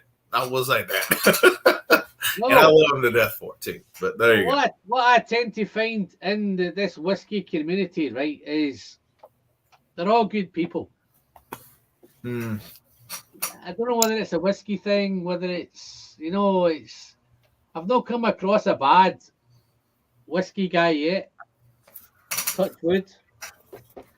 I went to the Glasgow Whiskey Festival a couple of weeks ago and I met loads of guys that they just kind of, and I'm thinking, guys have popped me on the shoulder and says, Alan, I love what you're doing. And I'm thinking, I've not got a clue who these guys are, right? Matt, you've probably been to different things in different venues and people have said, oh, you're the Crusaders and whatever. I just went there as a guy on a day out, going to get some nice whiskies, paid my ticket. I'm looking for a great experience. And guys are tapping the shoulder and telling me how they love watching my videos.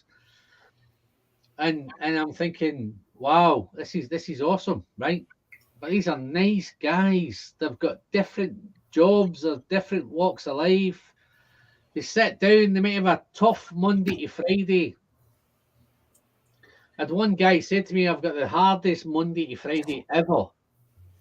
But I sat down on a Friday night and I put your video on and I'll have a whiskey with you. And I'll sit down for maybe 10, 15, 20 minutes. And I might watch 2 or 3 videos.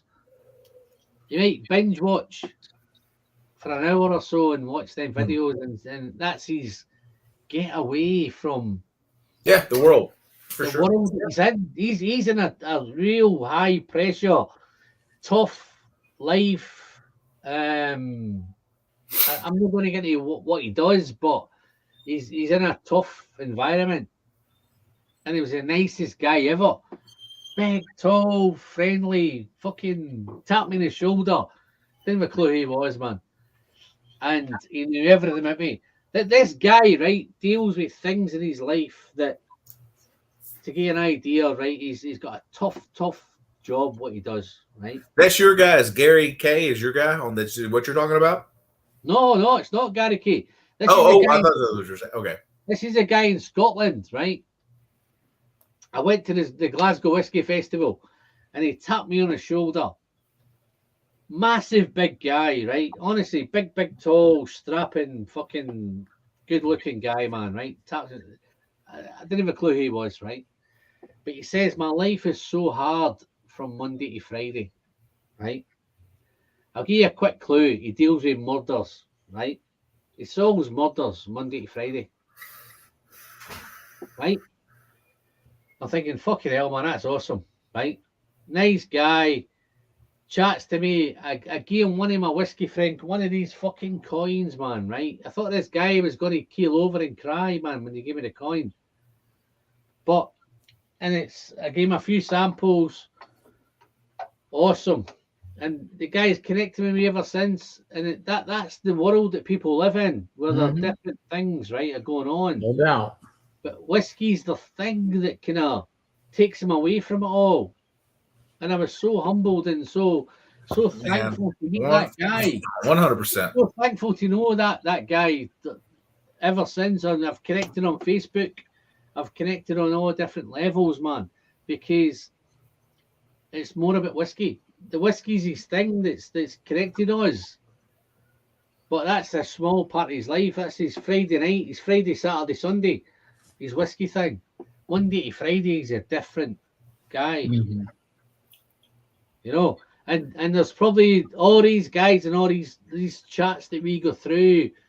We're communicating with people like the Ram Yankee who's in Vegas, and I think, fucking hell, man, what a fucking life he must have living in Vegas, right? Oh, yeah. You've got Uli Chan in the middle of Scotland. You've got I'm not sure where Cohen is, but But you've got Whiskey Nose. Marty's just moved from. He's moving houses and was through. And that's the beauty of this. The community is the thing, right? Sometimes I think some of the channels are a bit kind of cliquey. No doubt. I think there's a cliquey thing going on with some of the channels.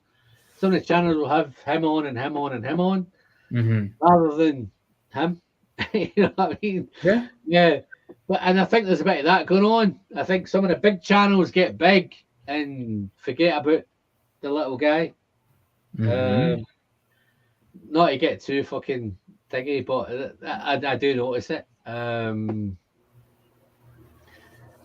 it's a great community, man. I don't think there's a bad word. I've never seen anybody fall out on YouTube, or I've never seen anybody fall out on Whiskey Tube. You know what I mean? But behind the scenes, they're probably thinking, you know what, he should have had me on, or he should have had me on, or I don't know why he's not had me on, and stuff like that. But it can. I'll tell you what, Alan, you're just a class act, bud. That's all it is. That's. Well, I think at the end of the day, I think that's what it is. I think that's what you have led to the whole chat that's going on. I think. I mean, everybody in there. I think I'm honest. I'm honest. I just say that's all that matters. If you're not honest in this industry, you become a shill for. I mean, I think whatever brand, whatever channel becomes shills for whatever brands, and that doesn't do you any good in the long run. You got to be honest about the industry. I mean, certain brands they suck, and some are great. It just depends on what it is. So there's a few channels from an outsider looking into the YouTube space. If y'all are okay with me saying that, there are just a few of you guys that actually allow, like not necessarily allow, but it happens inside your chats. Like so, for Alan, it happens with you, Matt, with you guys, obviously with Sarah and Will. Jesus, I keep forgetting his name as well, man. You two guys do a great job with the chat, just joining in. It's not a bitch fest. It's a conversation. Everybody's here to learn. I think that's our big thing. We're focused on education. Like I mean, anybody can sit around and drink and get drunk or just say stupid shit, but we want people to actually come away with, hey, I learned X about that whiskey that night. And what's facilitated with a lot of ours is we'll have channels on and people go buy those whiskeys. So it helps a lot. So. And what also happens with you two, especially with you, Matt, and like people like Ben and other people in your channel, they share everything that you share. And it just gets out there. It happens so fast. Same thing with you, Alan. People will share your stuff and it gets out there super fast. Well, my wife says I have to get off. She's standing here saying you have to get off. So, wait, what happened? I think my wife is. I don't think she's gave me the door too. Okay, so yeah, she says I have to get off and make them dinner at 7:47. They haven't been fed yet. It's time to make them food. You don't have something running on the Traeger out, Matt? I do not have anything going, so I need to make them food now. Before there's a savage riot at my house, it's best I feed them. Yeah. So, Alan, thanks for having me on. I really appreciate it. But Matt, it was a pleasure, bro. Thanks. You too. Love you. Hope to see you again, man. Tonight, mate. Thank you very much. All right, I will be definitely more often in your chats. Just appreciate it. Cheers, everybody. We'll see you guys later. Night. Cheers, mate. We'll do it again, mate. Yeah. All right. Sounds good. Night. Later, Matt. Okay, mate. It's just me and you. Yes, sir. I reckon we have about 12 minutes left. All right. But 4 hours. That'll take us to 4 hours, man. First of all, I have never been on a chat as a consumer of the medium. Yeah. For this long, much less been on live. And I emailed you this morning and said I wouldn't be able to make it. I know you did. And I've moved some things around. One of my guys was able to come in and help me, and we made it work. And you know what? I'm so glad that it worked out like that. That's cool, isn't it? Dude, Alan, I am so happy for this. I tell you the thing, why I should do more live streams than what I do, right? And I'll tell you why. because it's dead easy for me to sit in here for 2 or 3 hours and do 2 or 3 videos and then go home and play around and edit them up and put them out on YouTube, right? But the thing for me is when I sit looking at this chat, right? This chat is all about Texas. There's a lot of Texas guys come in that it's not normally in. Yeah. Right? But there's a lot of guys in here who are kind of bourbon guys, and most of the bourbon channels, Cohen's in, James Morgan's in. They're in all the bourbon channels, right? But what's disappointing for me is there's not a lot of whiskey guys in. So I always find this whiskey thing, bourbon. When I do a bourbon review, it's hardcore. It's a slog. I'm watching the click. It's tough, right? But when I do a Scotch review, I can review fucking Glenfiddich 12 and it's flies, right? Yeah. So for me, the bourbon thing is a separate thing for me. I'm going to do this bourbon thing. Whether there's a batch 2 of this, there's enough samples left to do a batch 2. It's not going to stop me doing a batch 2 because I'll get guys like you back in again, right? But this might want you make to chop. Malt Muser does his thing. Maybe you pop in his channel one night and you might enjoy it. Hey, Alan, I will say this about Malt Muser. He does his own thing. Nobody else has it. It's just him and everybody else. But he is a literal just streamer, hangout guy. But he is his own thing. I will say that he doesn't care about anything else. But he loves you obviously, and loves you being a part of it. But it just he's one of my patrons. He's like you. He's one of my patrons, right? Yeah, but, he's a good dude, man. I just love him. No, we are. The things were different, right? When you look at Malt Muser, right? I'm thinking Malt Muser in the States, right? Yeah. I'm thinking, why the fuck has he not got more subscribers? Oh, for sure. For sure. And I'm thinking there's guys here in the UK where I'm thinking these guys are awesome. They're just nice whiskey people. But some of the guys are not chasing subscribers. Yeah. You know, some of the guys are not bothered whether they get fucking 200 subscribers or 2,000 subscribers. I was one of them guys. I was over the moon. Where are you at now, Alan? 5,000? 5.2, 5.3, something like that. You should be at 20,000 to 100,000 based off of your quality. I tell you why I'm not, because I'm not slick and I'm not that kind of. Alan, what are you talking about? The slick guys in bourbon. I mean, they're struggling to hit 1,000. I mean, it doesn't matter about slickness. I'm actually drum slick. Let me tell you why you have 5,000 to begin with. Say again. I was going to tell you why you have 5,000 to begin with from a person that's a consumer, if that's okay. No, I'm amazed. I've got 5,000. The reason you're doing so well is because of how much everybody likes you. Yes. It's not because of the rows of the stuff that you've got behind you, which are also impressive and very, very attractive to me. But it's because of Alan talks like a normal human being. Yes. That's why people love you, dude. That's why everybody likes to follow you.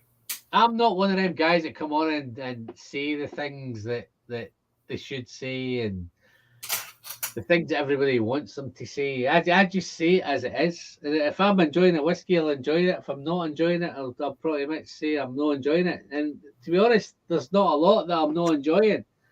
But I like the whole kind of the vibe and it's the personalities there. Yes, you're right. There's some guys who I think, and when I look at them, I think they should be doing more. But I think Eric should be doing more, right? And I don't understand why he's not doing more. And I think if Eric did more bourbon in America, Eric just messaged me. All right. Yeah. Get me, come on, man.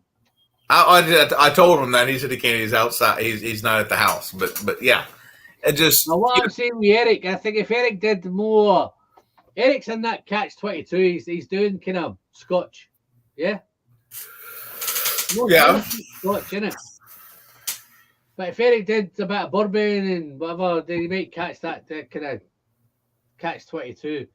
But I think if you're going to do Scotch, I think you need to do nice whiskies. You need to do whiskies that people want to watch.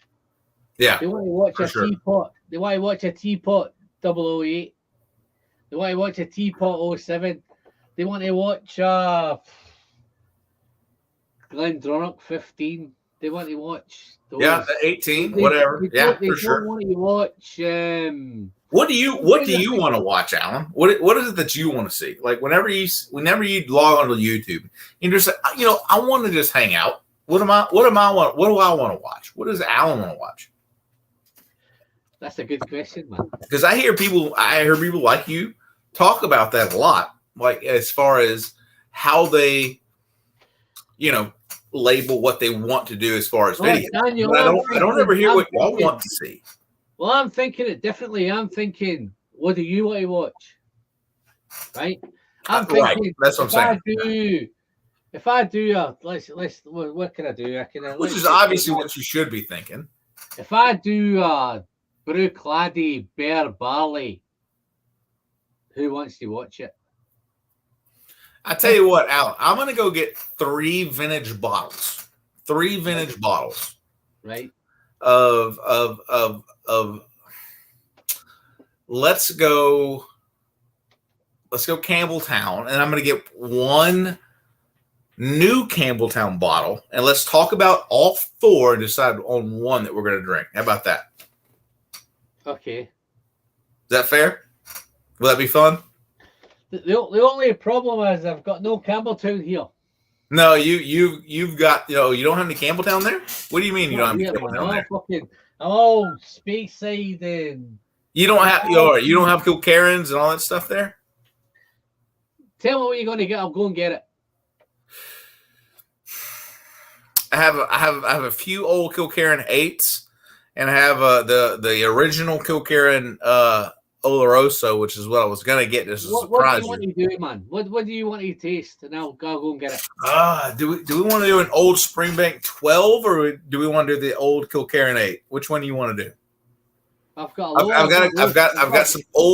got some Black Label Springbank 12s. And I've got a couple. I've got 2 Kilkerran 8 Olorosos that before they were labeled as such. Let's do the daddy. The daddy. You've got the 57.1. Yeah, I got it. Oh no, I don't. I just finished that bottle.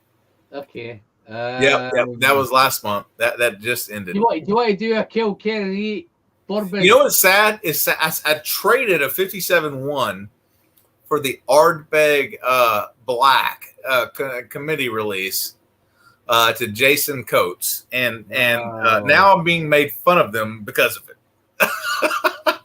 You made a big mistake there, man. I did, but I'd never seen a committee release ever in my life, and it was the only way I could ever get one. It was just, and I had an extra. I had an extra one at the time, and so I traded it to him. So went and bought the backup. What I'm going to do for you next time, Daniel, is next time we come on, right? It was a mistake. My wall, right? I'm going to change my wall to a Springbank and maybe an big committee release wall. Yeah, I've got a few committee releases, so I may change that wall. But the problem I've got now is I've come off peat. I've changed the wall to fucking Sherry and Glenallachie and Glendronach and Aaron's and one of my favorite whiskeys of the year always is Lefroy Cask Strength. Yes. Do you have one of those? Yes. One you got? I tell you, no, but I'm gonna have to go and get it, right? Because all the peat's inside. So I've got 12, 13, or 11, 12, and 13. Right. of the three that I have. I've got 11 and 12. I've tasted 14 just kind of released. And actually, Malt Muser said the finish is terrible on it. No, but can I just tell you, you've got the 12, 11, 12, 13, 14? Yeah? I do not have 14. I have 12 and 13, yes. Right, okay. 13 for me is the best of the lot. I think so. By far, man. I'll tell Since you why, 10. right? Since I'll tell you 10, why yes. we didn't even go and get it, right? When I've reviewed the 12, the 11, 12. I haven't reviewed the 13. I've got a sample of the 13, right? Well, Alan, let me ask you a question. What do you want as a final dram from me? It's not for me to ask from you. It should be. I have all the Texas shit, but I also have a lot of Campbelltown. I have a lot of Isla. I have 300 bottles too. So it's not like I'm like don't have nothing. I mean, I have a lot of stuff here too. So I might have what you want to do. I'm on a wish list. Wait, what? We get Campbelltown, right? All right. We're in a wish list. What is wishless? Wish list. Wish list. Okay. Where are we going? Wish list. If I could choose. How are you on Glendronach? I have a 2016 and 2019 18-year-old. That's all I got. You got a 15? Nope. You got an 18? No, I got those two, man. No Glendronach 18s? No, I just have the 2016 and the 2019 one.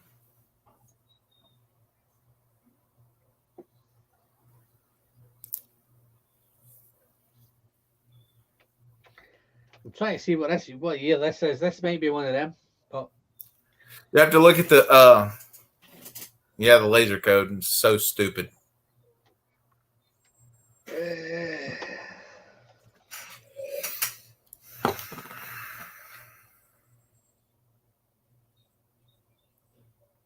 You love that Glendronach 18, don't you? yeah. Can I just tell you, I used to have a standing order on that 18. It used to automatically go out every month. I tell you what, instead of the Glendronach, how about we do a cask strength Edward hour of some kind? Oh yeah. Let me go get it. I just those the Glendronach 18s are so like hard to replace. This is so easy because It's so easy to get the Edward hours. I've got one here. Zach sent me one. Oh, did he? Which one did he send you? Specs Pick. It's 10-year-old Okay. Oloroso. 57.4.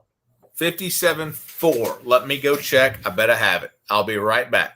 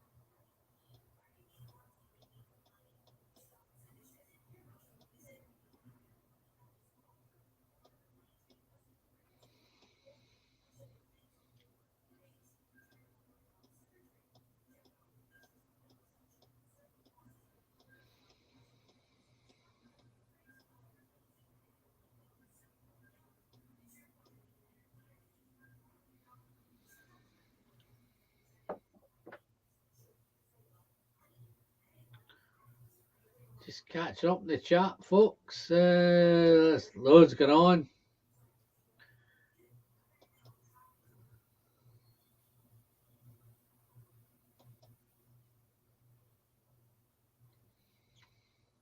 Gary K is there. How you doing, Gary? Nice to see you back again, mate.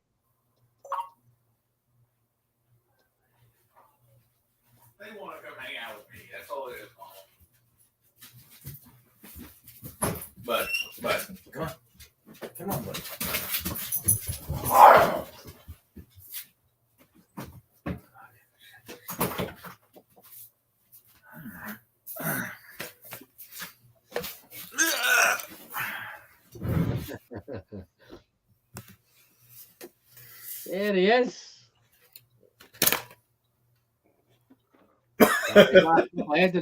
Listen, right, so if we haven't saw those orange tins, man. Yes, sir. I've got They're different. so the 57.4 from the Yeah. specs is the one that you're talking about. It's 10 years old.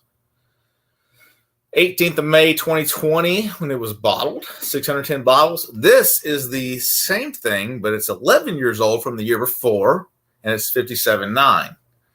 Okay.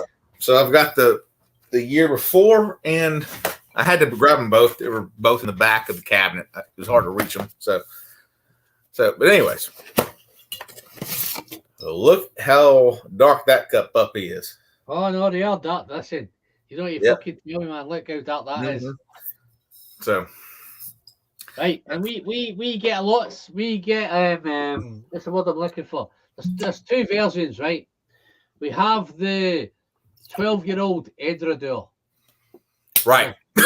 And the 10, regular 10. That's Friends 12-year-old Edradors.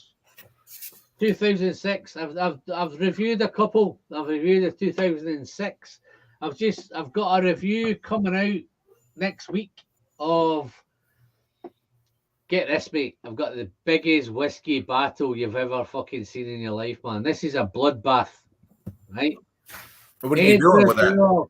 Edrador 2008 against the Teapot 008, right? Bloodbath, man. Yeah. But we do an Edrador Signatory Vintage. That's awesome. Look how man. dark that is, man. Oh, it's awesome, man. I think Edrador have got to be the darkest whiskey that you've at 10, right? You think at 10-year-old there's nothing dark, man, and you see an Edrador 10. Yeah. And you think, what the fuck is that? Right? 10-year-old. And you think, is it first fill? Then we think first fill, second fill, third fill, whatever, right? But some of these editors, they don't tell you whether they're fucking first fill, second fill. It's just they don't actually say 10, right? And the Edrador 10 that always comes out, the 2008, the 2009, 2010, they're all dark as hell. Yeah. There's no difference in the colour, right? And it must mean it's first fill or whatever it is, but they you guys were talking about Dr. Pepper earlier. This is Dr. Pepper. This is that. Well, I don't get much. I don't do much with Dr. Pepper, so I don't. Yeah, I don't either. I don't get a lot of Dr. Pepper. I just get this is what you would class as dirty, earthy. Mm-hmm. Fucking, if I walked into a machine shop, if I walked into a mechanic shop, Really, if I walked just into so good and bright. Just shut. It just shut. Let me tell you the difference with this, Gary, Daniel. If I walked into this and knows this, right? I've got different noses. I've got, this is the fucking dirty, industrial, earthy, wet dog, fucking wet. dampness, stank. The worst thing you could ever imagine, right? I've even noticed some Glen Scotias where I've got sick notes and all that stuff, man. But this is not the nicest nose in the world. No, it's not. But whenever you taste the shit, no. Don't jump the fucking gun, man. Hey, I will say this: you were talking about the Glen Scotia 54-2 earlier. Most people in the United States don't have it yet, and I've had it for 3 months, and I've got 2 of them. Right. The 54-2. Glen Scotia, what? 54, Victoria 54-2. Most people in the United States don't have it yet. They're still on the 51-5. Right. I have 54-2, and I've got 2 of them. Have you opened it? But oh my gosh. Have you opened it? Oh yeah. Oh, if I opened it, I mean, I'm about a quarter of the way through it.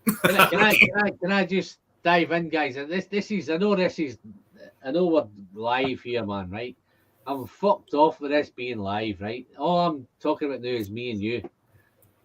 right? I don't care who's watching, who's not watching, who's whatever going to watch in the replay and whatever, right? 3 whiskies last year for me. The Glendronach 10. Cask strength back 6. The Victoriana 54.2. And the Oloroso Glenallachie 14. Those were the 3 best whiskies for me last year, right? And I got to the stage where I was doing my Whiskey of the Year review, and I'm looking back now and I'm thinking, I chose the Glendronach 10. Yeah. 6, and I don't think it was. At the time of recording, it was. If I give me the indication, Gary, I went into that video and I had 5 whiskies in front of me, and I still hadn't made my mind up. As I'm recording, I still don't know which one's the best. So, Alan, I want you to see something. Yeah. So you got the 57.4, right? Yeah. We see it on camera. You can see it in front of your glass, right? Yeah. So see it compared to what I'm sharing, right? Let me see if I can do it. Hold on. That's like... I want to share the previous year one with you. Let me show you mine. There you go. God, your camera's so much better than mine. I have a Chromebook that I'm filming this off of. So that's dark, isn't it? It's so dark. Yeah. So 2019 is a bit lighter. God, look how pretty that is. Yeah. So that's the same whiskey. That is exactly what I saw. But here's 2019. Okay. So you see how it's a shade. Let me pull both. So this is supposed to be the same single barrel, right? From spec. So this is 2019. Look how much darker it is. That's darker, man.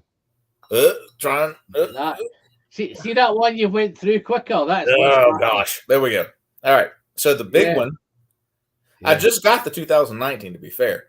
But you see how lighter, how much transparent the 2019 is than the 2020. Yeah. So the one that you have is this one. Yeah. This is the one that everybody fell in love with, but it's not even close to as dark or as rich. No, but I tell you, it's not a case of falling over it because it's. I asked this question to Robert earlier.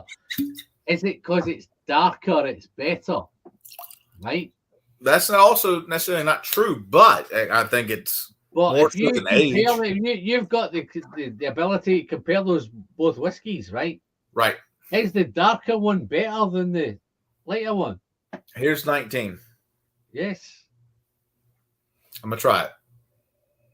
This is so dank and dirty and industrial,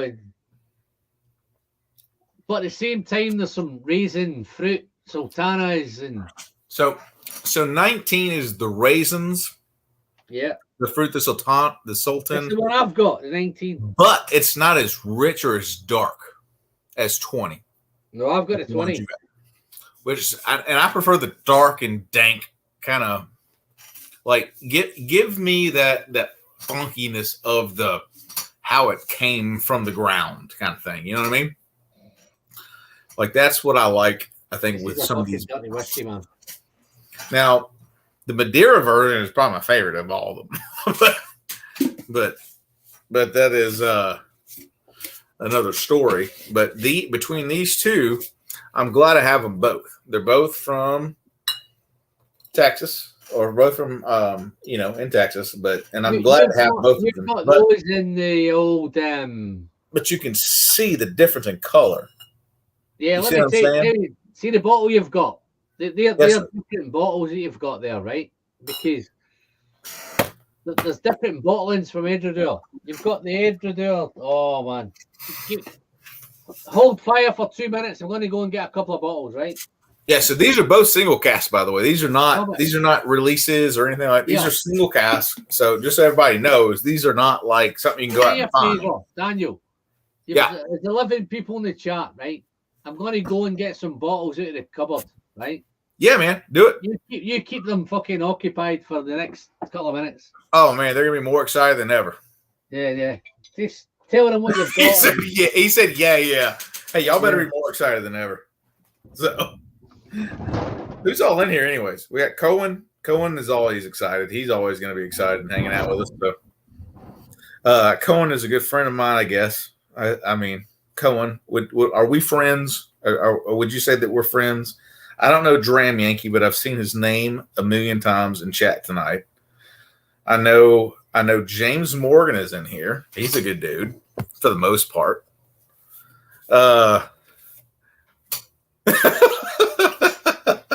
Yeah, I think you're right, Cohen.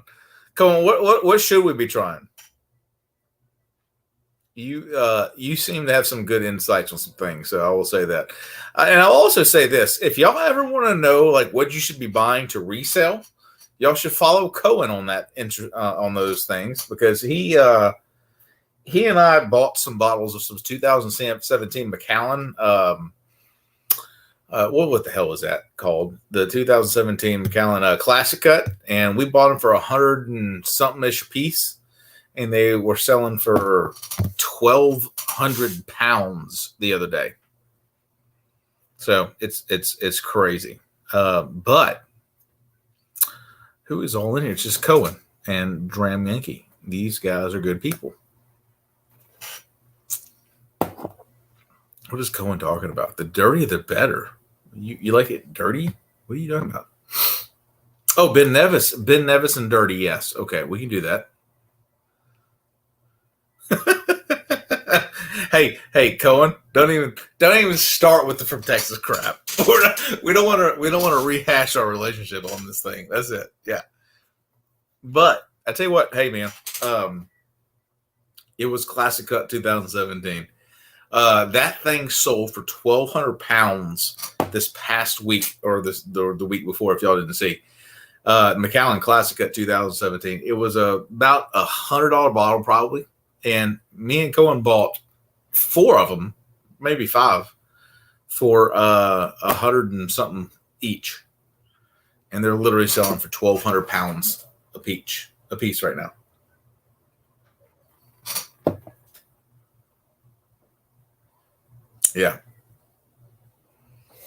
Yeah, or who knows?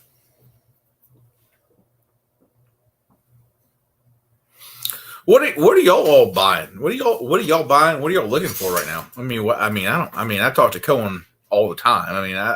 I know what he's buying and looking for. What are y'all doing? What are y'all buying? Dram Yankee, what are you looking for right now? What are some of the things that you're looking forward to? What are some of the things that you bought? What's going on? No Rolex, no sex is in the house. That is an awesome name, dude. What in the hell?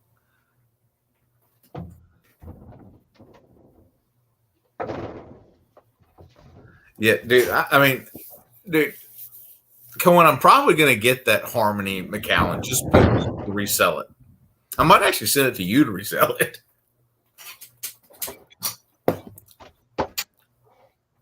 This is all right, big guy. Yeah. How's it going? We got Alan with his glasses up, man. He's ready. Glasses are up. Hold on. I've got 2 different bottlings, right? All right. We got an edge of an hour. This is the 12 cast strength. Okay. This is the 10-year-olds that we have here. Is that the 46%er? Yes. Man, Alan, I just ended that bottle about 4 months ago. Daniel, watch this. Right? This is coming straight out of the tube, right? Yeah. Yep. Look how dark that fucking bad boy is. I remember. Look at it. This is 10th of November 2010, 9th of Feb, 2021, 385 bottles. Bottle number 185. It's 46%, but it's the darkest thing, right? But this is where it gets interesting. This is my 2006. But you just love these bottles, man. This is 2006. Tell me you get these in the States, man. Cask strength or I've never seen that shape of bottle in the States. So, and I know they show up, but this is I've never seen called an Nabisco bottle. Yeah. And do they only show up in the UK or is that it? I'm not too sure. That's why when I looked at your bottles, they were all different packaging and different stuff, right? Right. This for me would be this is solid and fucking it's rock hard. It's got a real solid base. But when I got this bottle, Daniel, it was as black as hell. Oh yeah, I know. I've seen it. I'm heading towards fucking bottle kill territory, man. You could literally like yeah, for sure. And that's the thing about it. I've never seen an edged hour in that bottle form, much less the signatory bottle. You know that that we see. I've never seen those either. So it's always in the shape of these. This is classed as the unchill filtered range. It always comes like that. Now I have found the 2010 version of what you're holding up right now. The 2010s. There'll be a 10-year-old. It'll be a 2009. It'll be a 2010. Or 2016 version of that of the 10-year-old. Yes. Yeah. So I did find that one. Bottle dates on them, right? Depending on which one you've picked up, but they'll be right. They're always 10s. But oh man. Man, how good are those bottles, right? Man? I don't know if you've watched this review. I did a review of this. This is a 2006. I've just battled. 2006 bottling or 2006 birthday? Edredure 2006.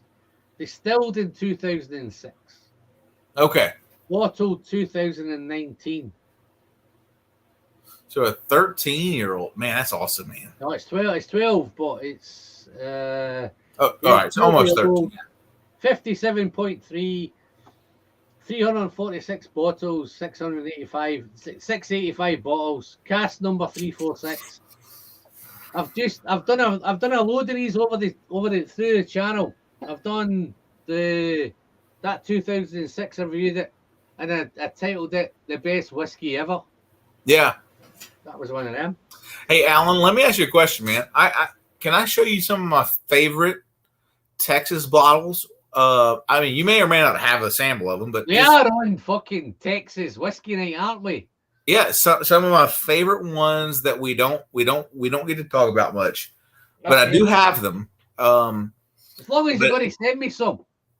Yeah, and it's just one of those things. And there's a couple that you haven't seen. That's all I want to get to. But then I want to talk to you about some things that you've got that you're happy about that you have that nobody else gets to see. So, but if you don't mind, I would be happy to show you a couple things. Can I just tell you, Dan? I've got a day off tomorrow.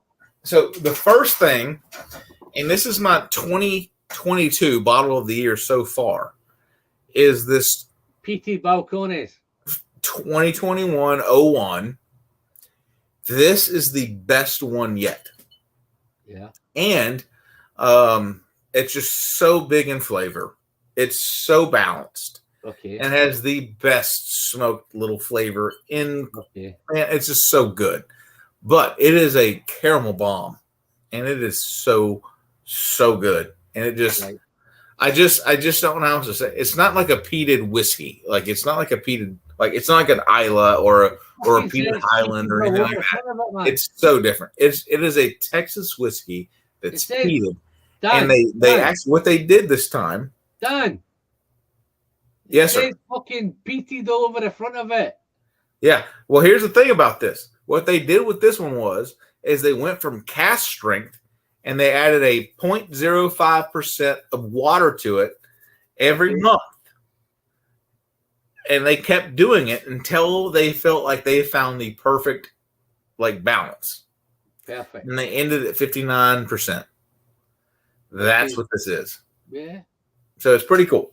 Nice. Now, obviously, you've already seen the Iron Root Harbinger to wear you out as much as you can. This one right here, dude, is Crowded Barrel Whiskey's first malt they ever did. Wow. And it is it checks all the boxes. In fact, I'm probably gonna pour it just because you had me on. And I wish you had one. I'm going to pour one because it's special to me. So there you go. But this one, which we didn't talk about tonight, is a Sauternes single malt.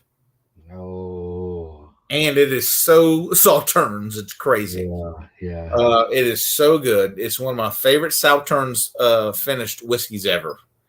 And because Balcones in it, just makes it Balcones. It's Balcones all day long. But with that Sauternes, just that sweet, French dessert wine finish. Can I ask you a question? Let me ask you a question. Yeah, bud. You look like you're in Texas, yeah? Yeah, East Texas. Texas whiskey is your thing, yeah? No, not really. No. Don't dive off too quick, man. Right? So here's the thing. Me and Malt Muser talked about this a few times, actually. Okay. So Texas was definitely one of my things. Yeah, for sure. I love it. But Campbelltown is my thing. Okay. Campbelltown is my thing. Peated in general is my thing. But yeah. But as far as Texas is concerned, I love Texas whiskey because it is different. Let me tell you the beauty of Campbelltown, right? And I know this is a fucking Texas stream, and this dude, this is your stream. You invited Texas people on. The 13 people left are probably bourbon guys. Gary's still in, but Cohen's around.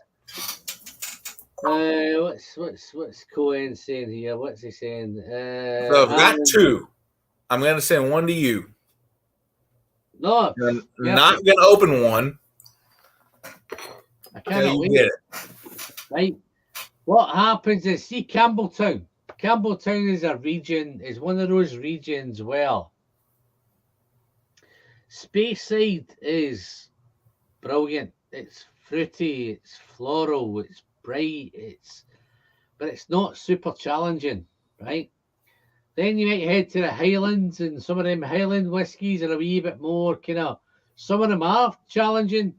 Ben Nevis, you can get some of them Edredeurs that are a wee bit more funky and frisky, and so you can, if you plan your journey around Scotland, you can go into the Lowlands and get some Glenkinchie, and you can get some of them whiskies that will just they're all right. But when you want to get challenged, you're heading to Highlands. The Highlands are the Glengoyne. No, Glengoyne, sorry.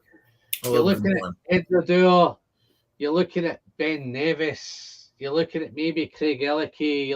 There's different whiskies that give you that wee bit more of, I want challenged.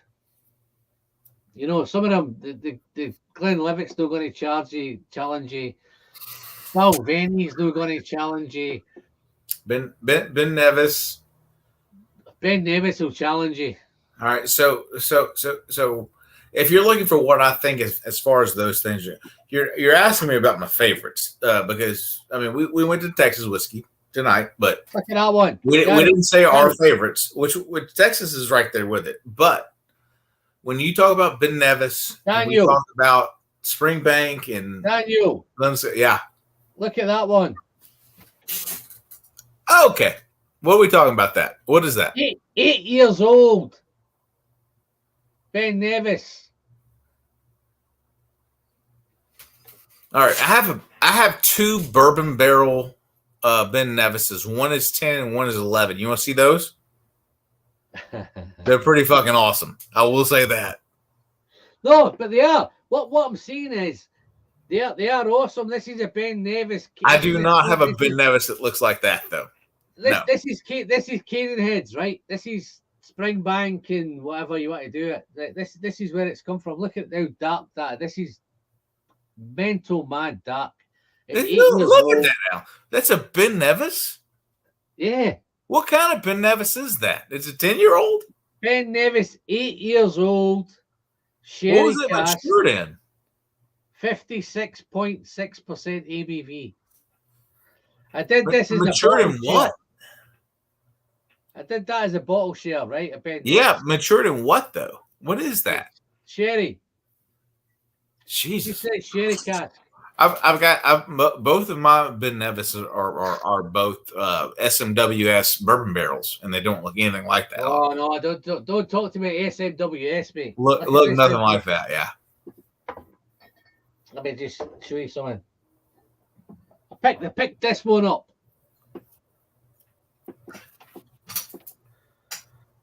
Right. All right. I see it. SMWS, right? Yeah. I paid them a visit last 2 or 3 weeks ago. And I'm sitting there, and the guy I was with, he says, "Oh, I'm going to buy you a drink." And I went, "All right." And he gave me a drink, and I went, "Oh, that's the worst thing I've ever fucking tasted, man."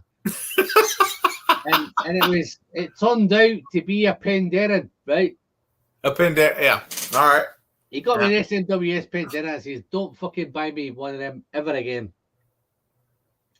And I said to the guy, I says, "Listen, mate, this fucking geezer I'm with has just bought me a Penderyn. What do you recommend?" Right? And he brought me one of these over. And as soon as I nosed it and tasted it, I says, "Can I buy this?" He says, "Yes, you can." Right? So there was 8 guys in the group. 6 of the guys bought this.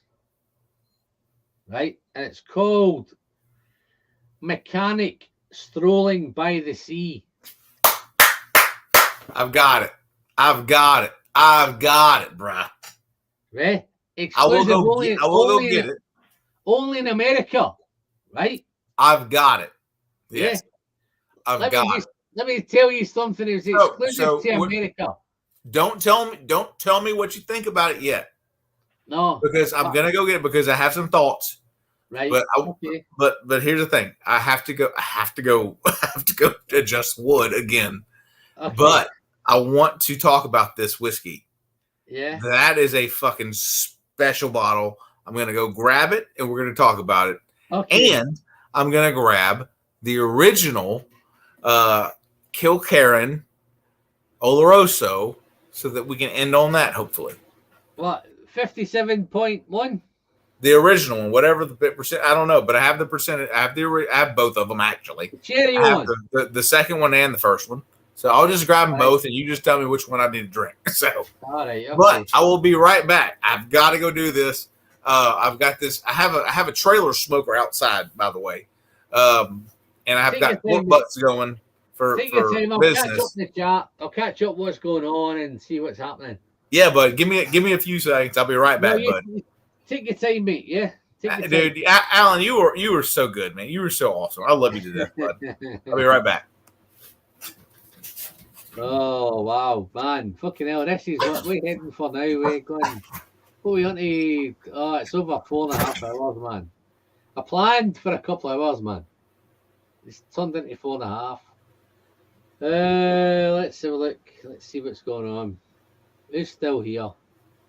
If you're still in the chat, drop in and let us know you're still here.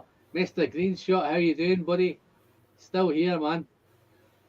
Gary Keys, Ben Romick is getting closed out. Okay, I'm trying to catch up in the chat. The Dram Yankee still here. How you doing, Yankee? Jerry, if you've got time and you want to pop in, mate, I've got another, I don't know, half hour. I've got the time on. It's 12:50. No, James. I've got 2 days off, and I've got, just to let you know, mate, I've got plenty of water. So,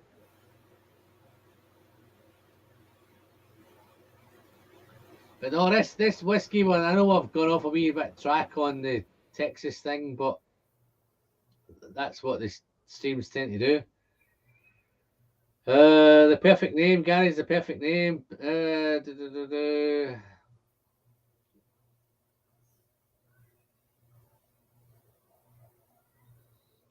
Gary, if you want to come back, you're more than welcome to come back in, mate. If you want to just click that link and come back if you want.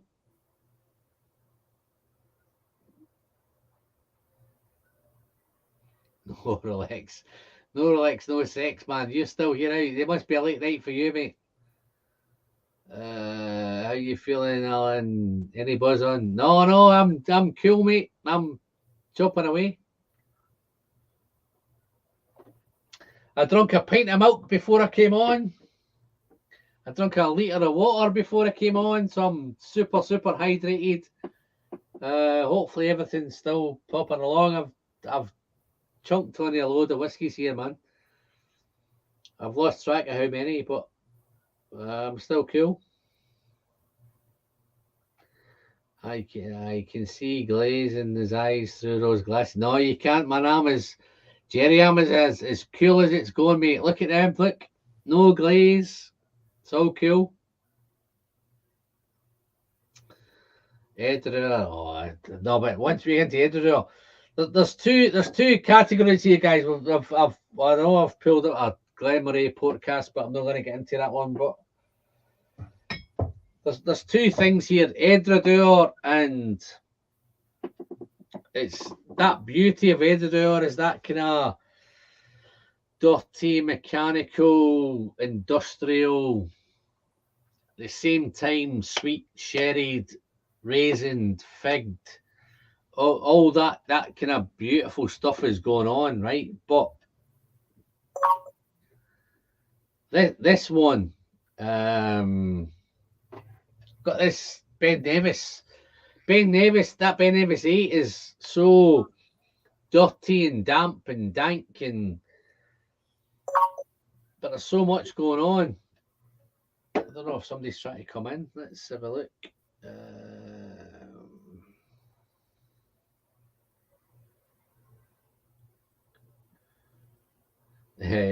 Donny G.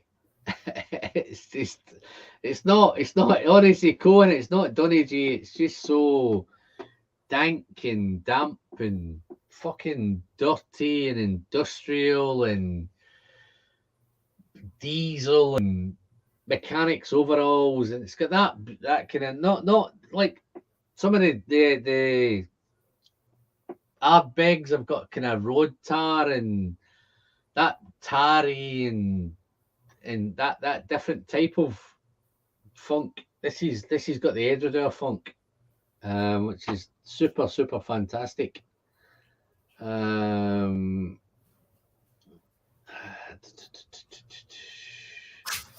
must be miles away in this chat, man. Miles away.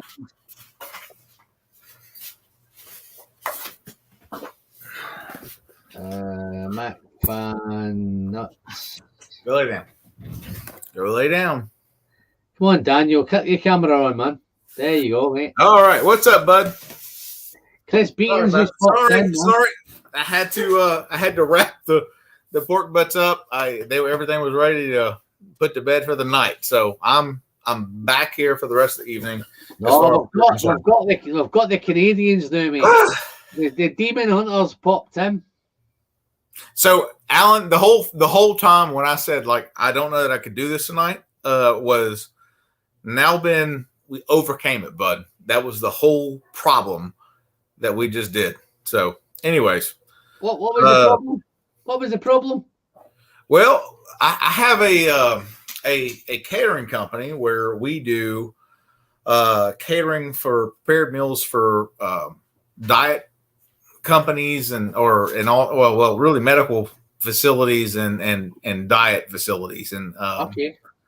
So we prepare them all, get them all together, and it takes a couple days to do, and then we deliver them. But these are the days when we're cooking all that stuff. And we had more than normal orders this week. So, Okay. which is a good thing, but also a kind of thing. So you get my point. Now, here's the thing. So what we were talking about is the Kilkerran, right? Yeah. We were talking about which one were we talking about? The original? Which was which one? My kind of Kilkerran thing just exploded by 57.1 Oloroso. Right? Yeah. The so the 57-1. Okay. Don't get me wrong. The 56.2 bourbon is fucking phenomenal. This is how much I have left of it. I don't have a lot. So Is that 57.1? yeah, that's my Hold the fire. I'm going to go and get mine. Right? yeah 57-1. Now hold up, Alan. I've got that one.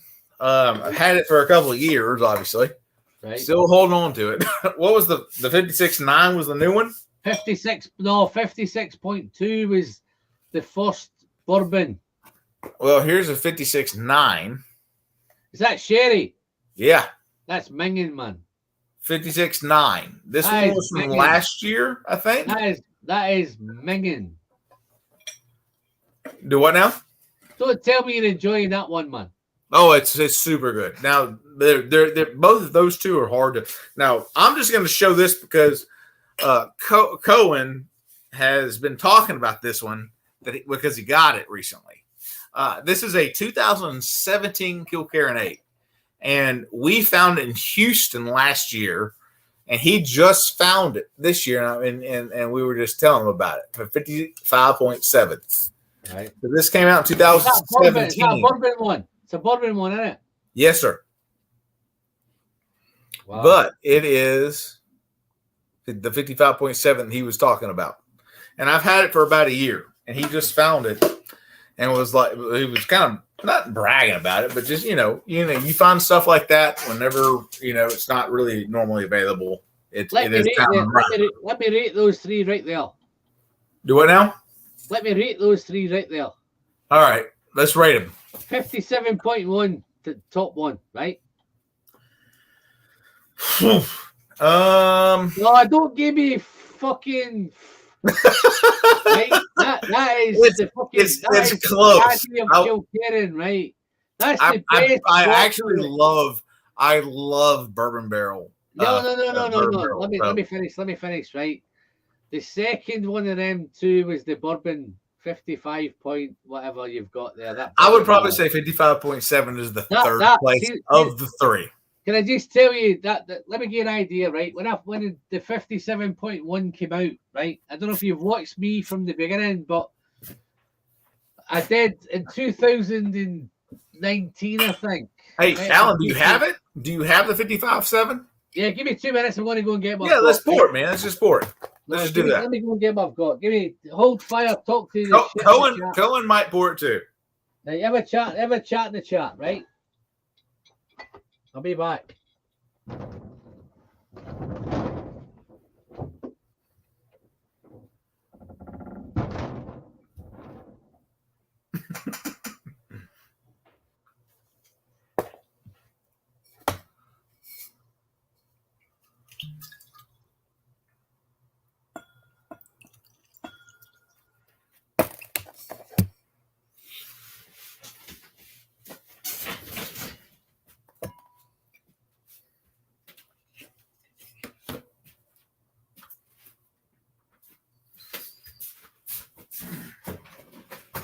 Tell him I'll be right back. I had to grab something else.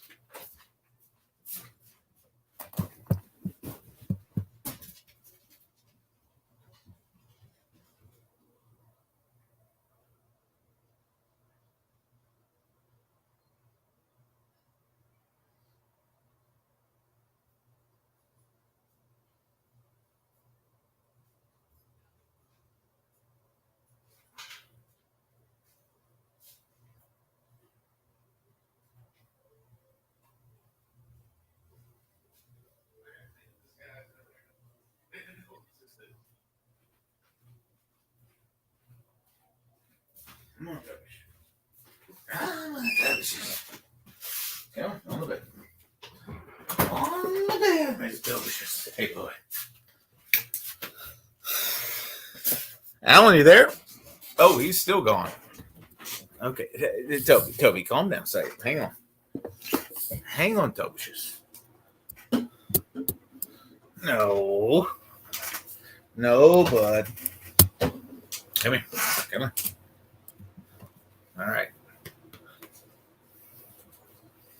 Hey, Cohen. This right here is why I get more Kilcaran than you. I'm kidding. That's my dude. He's gonna hang out with us.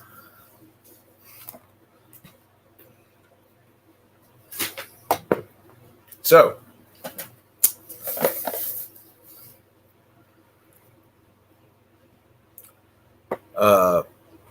Cohen, you can probably see that 54.2 of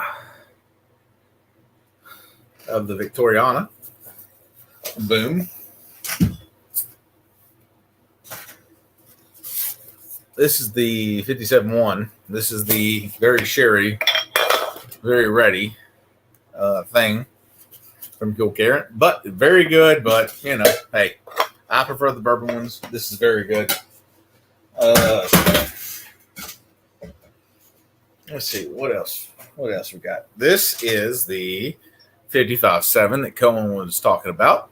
It's a very, very, very, very good bottle, and I've had it for about a year.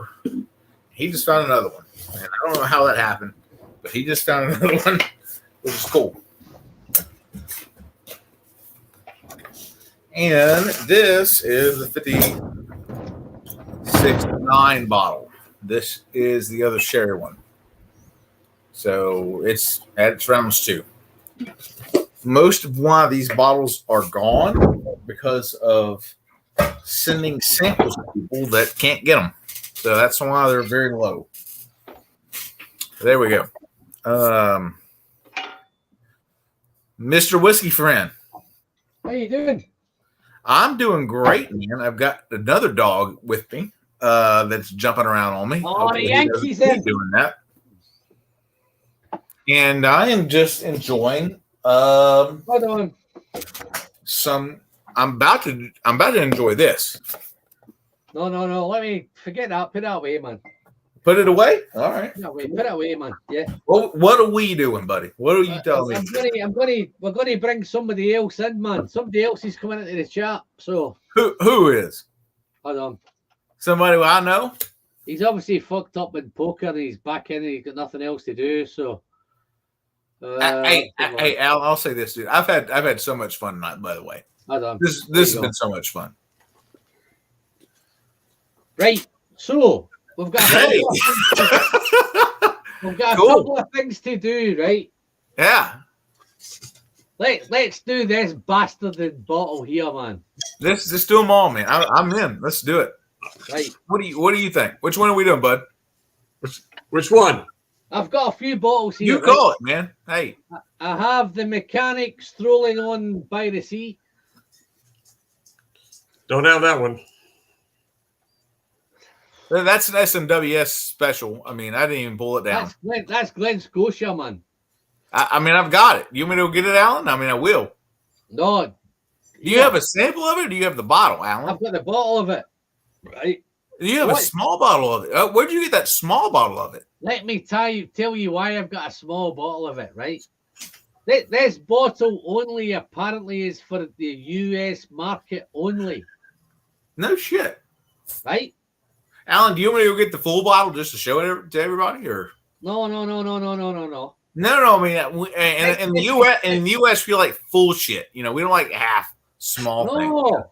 Guys. You know what I'm saying? I'll go get the full deal, bro. I mean, I don't care. I don't mind. Whole thing. Daniel, stop being fucking American and shut the fuck up. Right? All right. Right? Shut the fuck up. Let me tell you why this Shut the is fuck up. I love it, dude. I'm so glad you told me that. this is so different to what you've got, right? Let me tell you why. This is different to what you've got. How is it different? Your bottle was 93.158, which is an SNWS code for Glen Scotia, right? Sure. 9 years old, Yeah. right? My bottle is 11 years old How? because they took it and they put it into a cask at the SNWS in Edinburgh for 2 years. Okay. I knew SMWS was screwing me. Yeah. I've been knowing it. 61.1% ABV. I'm going to get my bottle right now to see what I got. I'm even going to end my camera. I'm going to stop my camera just because of you, Alan. How you doing, Jerry? You okay? Good, good. I'd say Ben Demon Hunter's in. Hey, I did plan to do 2 or 3 hours, man, but it's fucking went evil. I've been here the whole time. It's went evil, man. I've been here the whole time. It's just been watching. All the sensible guys done one. They left. I've been watching March Madness. Something you guys don't have in the UK. No, is that Method in Madness? It's basketball, NCAA. All right. No, this was Jerry. See this bottle. I see it. When we visited Edinburgh, right? I don't know if you were in earlier when you caught me saying, but one of the lads bought me a dram and he gave me it, and I thought, what the fuck's that, man? That's minging. And he went, and he was a Welsh guy. And he went, no, that's awesome. That's Penderyn. Now, don't ever buy me a fucking Penderyn again, man. That's minging.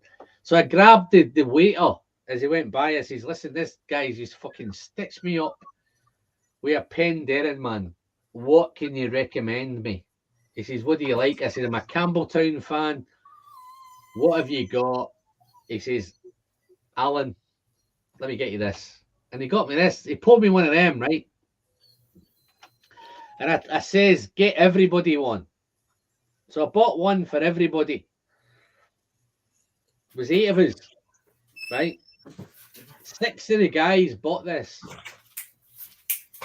Six out of the 8 bought this, right? I thought, what the fuck is it? He says, it's the mechanic strolling by the sea. And he's got it lick. All right, Alan, you're right. Yeah, yours is 9, isn't it? 9 and shit. It's hard to tell. It is 61.1% ABV. Yeah. I tell you what, though, you don't got. One thing you don't have. I guarantee you don't have this. No, I'm not interested in what you fucking got there, man. Yeah, well, you know what it said. It says 7-year Boonhoppen is what it says. But what it doesn't say is this is the first vatted Boonhoppen they've ever done, or actually whiskey they've ever done. It has 20-year-old whiskey in it. Daniel. Boonhoppen. Fuck it away. And get the mechanic strolling by the sea. Where's the mechanic strolling by the sea? Hey, bro, I will happily pour that. Let's do it. Hey, Mr. Dram Yankee, you got some of this? No, I do not. Well, I've not got much left. You know what? Apparently, I don't have the best version of it, so that's fine too. So, no, I've got a bit of at least one person thinks so, Dan. So right. Let me find the glass. Can I be honest with you on this, Alan? On this one? Yes. All right, so I'm gonna be honest with you on this because I'm not gonna just talk shit and just have fun with you, but okay. I'm gonna be honest with you about it. This was the weirdest Glen Scotia I've ever tasted. Absolutely. That's what's good about it. It's not very Glen Scotia-y if you think about what you get from them, but it's actually very muted to me. It's just you get some of those notes that you would get from a Glen Scotia 54.2 or a Victoriana 51.5 or whatever. Okay. But Daniel, it's just I'm thinking, right?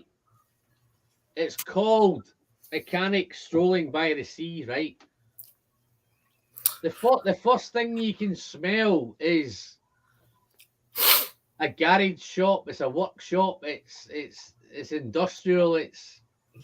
I mean, see, I'm impressed that you smell anything. I don't really get a lot on the nose, honestly.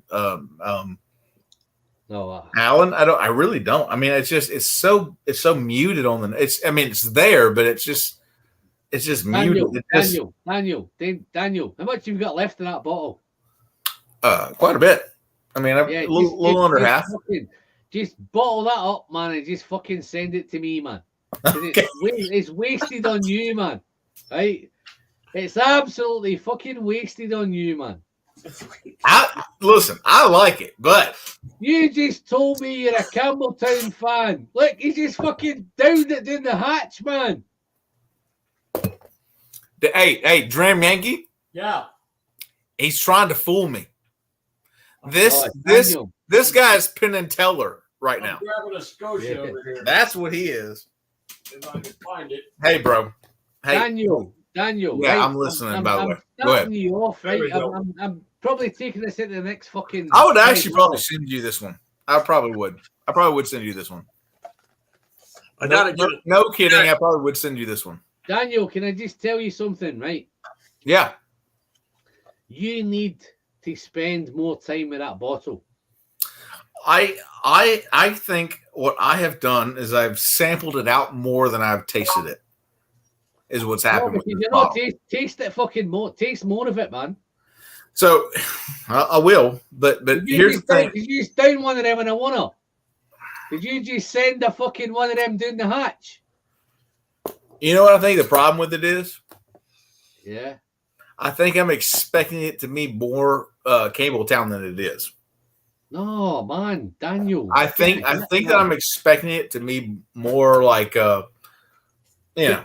Can I just ask you? You know what I mean? Daniel, let me just ask you a question, right? Is that your second pour of that? Just run in and throw it something. Of this? No. It's I'm literally like over half done with it. No, but you poured. Did you pour it? Did you pour it when you? I know. I just poured it because you just said something about it. Yeah. No, but you poured it and then you downed it and then you've poured another one. Yeah, no, it is because of you saying I should try it again. What are you getting when you smell it?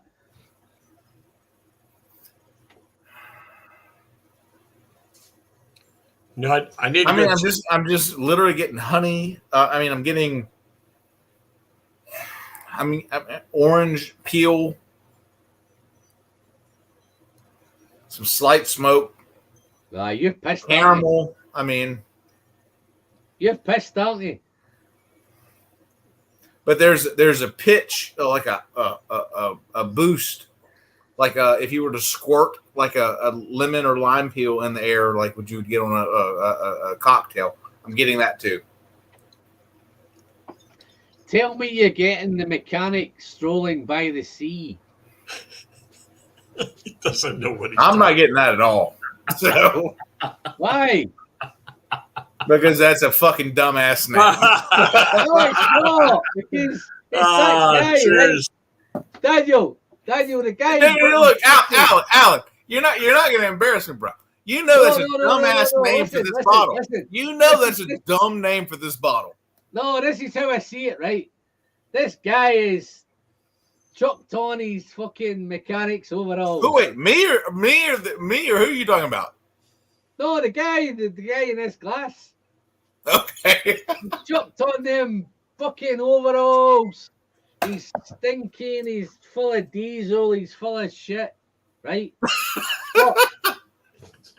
but he's had a wee walk home, right? And to get to his house, he's walked along the beach, and you're picking up that kind of sea air and all that nonsense that comes with it.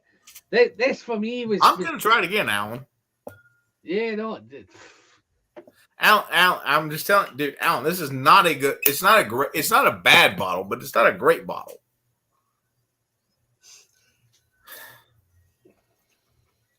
Ben, I'm going to agree with Ben. Number one, number two, Callum. That's the best reason to acquire COVID that I've heard during the whole pandemic. So you can spend 10 days. Alan isn't going to let me get away that easy. No. You know why this is, why my bottle's better? Which one do you got, Alan? I've got the same one as you've got, right? No, you do not have the same. If you like the one that you just tasted, you do not have the same bottle. I'll tell you why mine's is better, right? Mine's is the same as you've got. You got 93.158, yeah? No, I've got yeah, I do have that. Yeah. 93.158, right? 9 years old. Yeah. Ex Oloroso. No. Mine's first fill bourbon. No, it's ex Oloroso. No, mine's I'll send you an email right now. No, but mine is first fill bourbon barrel is what it says on the label. No, but let me finish, man. This is why mine's is better. That is why yours is better. Because mine is first fill bourbon. Yours has some same flavor added to it. No. Listen, fucking shut up and listen to me, man, right? 93.158, right? Yeah. 9 years old. Mm-hmm. Ex Oloroso cask for the last 2 years. No, mine does not say that, Alan. No. You've got the ex bourbon cask, right? Yours can't say that because mine's only ex bourbon, bud. It has no bourbon, right? Alan, we got two different bottles, Alan. No, they're not the same bottle, man.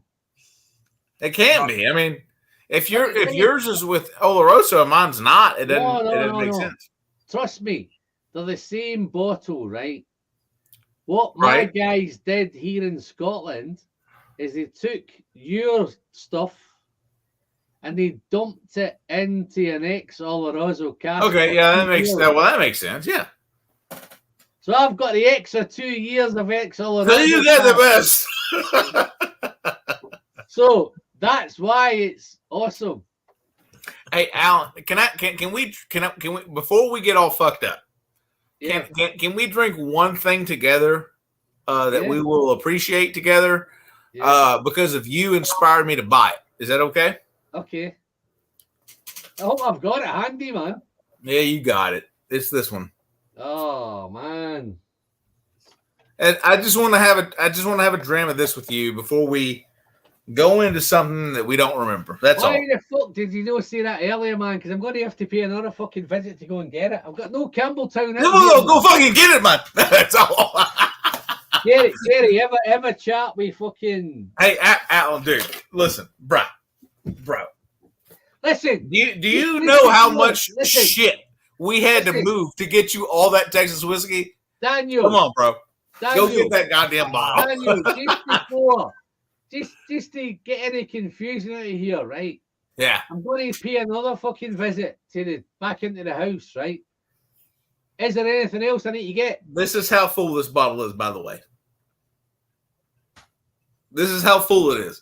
Like, this is how I do. Listen, bro, listen, Alan. Which one is that, Alan? Which one are you showing? Which one are you showing on the Kilcairn? Which one are we looking at? I've got 3. Which one did you just show? Because I got it. I've got 3. Because I've got them all. I've got them all. I'm not gonna bullshit you, bro. I've got all the Kilcairns. I've got those shits. I want to share. That's the bourbon one. 50. What is it? 50 what? 55.7.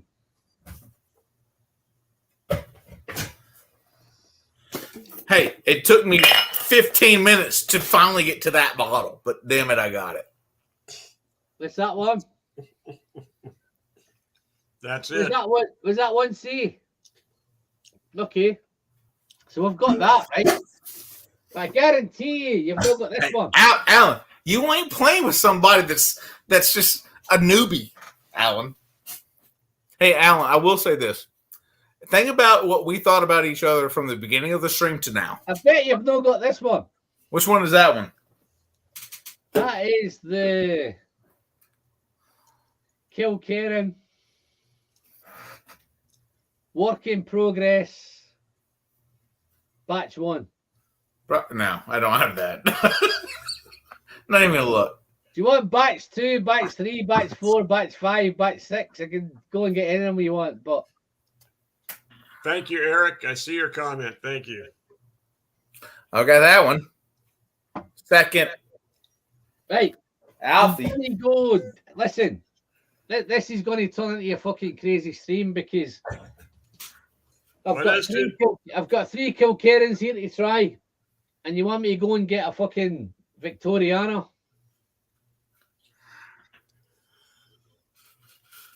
What's he doing there? 57-1. Oh, this bullshit. Oh my God. There we go. No. Jerry. Yo. There we go. Jerry, see this here, this one here. That's not my bottle. I know my bottles. I know my bottle is safe and secure somewhere, right? No. If he wants me to dive into this in detail, I have to go and get yours. No. Because you know what? You know what I got right here, Alan? You know what I got? Okay. What do we have, Dram? What are we doing? You know what I got? Wait. Oh, baby, that looks like a Jack. Right. Which one is that? Right. You guys. Okay. You need to go and get this fucking Victoriana. Okay.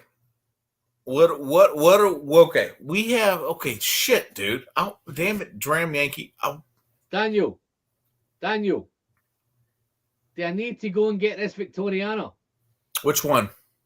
54.2. Got it. I already pulled it over. Let's do I it. need to go and get it. You have it, Dram Yankee. I do not. I'm going to go with I need to go and get it. I'm going to go with a 15. Fair enough. All right. So, Mr. All right. Yeah. Listen, Daniel. Yeah. Daniel. Yeah. Just while I'm fucking back in the house again, do I need to go and get anything else? Say that again? What? When I go back to the house to get this 54.2 Victoriana, should I pick up anything else while I'm out there to save me going back again? Man, you have already found the 54.2. What the hell else are you looking for? No, I know that, but I'm going to go and get it. But you've already you were the first person to have it. So I've been back to the house twice. To the house? What are you talking about? To the house? I'm outside, man. Yeah, I understand that, man. What the hell are you looking to get to bring back over here that we don't have? I went back and got the Edredale stuff. I've went back again and got the Kilkerran stuff. The only thing that I would say bring back over here to us is shit that we don't have that we won't see because it would just be fun to see. You know, Jerry, are you listening? Other than that, I mean, Jerry, I'm not going to try to show you up because I don't have anything to show you up. But I will say this. If you want to see some special bourbons and things like that, I'll be happy to show them. But at the same time, I really will. I will pull those shits out. I will go get them and pull them out. But the as far as scotch that we want to see from you, just to stop you, mate, we don't have those things. I'm going to. So if you have them, I would love to see them. Go and get a Victoriana. I'll be back in a minute. All right. Okay. Daniel, let's respond to the chat here a little bit. Yeah, hey, tell me about it. Callum, Callum, pour one with me. Pour the 15 with me, Callum. Number one. Number two, Cohen. Yes, it is the 18. It's Alan's bottle. I've got a couple more, one open and one not open over there, and the 19 as well. Let's see what else. Any other chat stuff we need to respond to, Daniel? I don't think so. I mean, just maybe just talk to everybody. I'm trying. There's one in particular I'm going to respond to because he texted me. So give me a second. Okay.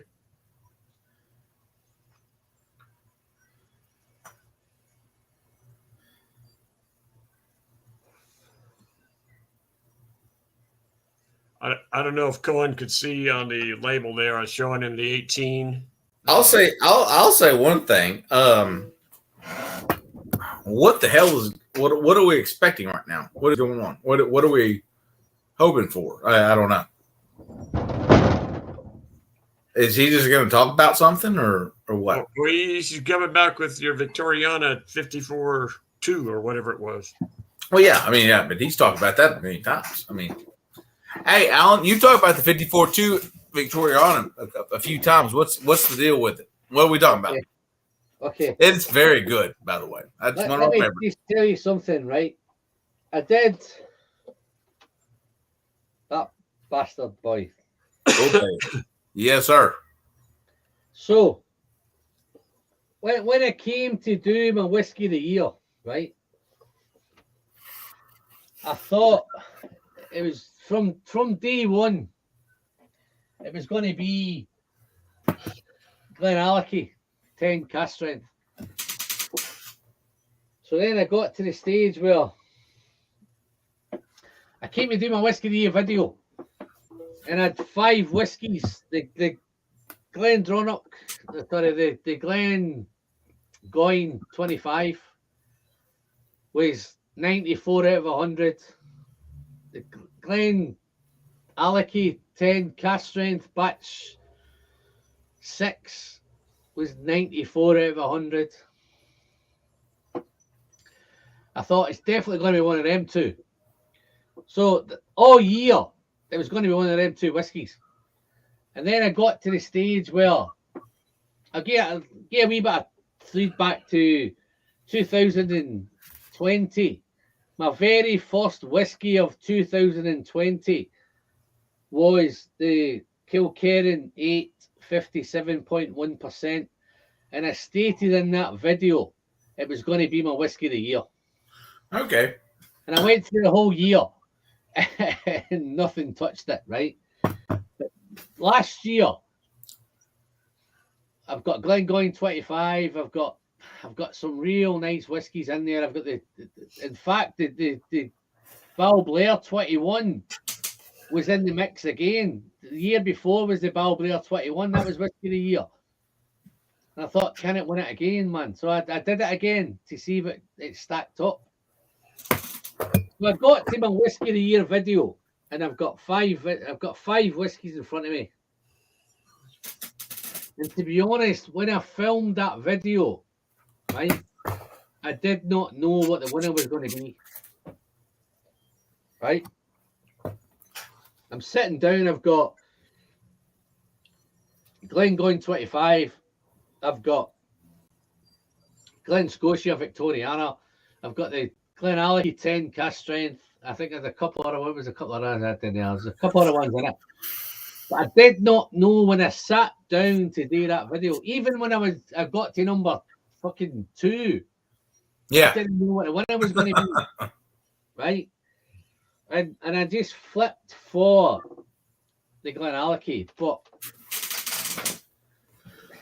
this is why these YouTube videos, because sometimes you think, is it the right things? Am I just doing it for the video, doing it for the views, doing it for whatever? But if I was being 100% honest, and I could name a whiskey that was the best whiskey for me last year, it wasn't any of the top 5 that I mentioned. I mean, you're not wrong. The best whiskey for me last year was the Glenallachie 14 cask strength Oloroso finish. Sure.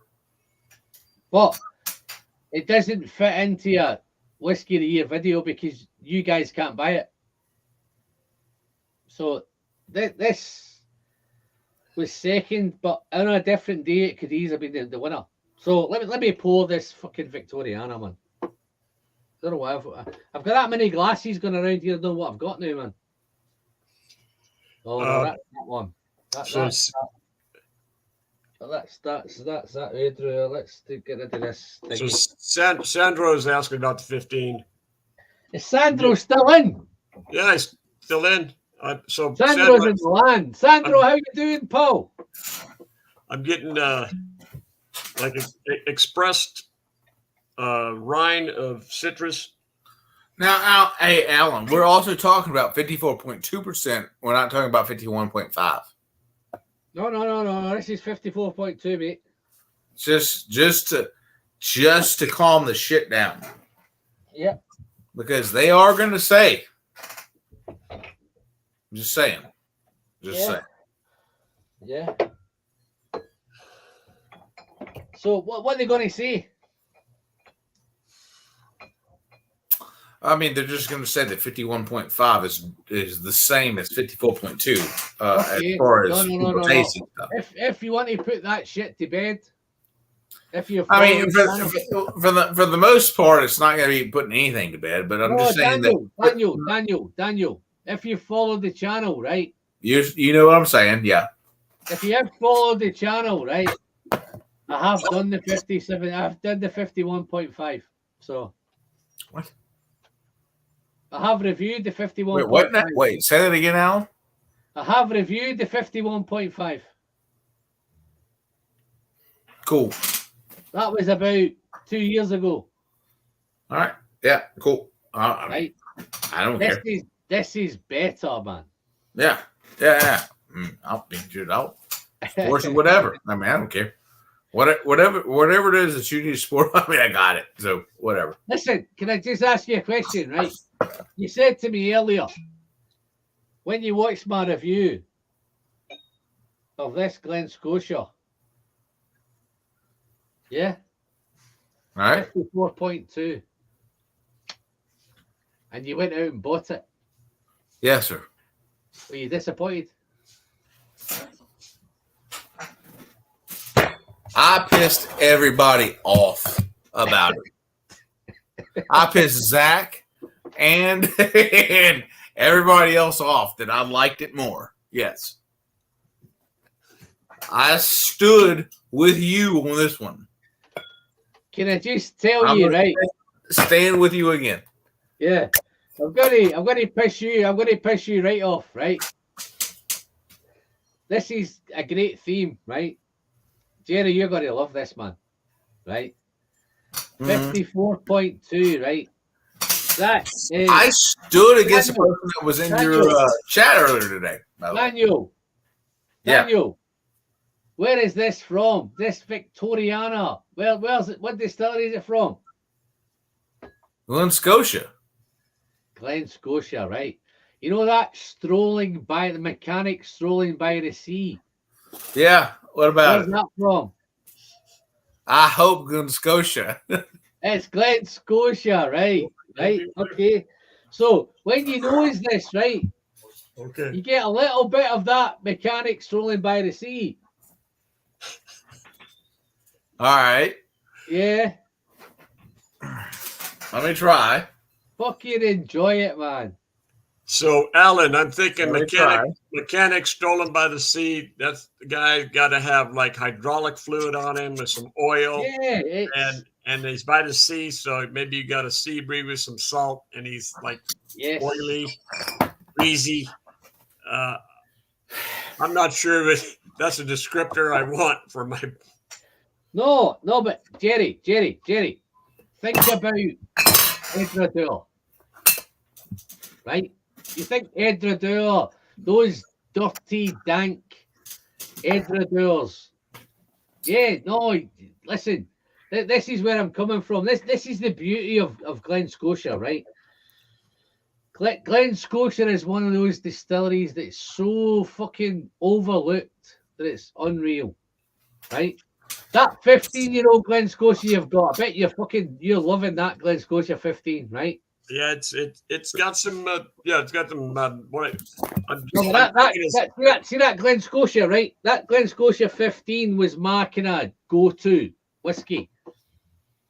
When I wanted to unwind and I wanted to just try something, I'd go to that Glen Scotia 15 all day. There's two that I did. Well, three that I did. The Kilkerran 12, the Lomond 12, and the Glen Scotia 15. Those are the three bottles on my shelf that I just rattled through them. Right? I wasn't looking to get challenged. I wasn't looking to get tested. I wasn't looking to get whatever. Those three bottles just gave me, if I just wanted to sit there with a glass of whiskey and watch a movie or whatever, I'd do 2 or 3 of those whiskeys in a night. That was the three. Glen Scotia 15, Kilkerran 12, and Loch Lomond 12. Right? Awesome. Where it becomes now, when you take Glen Scotia, that Glen Scotia is beautiful, tropical notes, toffee notes, all that kind of stuff, right? Where this kind of Glen Scotia, where the strolling by the sea and the mechanics strolling by the sea is different, is it's a wee bit more going on. It's not your typical. Fucking hell, looks like I'm left on my Todd. They're all running to the toilet, I think. Wow. Okay. I'll wait till one of them comes back.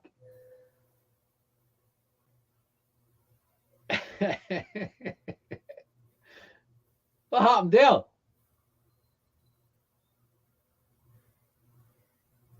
I was muted.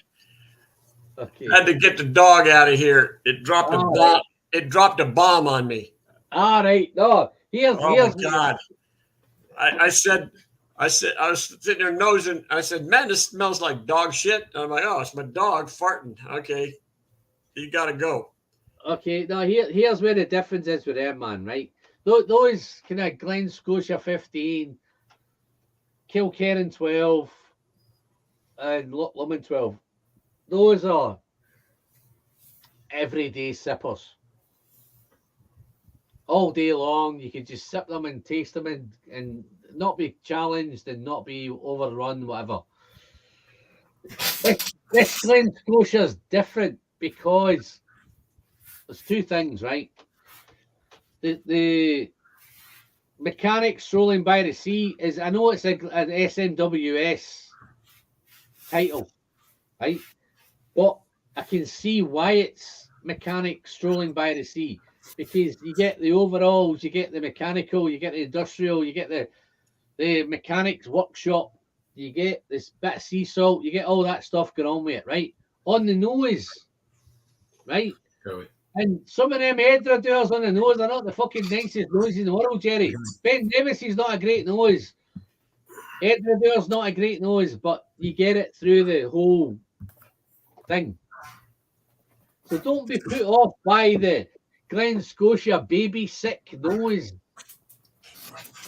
Right?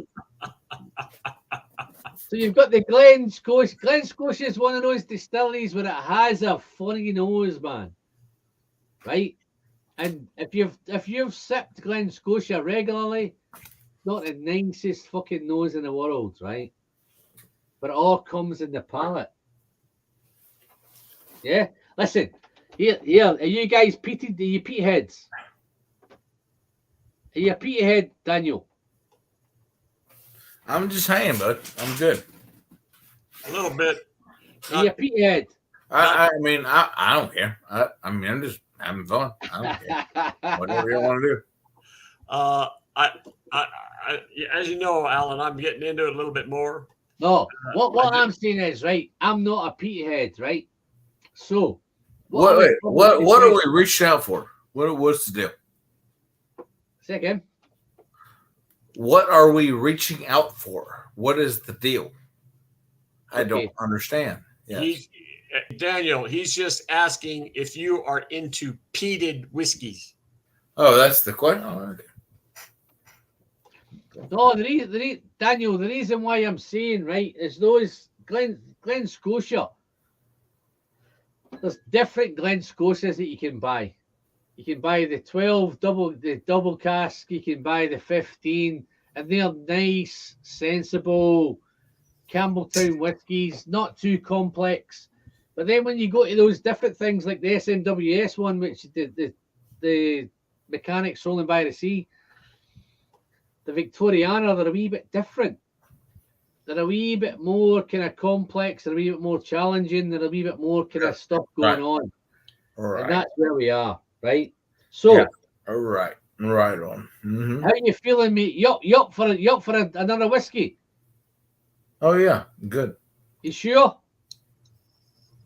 You're looking a wee bit worse for wear there, mate. You sure? I mean, I'm 100% behind you. Yeah. I mean, I'm just coming into you kind of. Anyway, I'm into 5.5 hour territory, man. So I'm kind of. Buddy, I'm just tired. That's all there is. So Oh, mate, listen, you can't get tired when you're fucking doing a whiskey fucking live stream, man. That tired thing's got to what go. do you think about it? You Yeah. need to have a word with yourself and say, listen, I'm not tired no more, man. Right. Anyway, I've got a choice for you, right? I'm going to do one more whiskey just for you, right? Because I'm ready to go for another 4 hours, man. You got a choice. All right, guys. I'm gonna call it. I love you, Alan. You've got Dude, a choice. I'm gonna call it. You've got 54.2. Gotta go. I love you, bud. Y'all have a good night. You got 57.1 Kilkerran. Is he off? Alan, Is he good? sometimes you got to, Alan, sometimes you got to talk, sometimes you got to listen. Yeah. Daniel's gone. I know Daniel's gone, man. I can see Daniel's gone, man. I'm still with you. He's All still right, in here somewhere. No, Wait. no. Listen, I've got the stage. I've done, and this is the thing. Wait, Alan, stop. Yeah. Let's engage with the chat. Okay. Guys, what do they want to do? No, I must admit, all tonight I've kind of left him a wee bit alone tonight. So, Ben, you're spot on, Ben. let's have a look. So, Edredure, I'm up to where I'm up to. Edredure. Callum, I'm with Callum. I agree with that. Cohen's on the 54.2. Daniel. Callum, what are you drinking? You COVID infested. I'm just going to scroll all the way through. I'm miles behind, man. Unusual Scottish stay on it all night.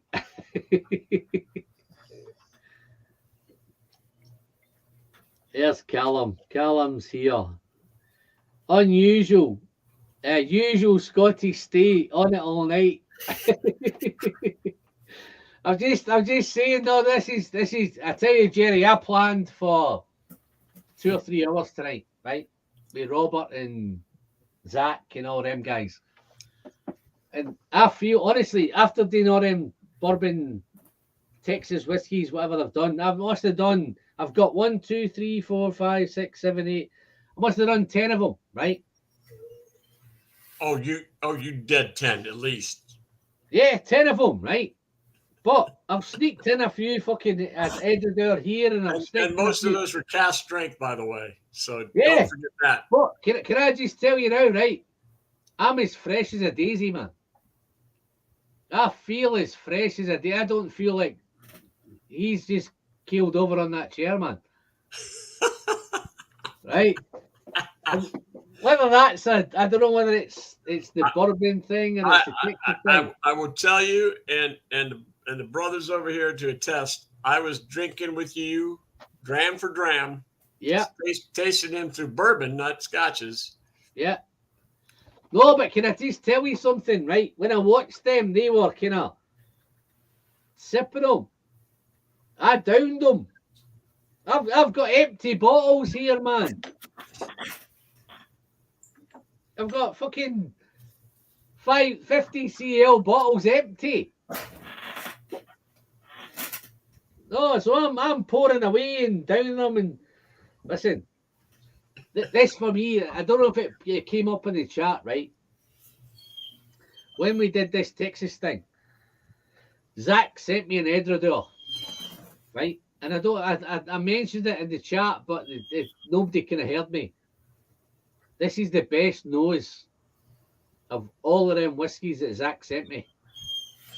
Callum says he's on a Lachey Rioja. Yeah. This is the best nose of all those Texas whiskies that got sent from Zach. Which one is that? It's that? Edredure. It's not even a fucking Texas whiskey, man. It's an Edredure. That's not a Texas whiskey. He sent me 19 Texas whiskeys and 1 Scottish whiskey. And the best nose of them all, right, is the Edredure. Well, you're not going to get that kind of sherry nose off a Texas whiskey. Oh, this is guys. I've poured the fucker, right? I poured Alan. this. Alan, Yeah. let's do a Garrison. Okay. Okay, what we got here? Oh, that's that fucking Victoriana, isn't it? I poured the Victoriana.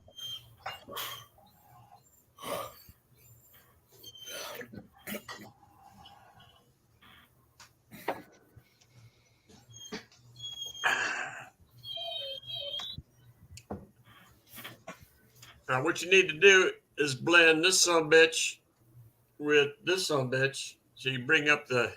Oh, that yellow one, that's a gilly one you've got there, man. That's got to be blended. That's what I said. You bring No, up. no. You balance it out. No. I'm going hardcore. You're going hardcore. Oh, cowbell. I need more cowbell. More cowbell.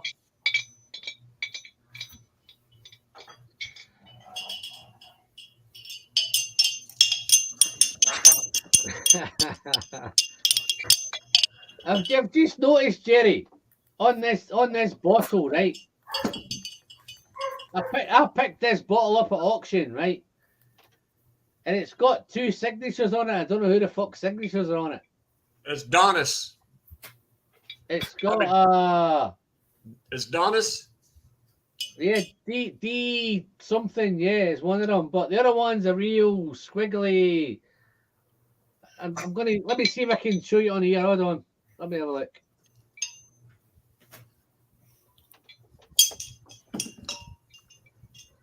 Pretty sure that's Donis. Yeah. I think Donis is on the bottom, but there's one at the top. He's the head distiller.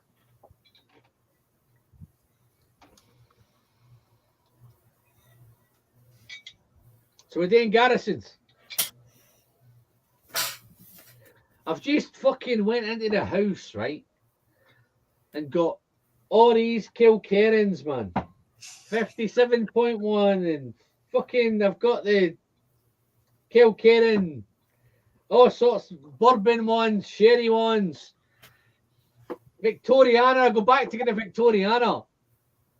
And he's fucked off. Yeah, it's been. But before that, he Been got tracking to it. go and get the Edredales.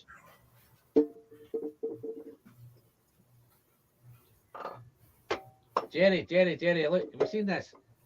I don't know if you were watching earlier, and you might have been listening, but look at that bad boy.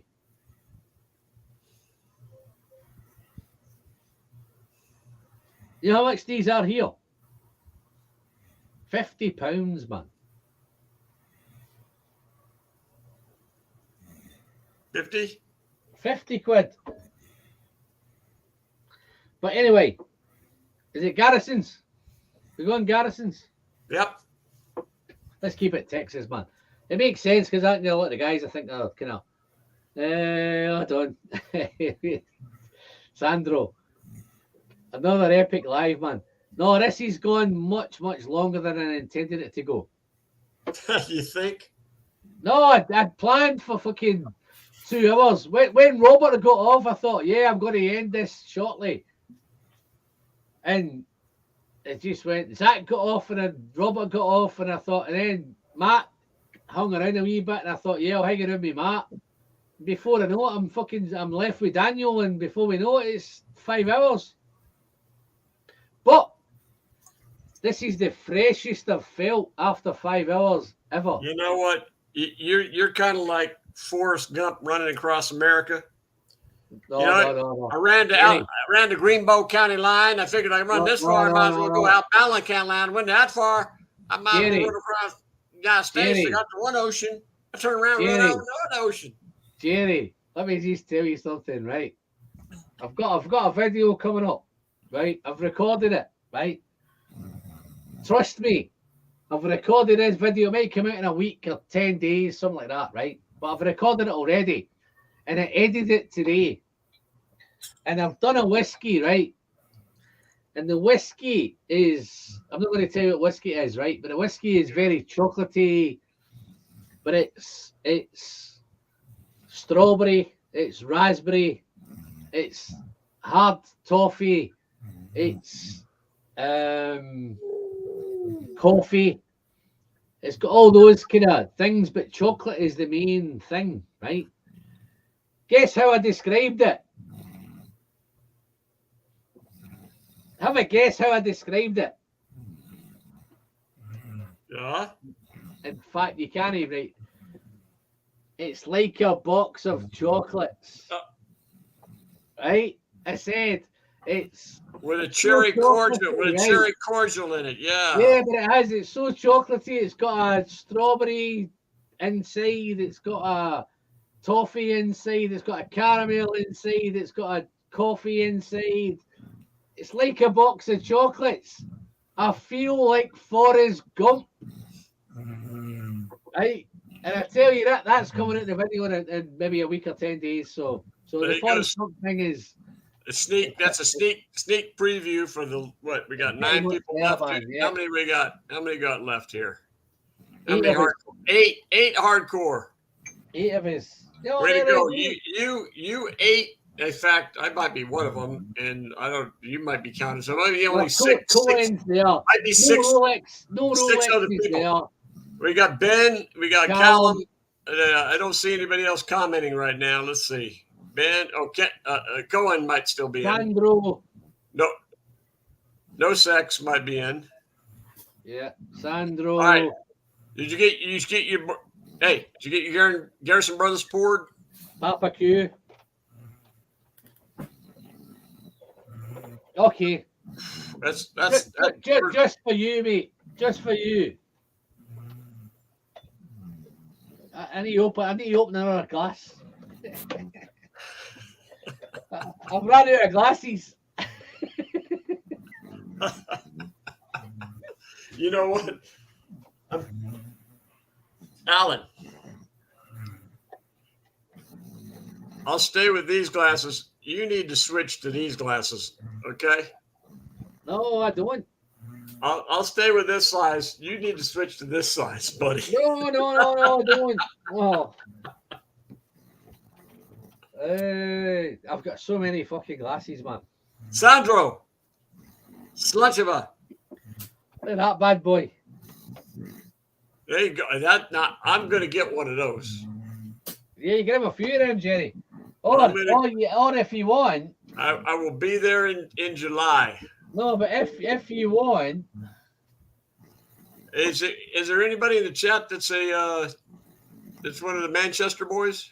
You might even have some of them if you want. Guess what? I can't decide, so I'm going to get both. Oh, how's that? Okay. Okay. So, Garrison Brothers. Let's get some Garrison.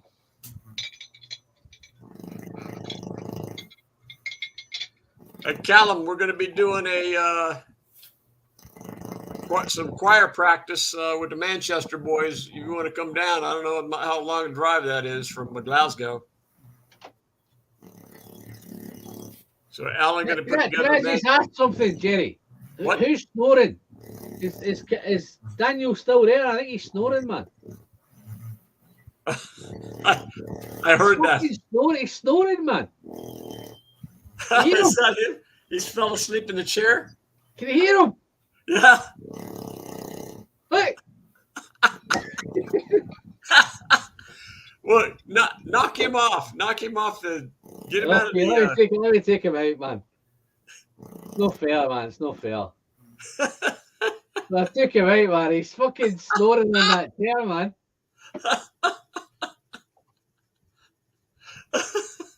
That's awesome. That's dark, isn't it? Yeah. Well, you've got a different one. I've got the Balmaria. Well, I mixed it in with the girly. No, that's the girly one, man. 8 left. Usual Scotch. This is a single barrel. Mixed it in with the girly.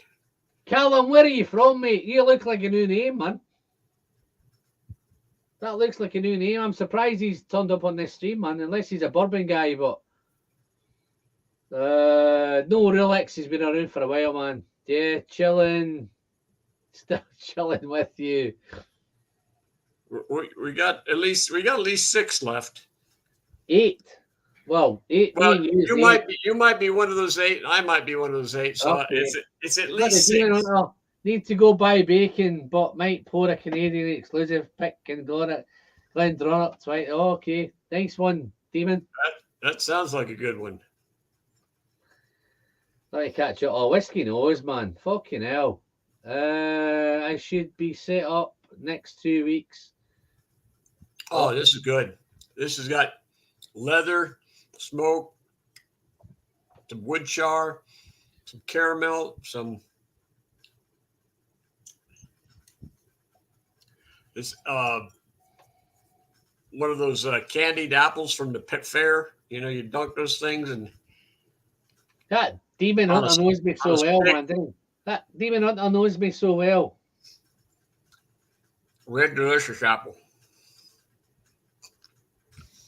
This, see, I get this a wee bit different. I get this is that kind of. It's. I take it this is a Texan. This is a Texan whiskey, yeah, not a bourbon. Is it a bourbon? Oh, straight bourbon. This, but this is fruity.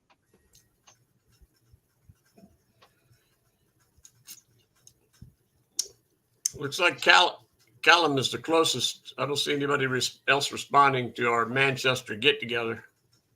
All right, okay. Anyway, well, I've got you then. Let's talk about Manchester.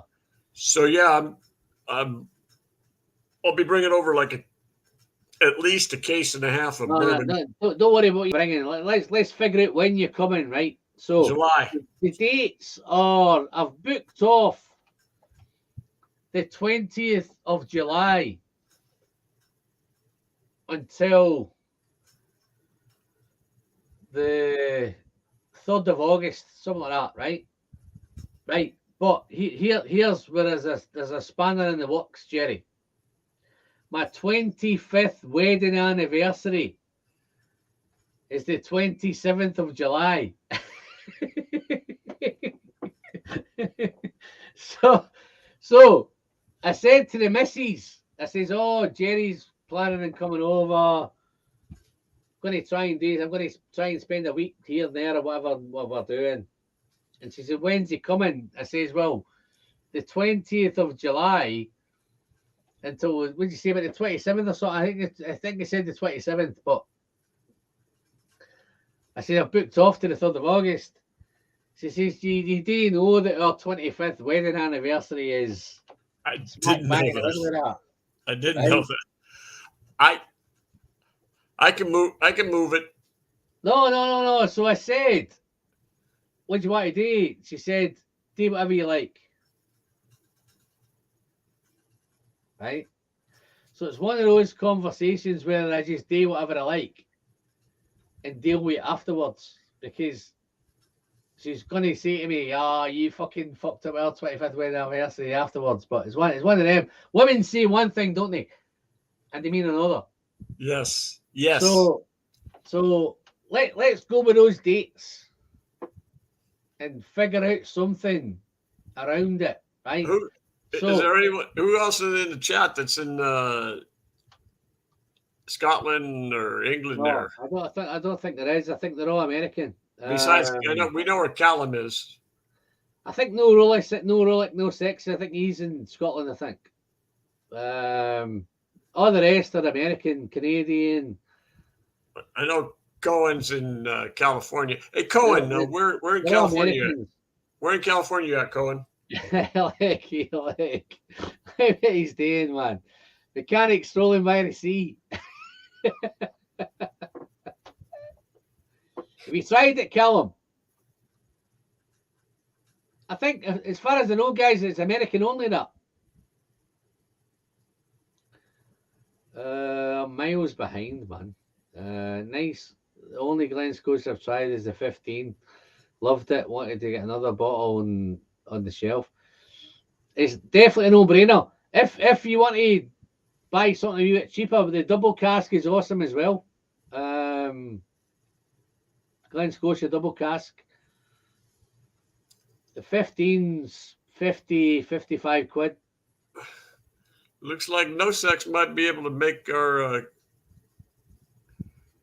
our get together there. I'm trying to catch up, man. Kilkerran 12, Glen Scotia 15, Springbank 10. I'm miles behind, man. Let me catch up. Keep on the Scotch train. No, he wants to keep it Scotch now, man. You got me back on the bourbon. He's on Kilkerran 12 now. Fucking Sandro's still here, man. Milan. Sandro, Ben, No Sex, Cohen. Ciao.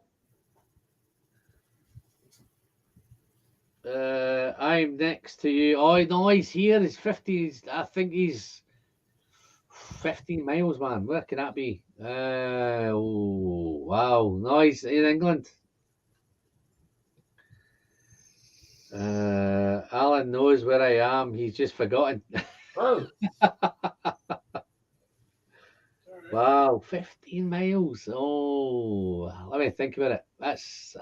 I was thinking, I tell you what's keep in mind is maybe Warrington, something like that's keeping in mind, but I don't think it's Warrington.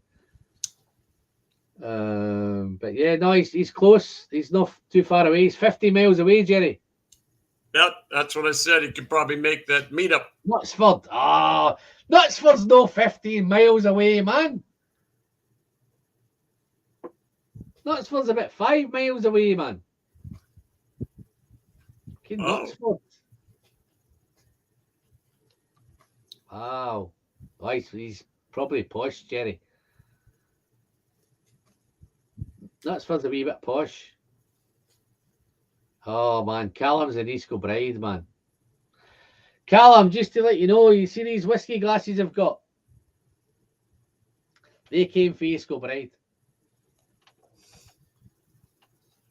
Yeah, Callum's just outside Glasgow. Wow, Knutsford. Fucking hell, man. Why have I not got you in my group, my WhatsApp group then, man? I've got a WhatsApp group locally in this kind of area.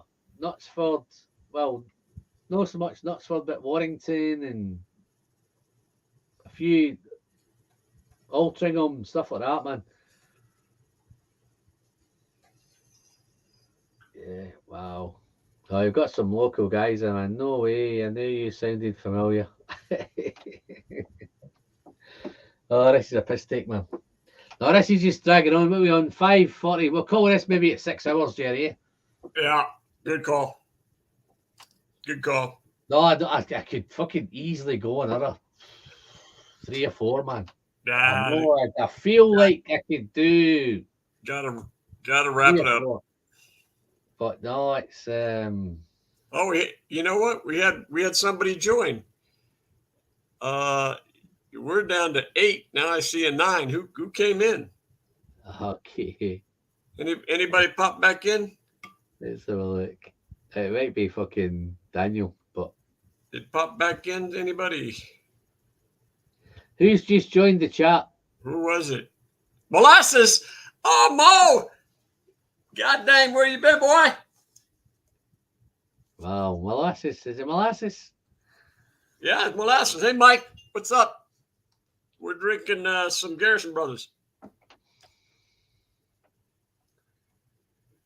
6 hours in. No, we're going to call it a day at 6 hours, Mike. Yeah. Mike, do you want me to send you a link? How do you fancy popping in for a wee chat, mate?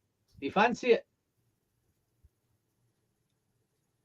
I don't know if he's going to fancy it, but I'll pop a link in and we only got about 5 minutes left. Let's just see if he Take a look fancies over here popping and see in. what I should get.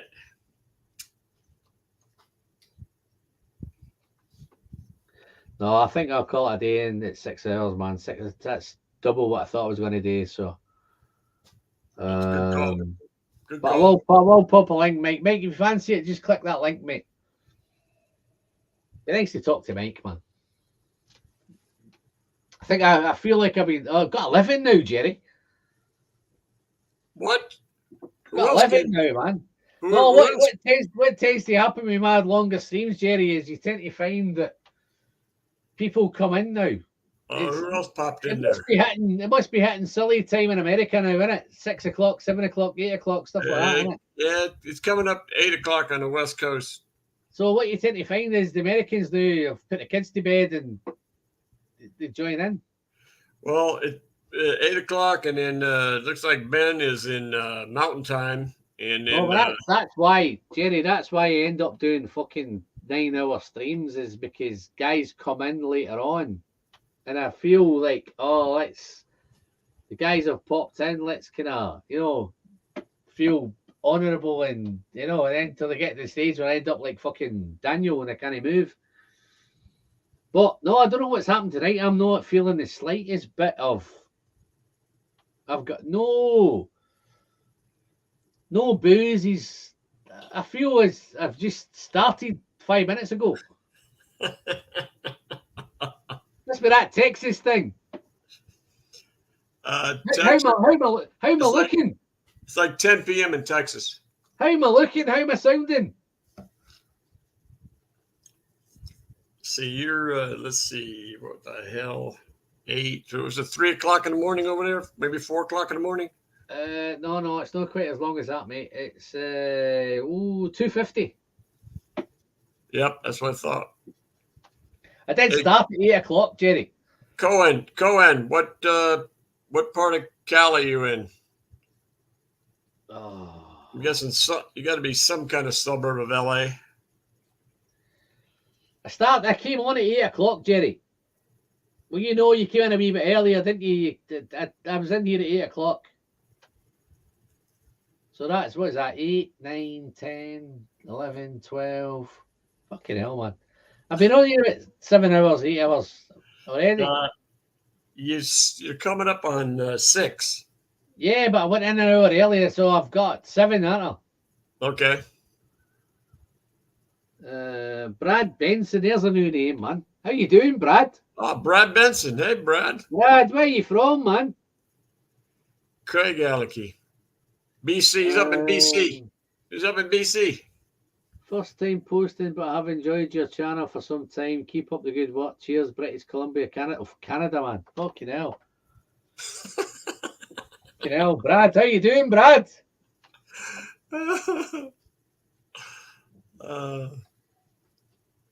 You funny guy. Well, Brad, thank you very much for enjoying the channel, my friend.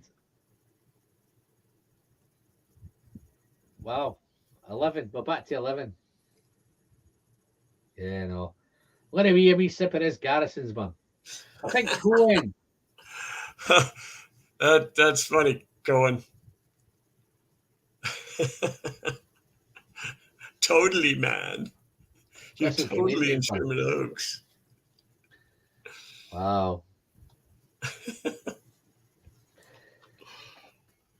I'm going to sack this Garrison's, Jerry. I'm going to do just in your honour tonight, mate. This is just for you, man. I'm going to pour this.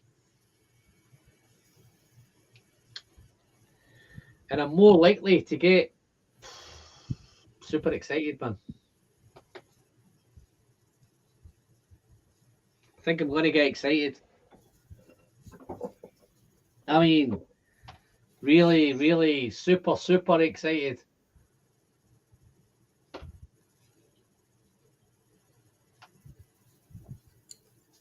And I'll tell you now, it's been a wee while since I've sipped some of this, Jerry. What are you sipping on there? I'm sipping on the fucking daddy of them all, man. Kilkerran 8, 57.1, mate.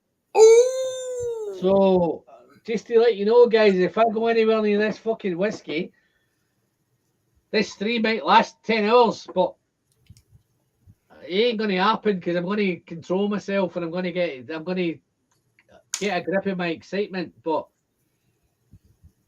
wow, this is you know where kind of Edradour has that diesely kind of industrial. This has exactly the same, right? But it's more fruity and it's wow, so much dark fruit, dried fruit. but that funky, shitty stuff is all over it.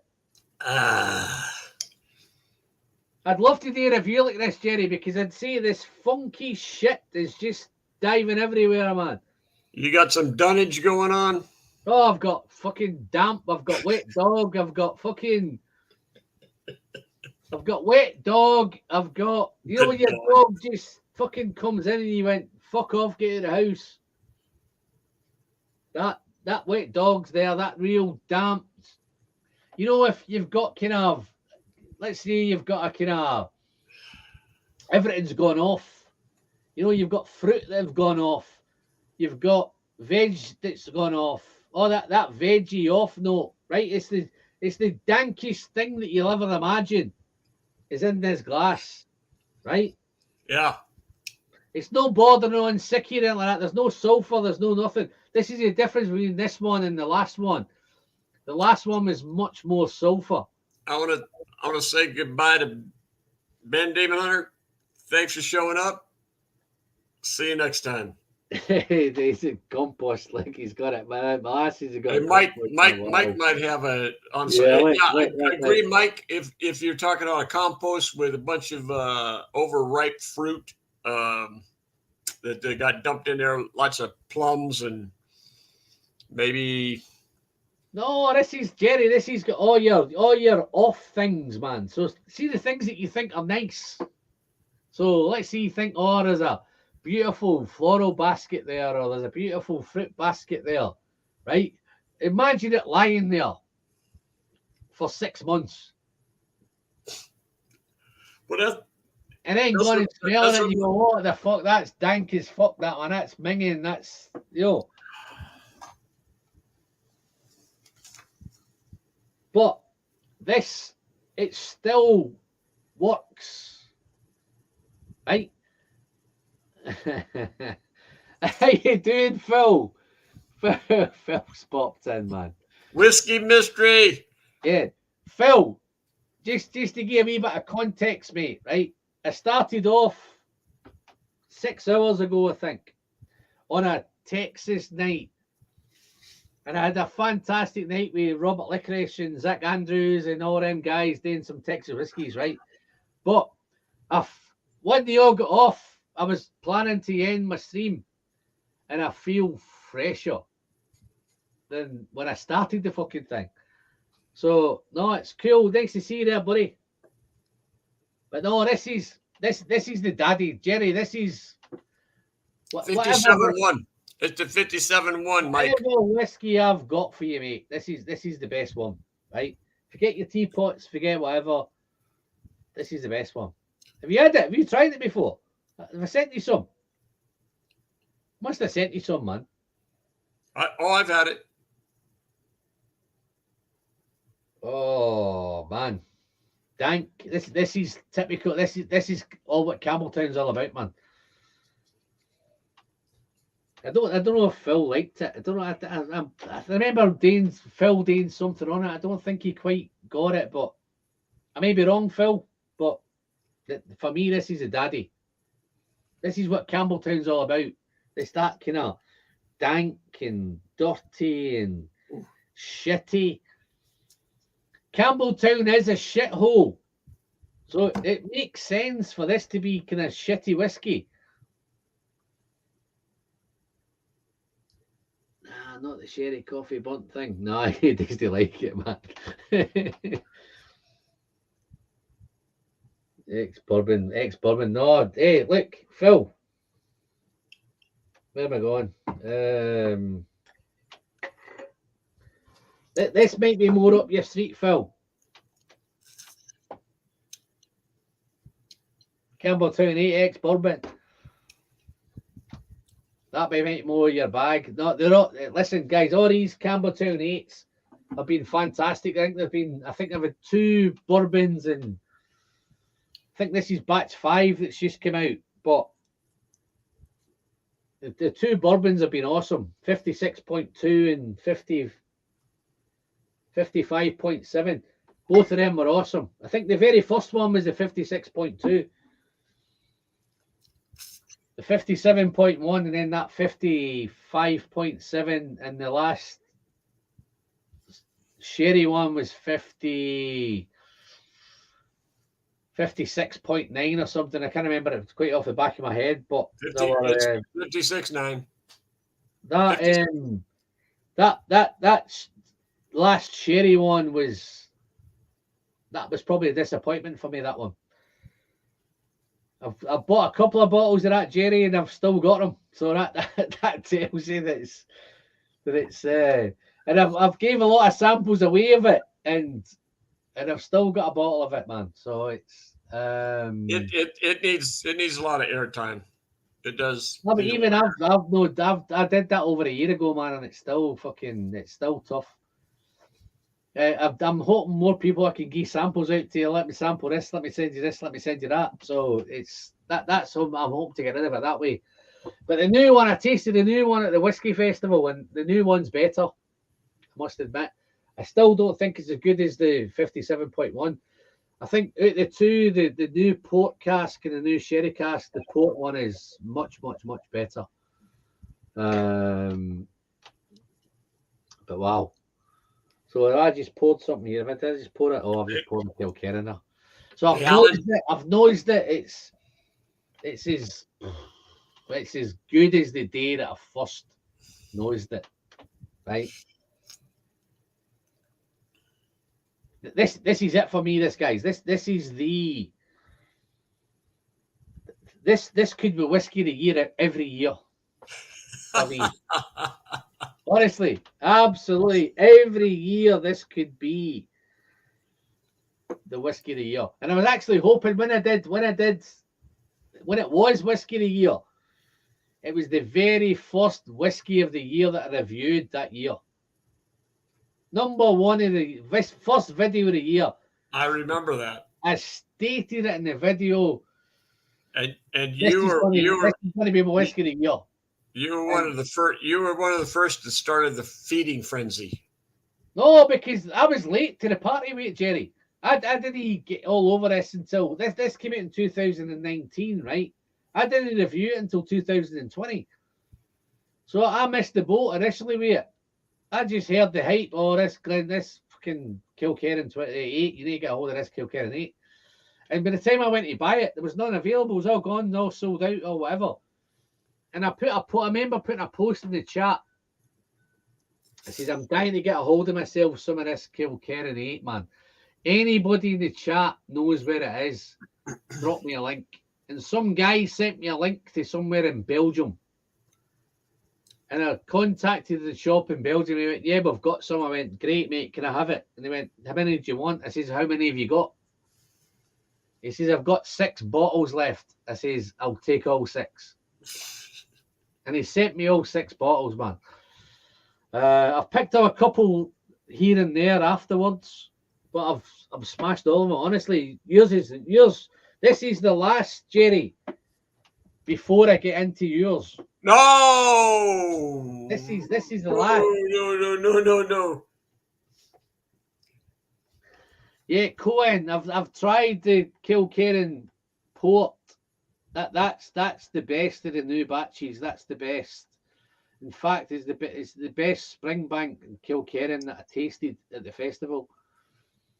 I've got my eye on a couple of bottles. I've got a contact with a couple of bottles maybe somewhere. So I've got a chance of picking up the sherry one as well. And I'm thinking if it's in like the last one, but it's not as bad as the last one. The last one was so fungusy, so sulfur. It was so much sulfur in it. And I've not got a problem with sulfur, but this was eggy and it wasn't a case of that little bit cheesy sulfur. No, this was so eggy and it was grim. Boiled eggs, all that kind of stuff. So who's the milkman kid? Oh, there he is. Look, down the hatch. Just milkman kid, just for you.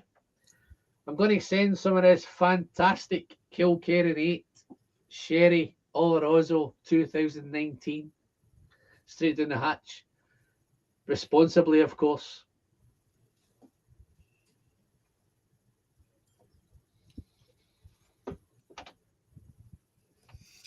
All right, Alan. 6 hours has been eclipsed. Doon the hatch. Wrap it up. Guys. Wow. Wow.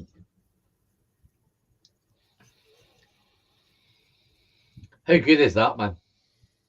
That is a little bit of smoke. Tiny, tiny little bit of smoke. Tobacco. Those red fruits. Sherry notes. Spicy. This has everything, man. Wow. So, I've got some cleaning up today in the morning. The fucking shed looks like it's a bomb's hit it. But, guys, I'm Alan. I'm the whiskey friend. As always, the pleasure is in the sharing. And don't forget to send your good whiskey straight down the hatch. Doon the hatch. I'm the Dram Yankee, and the same. Cheers, guys. The pleasure is in the sharing. Doon Yeah, the hatch, yeah. everyone. Hey, we're all getting off, man. Slanchiva. Cheers, guys.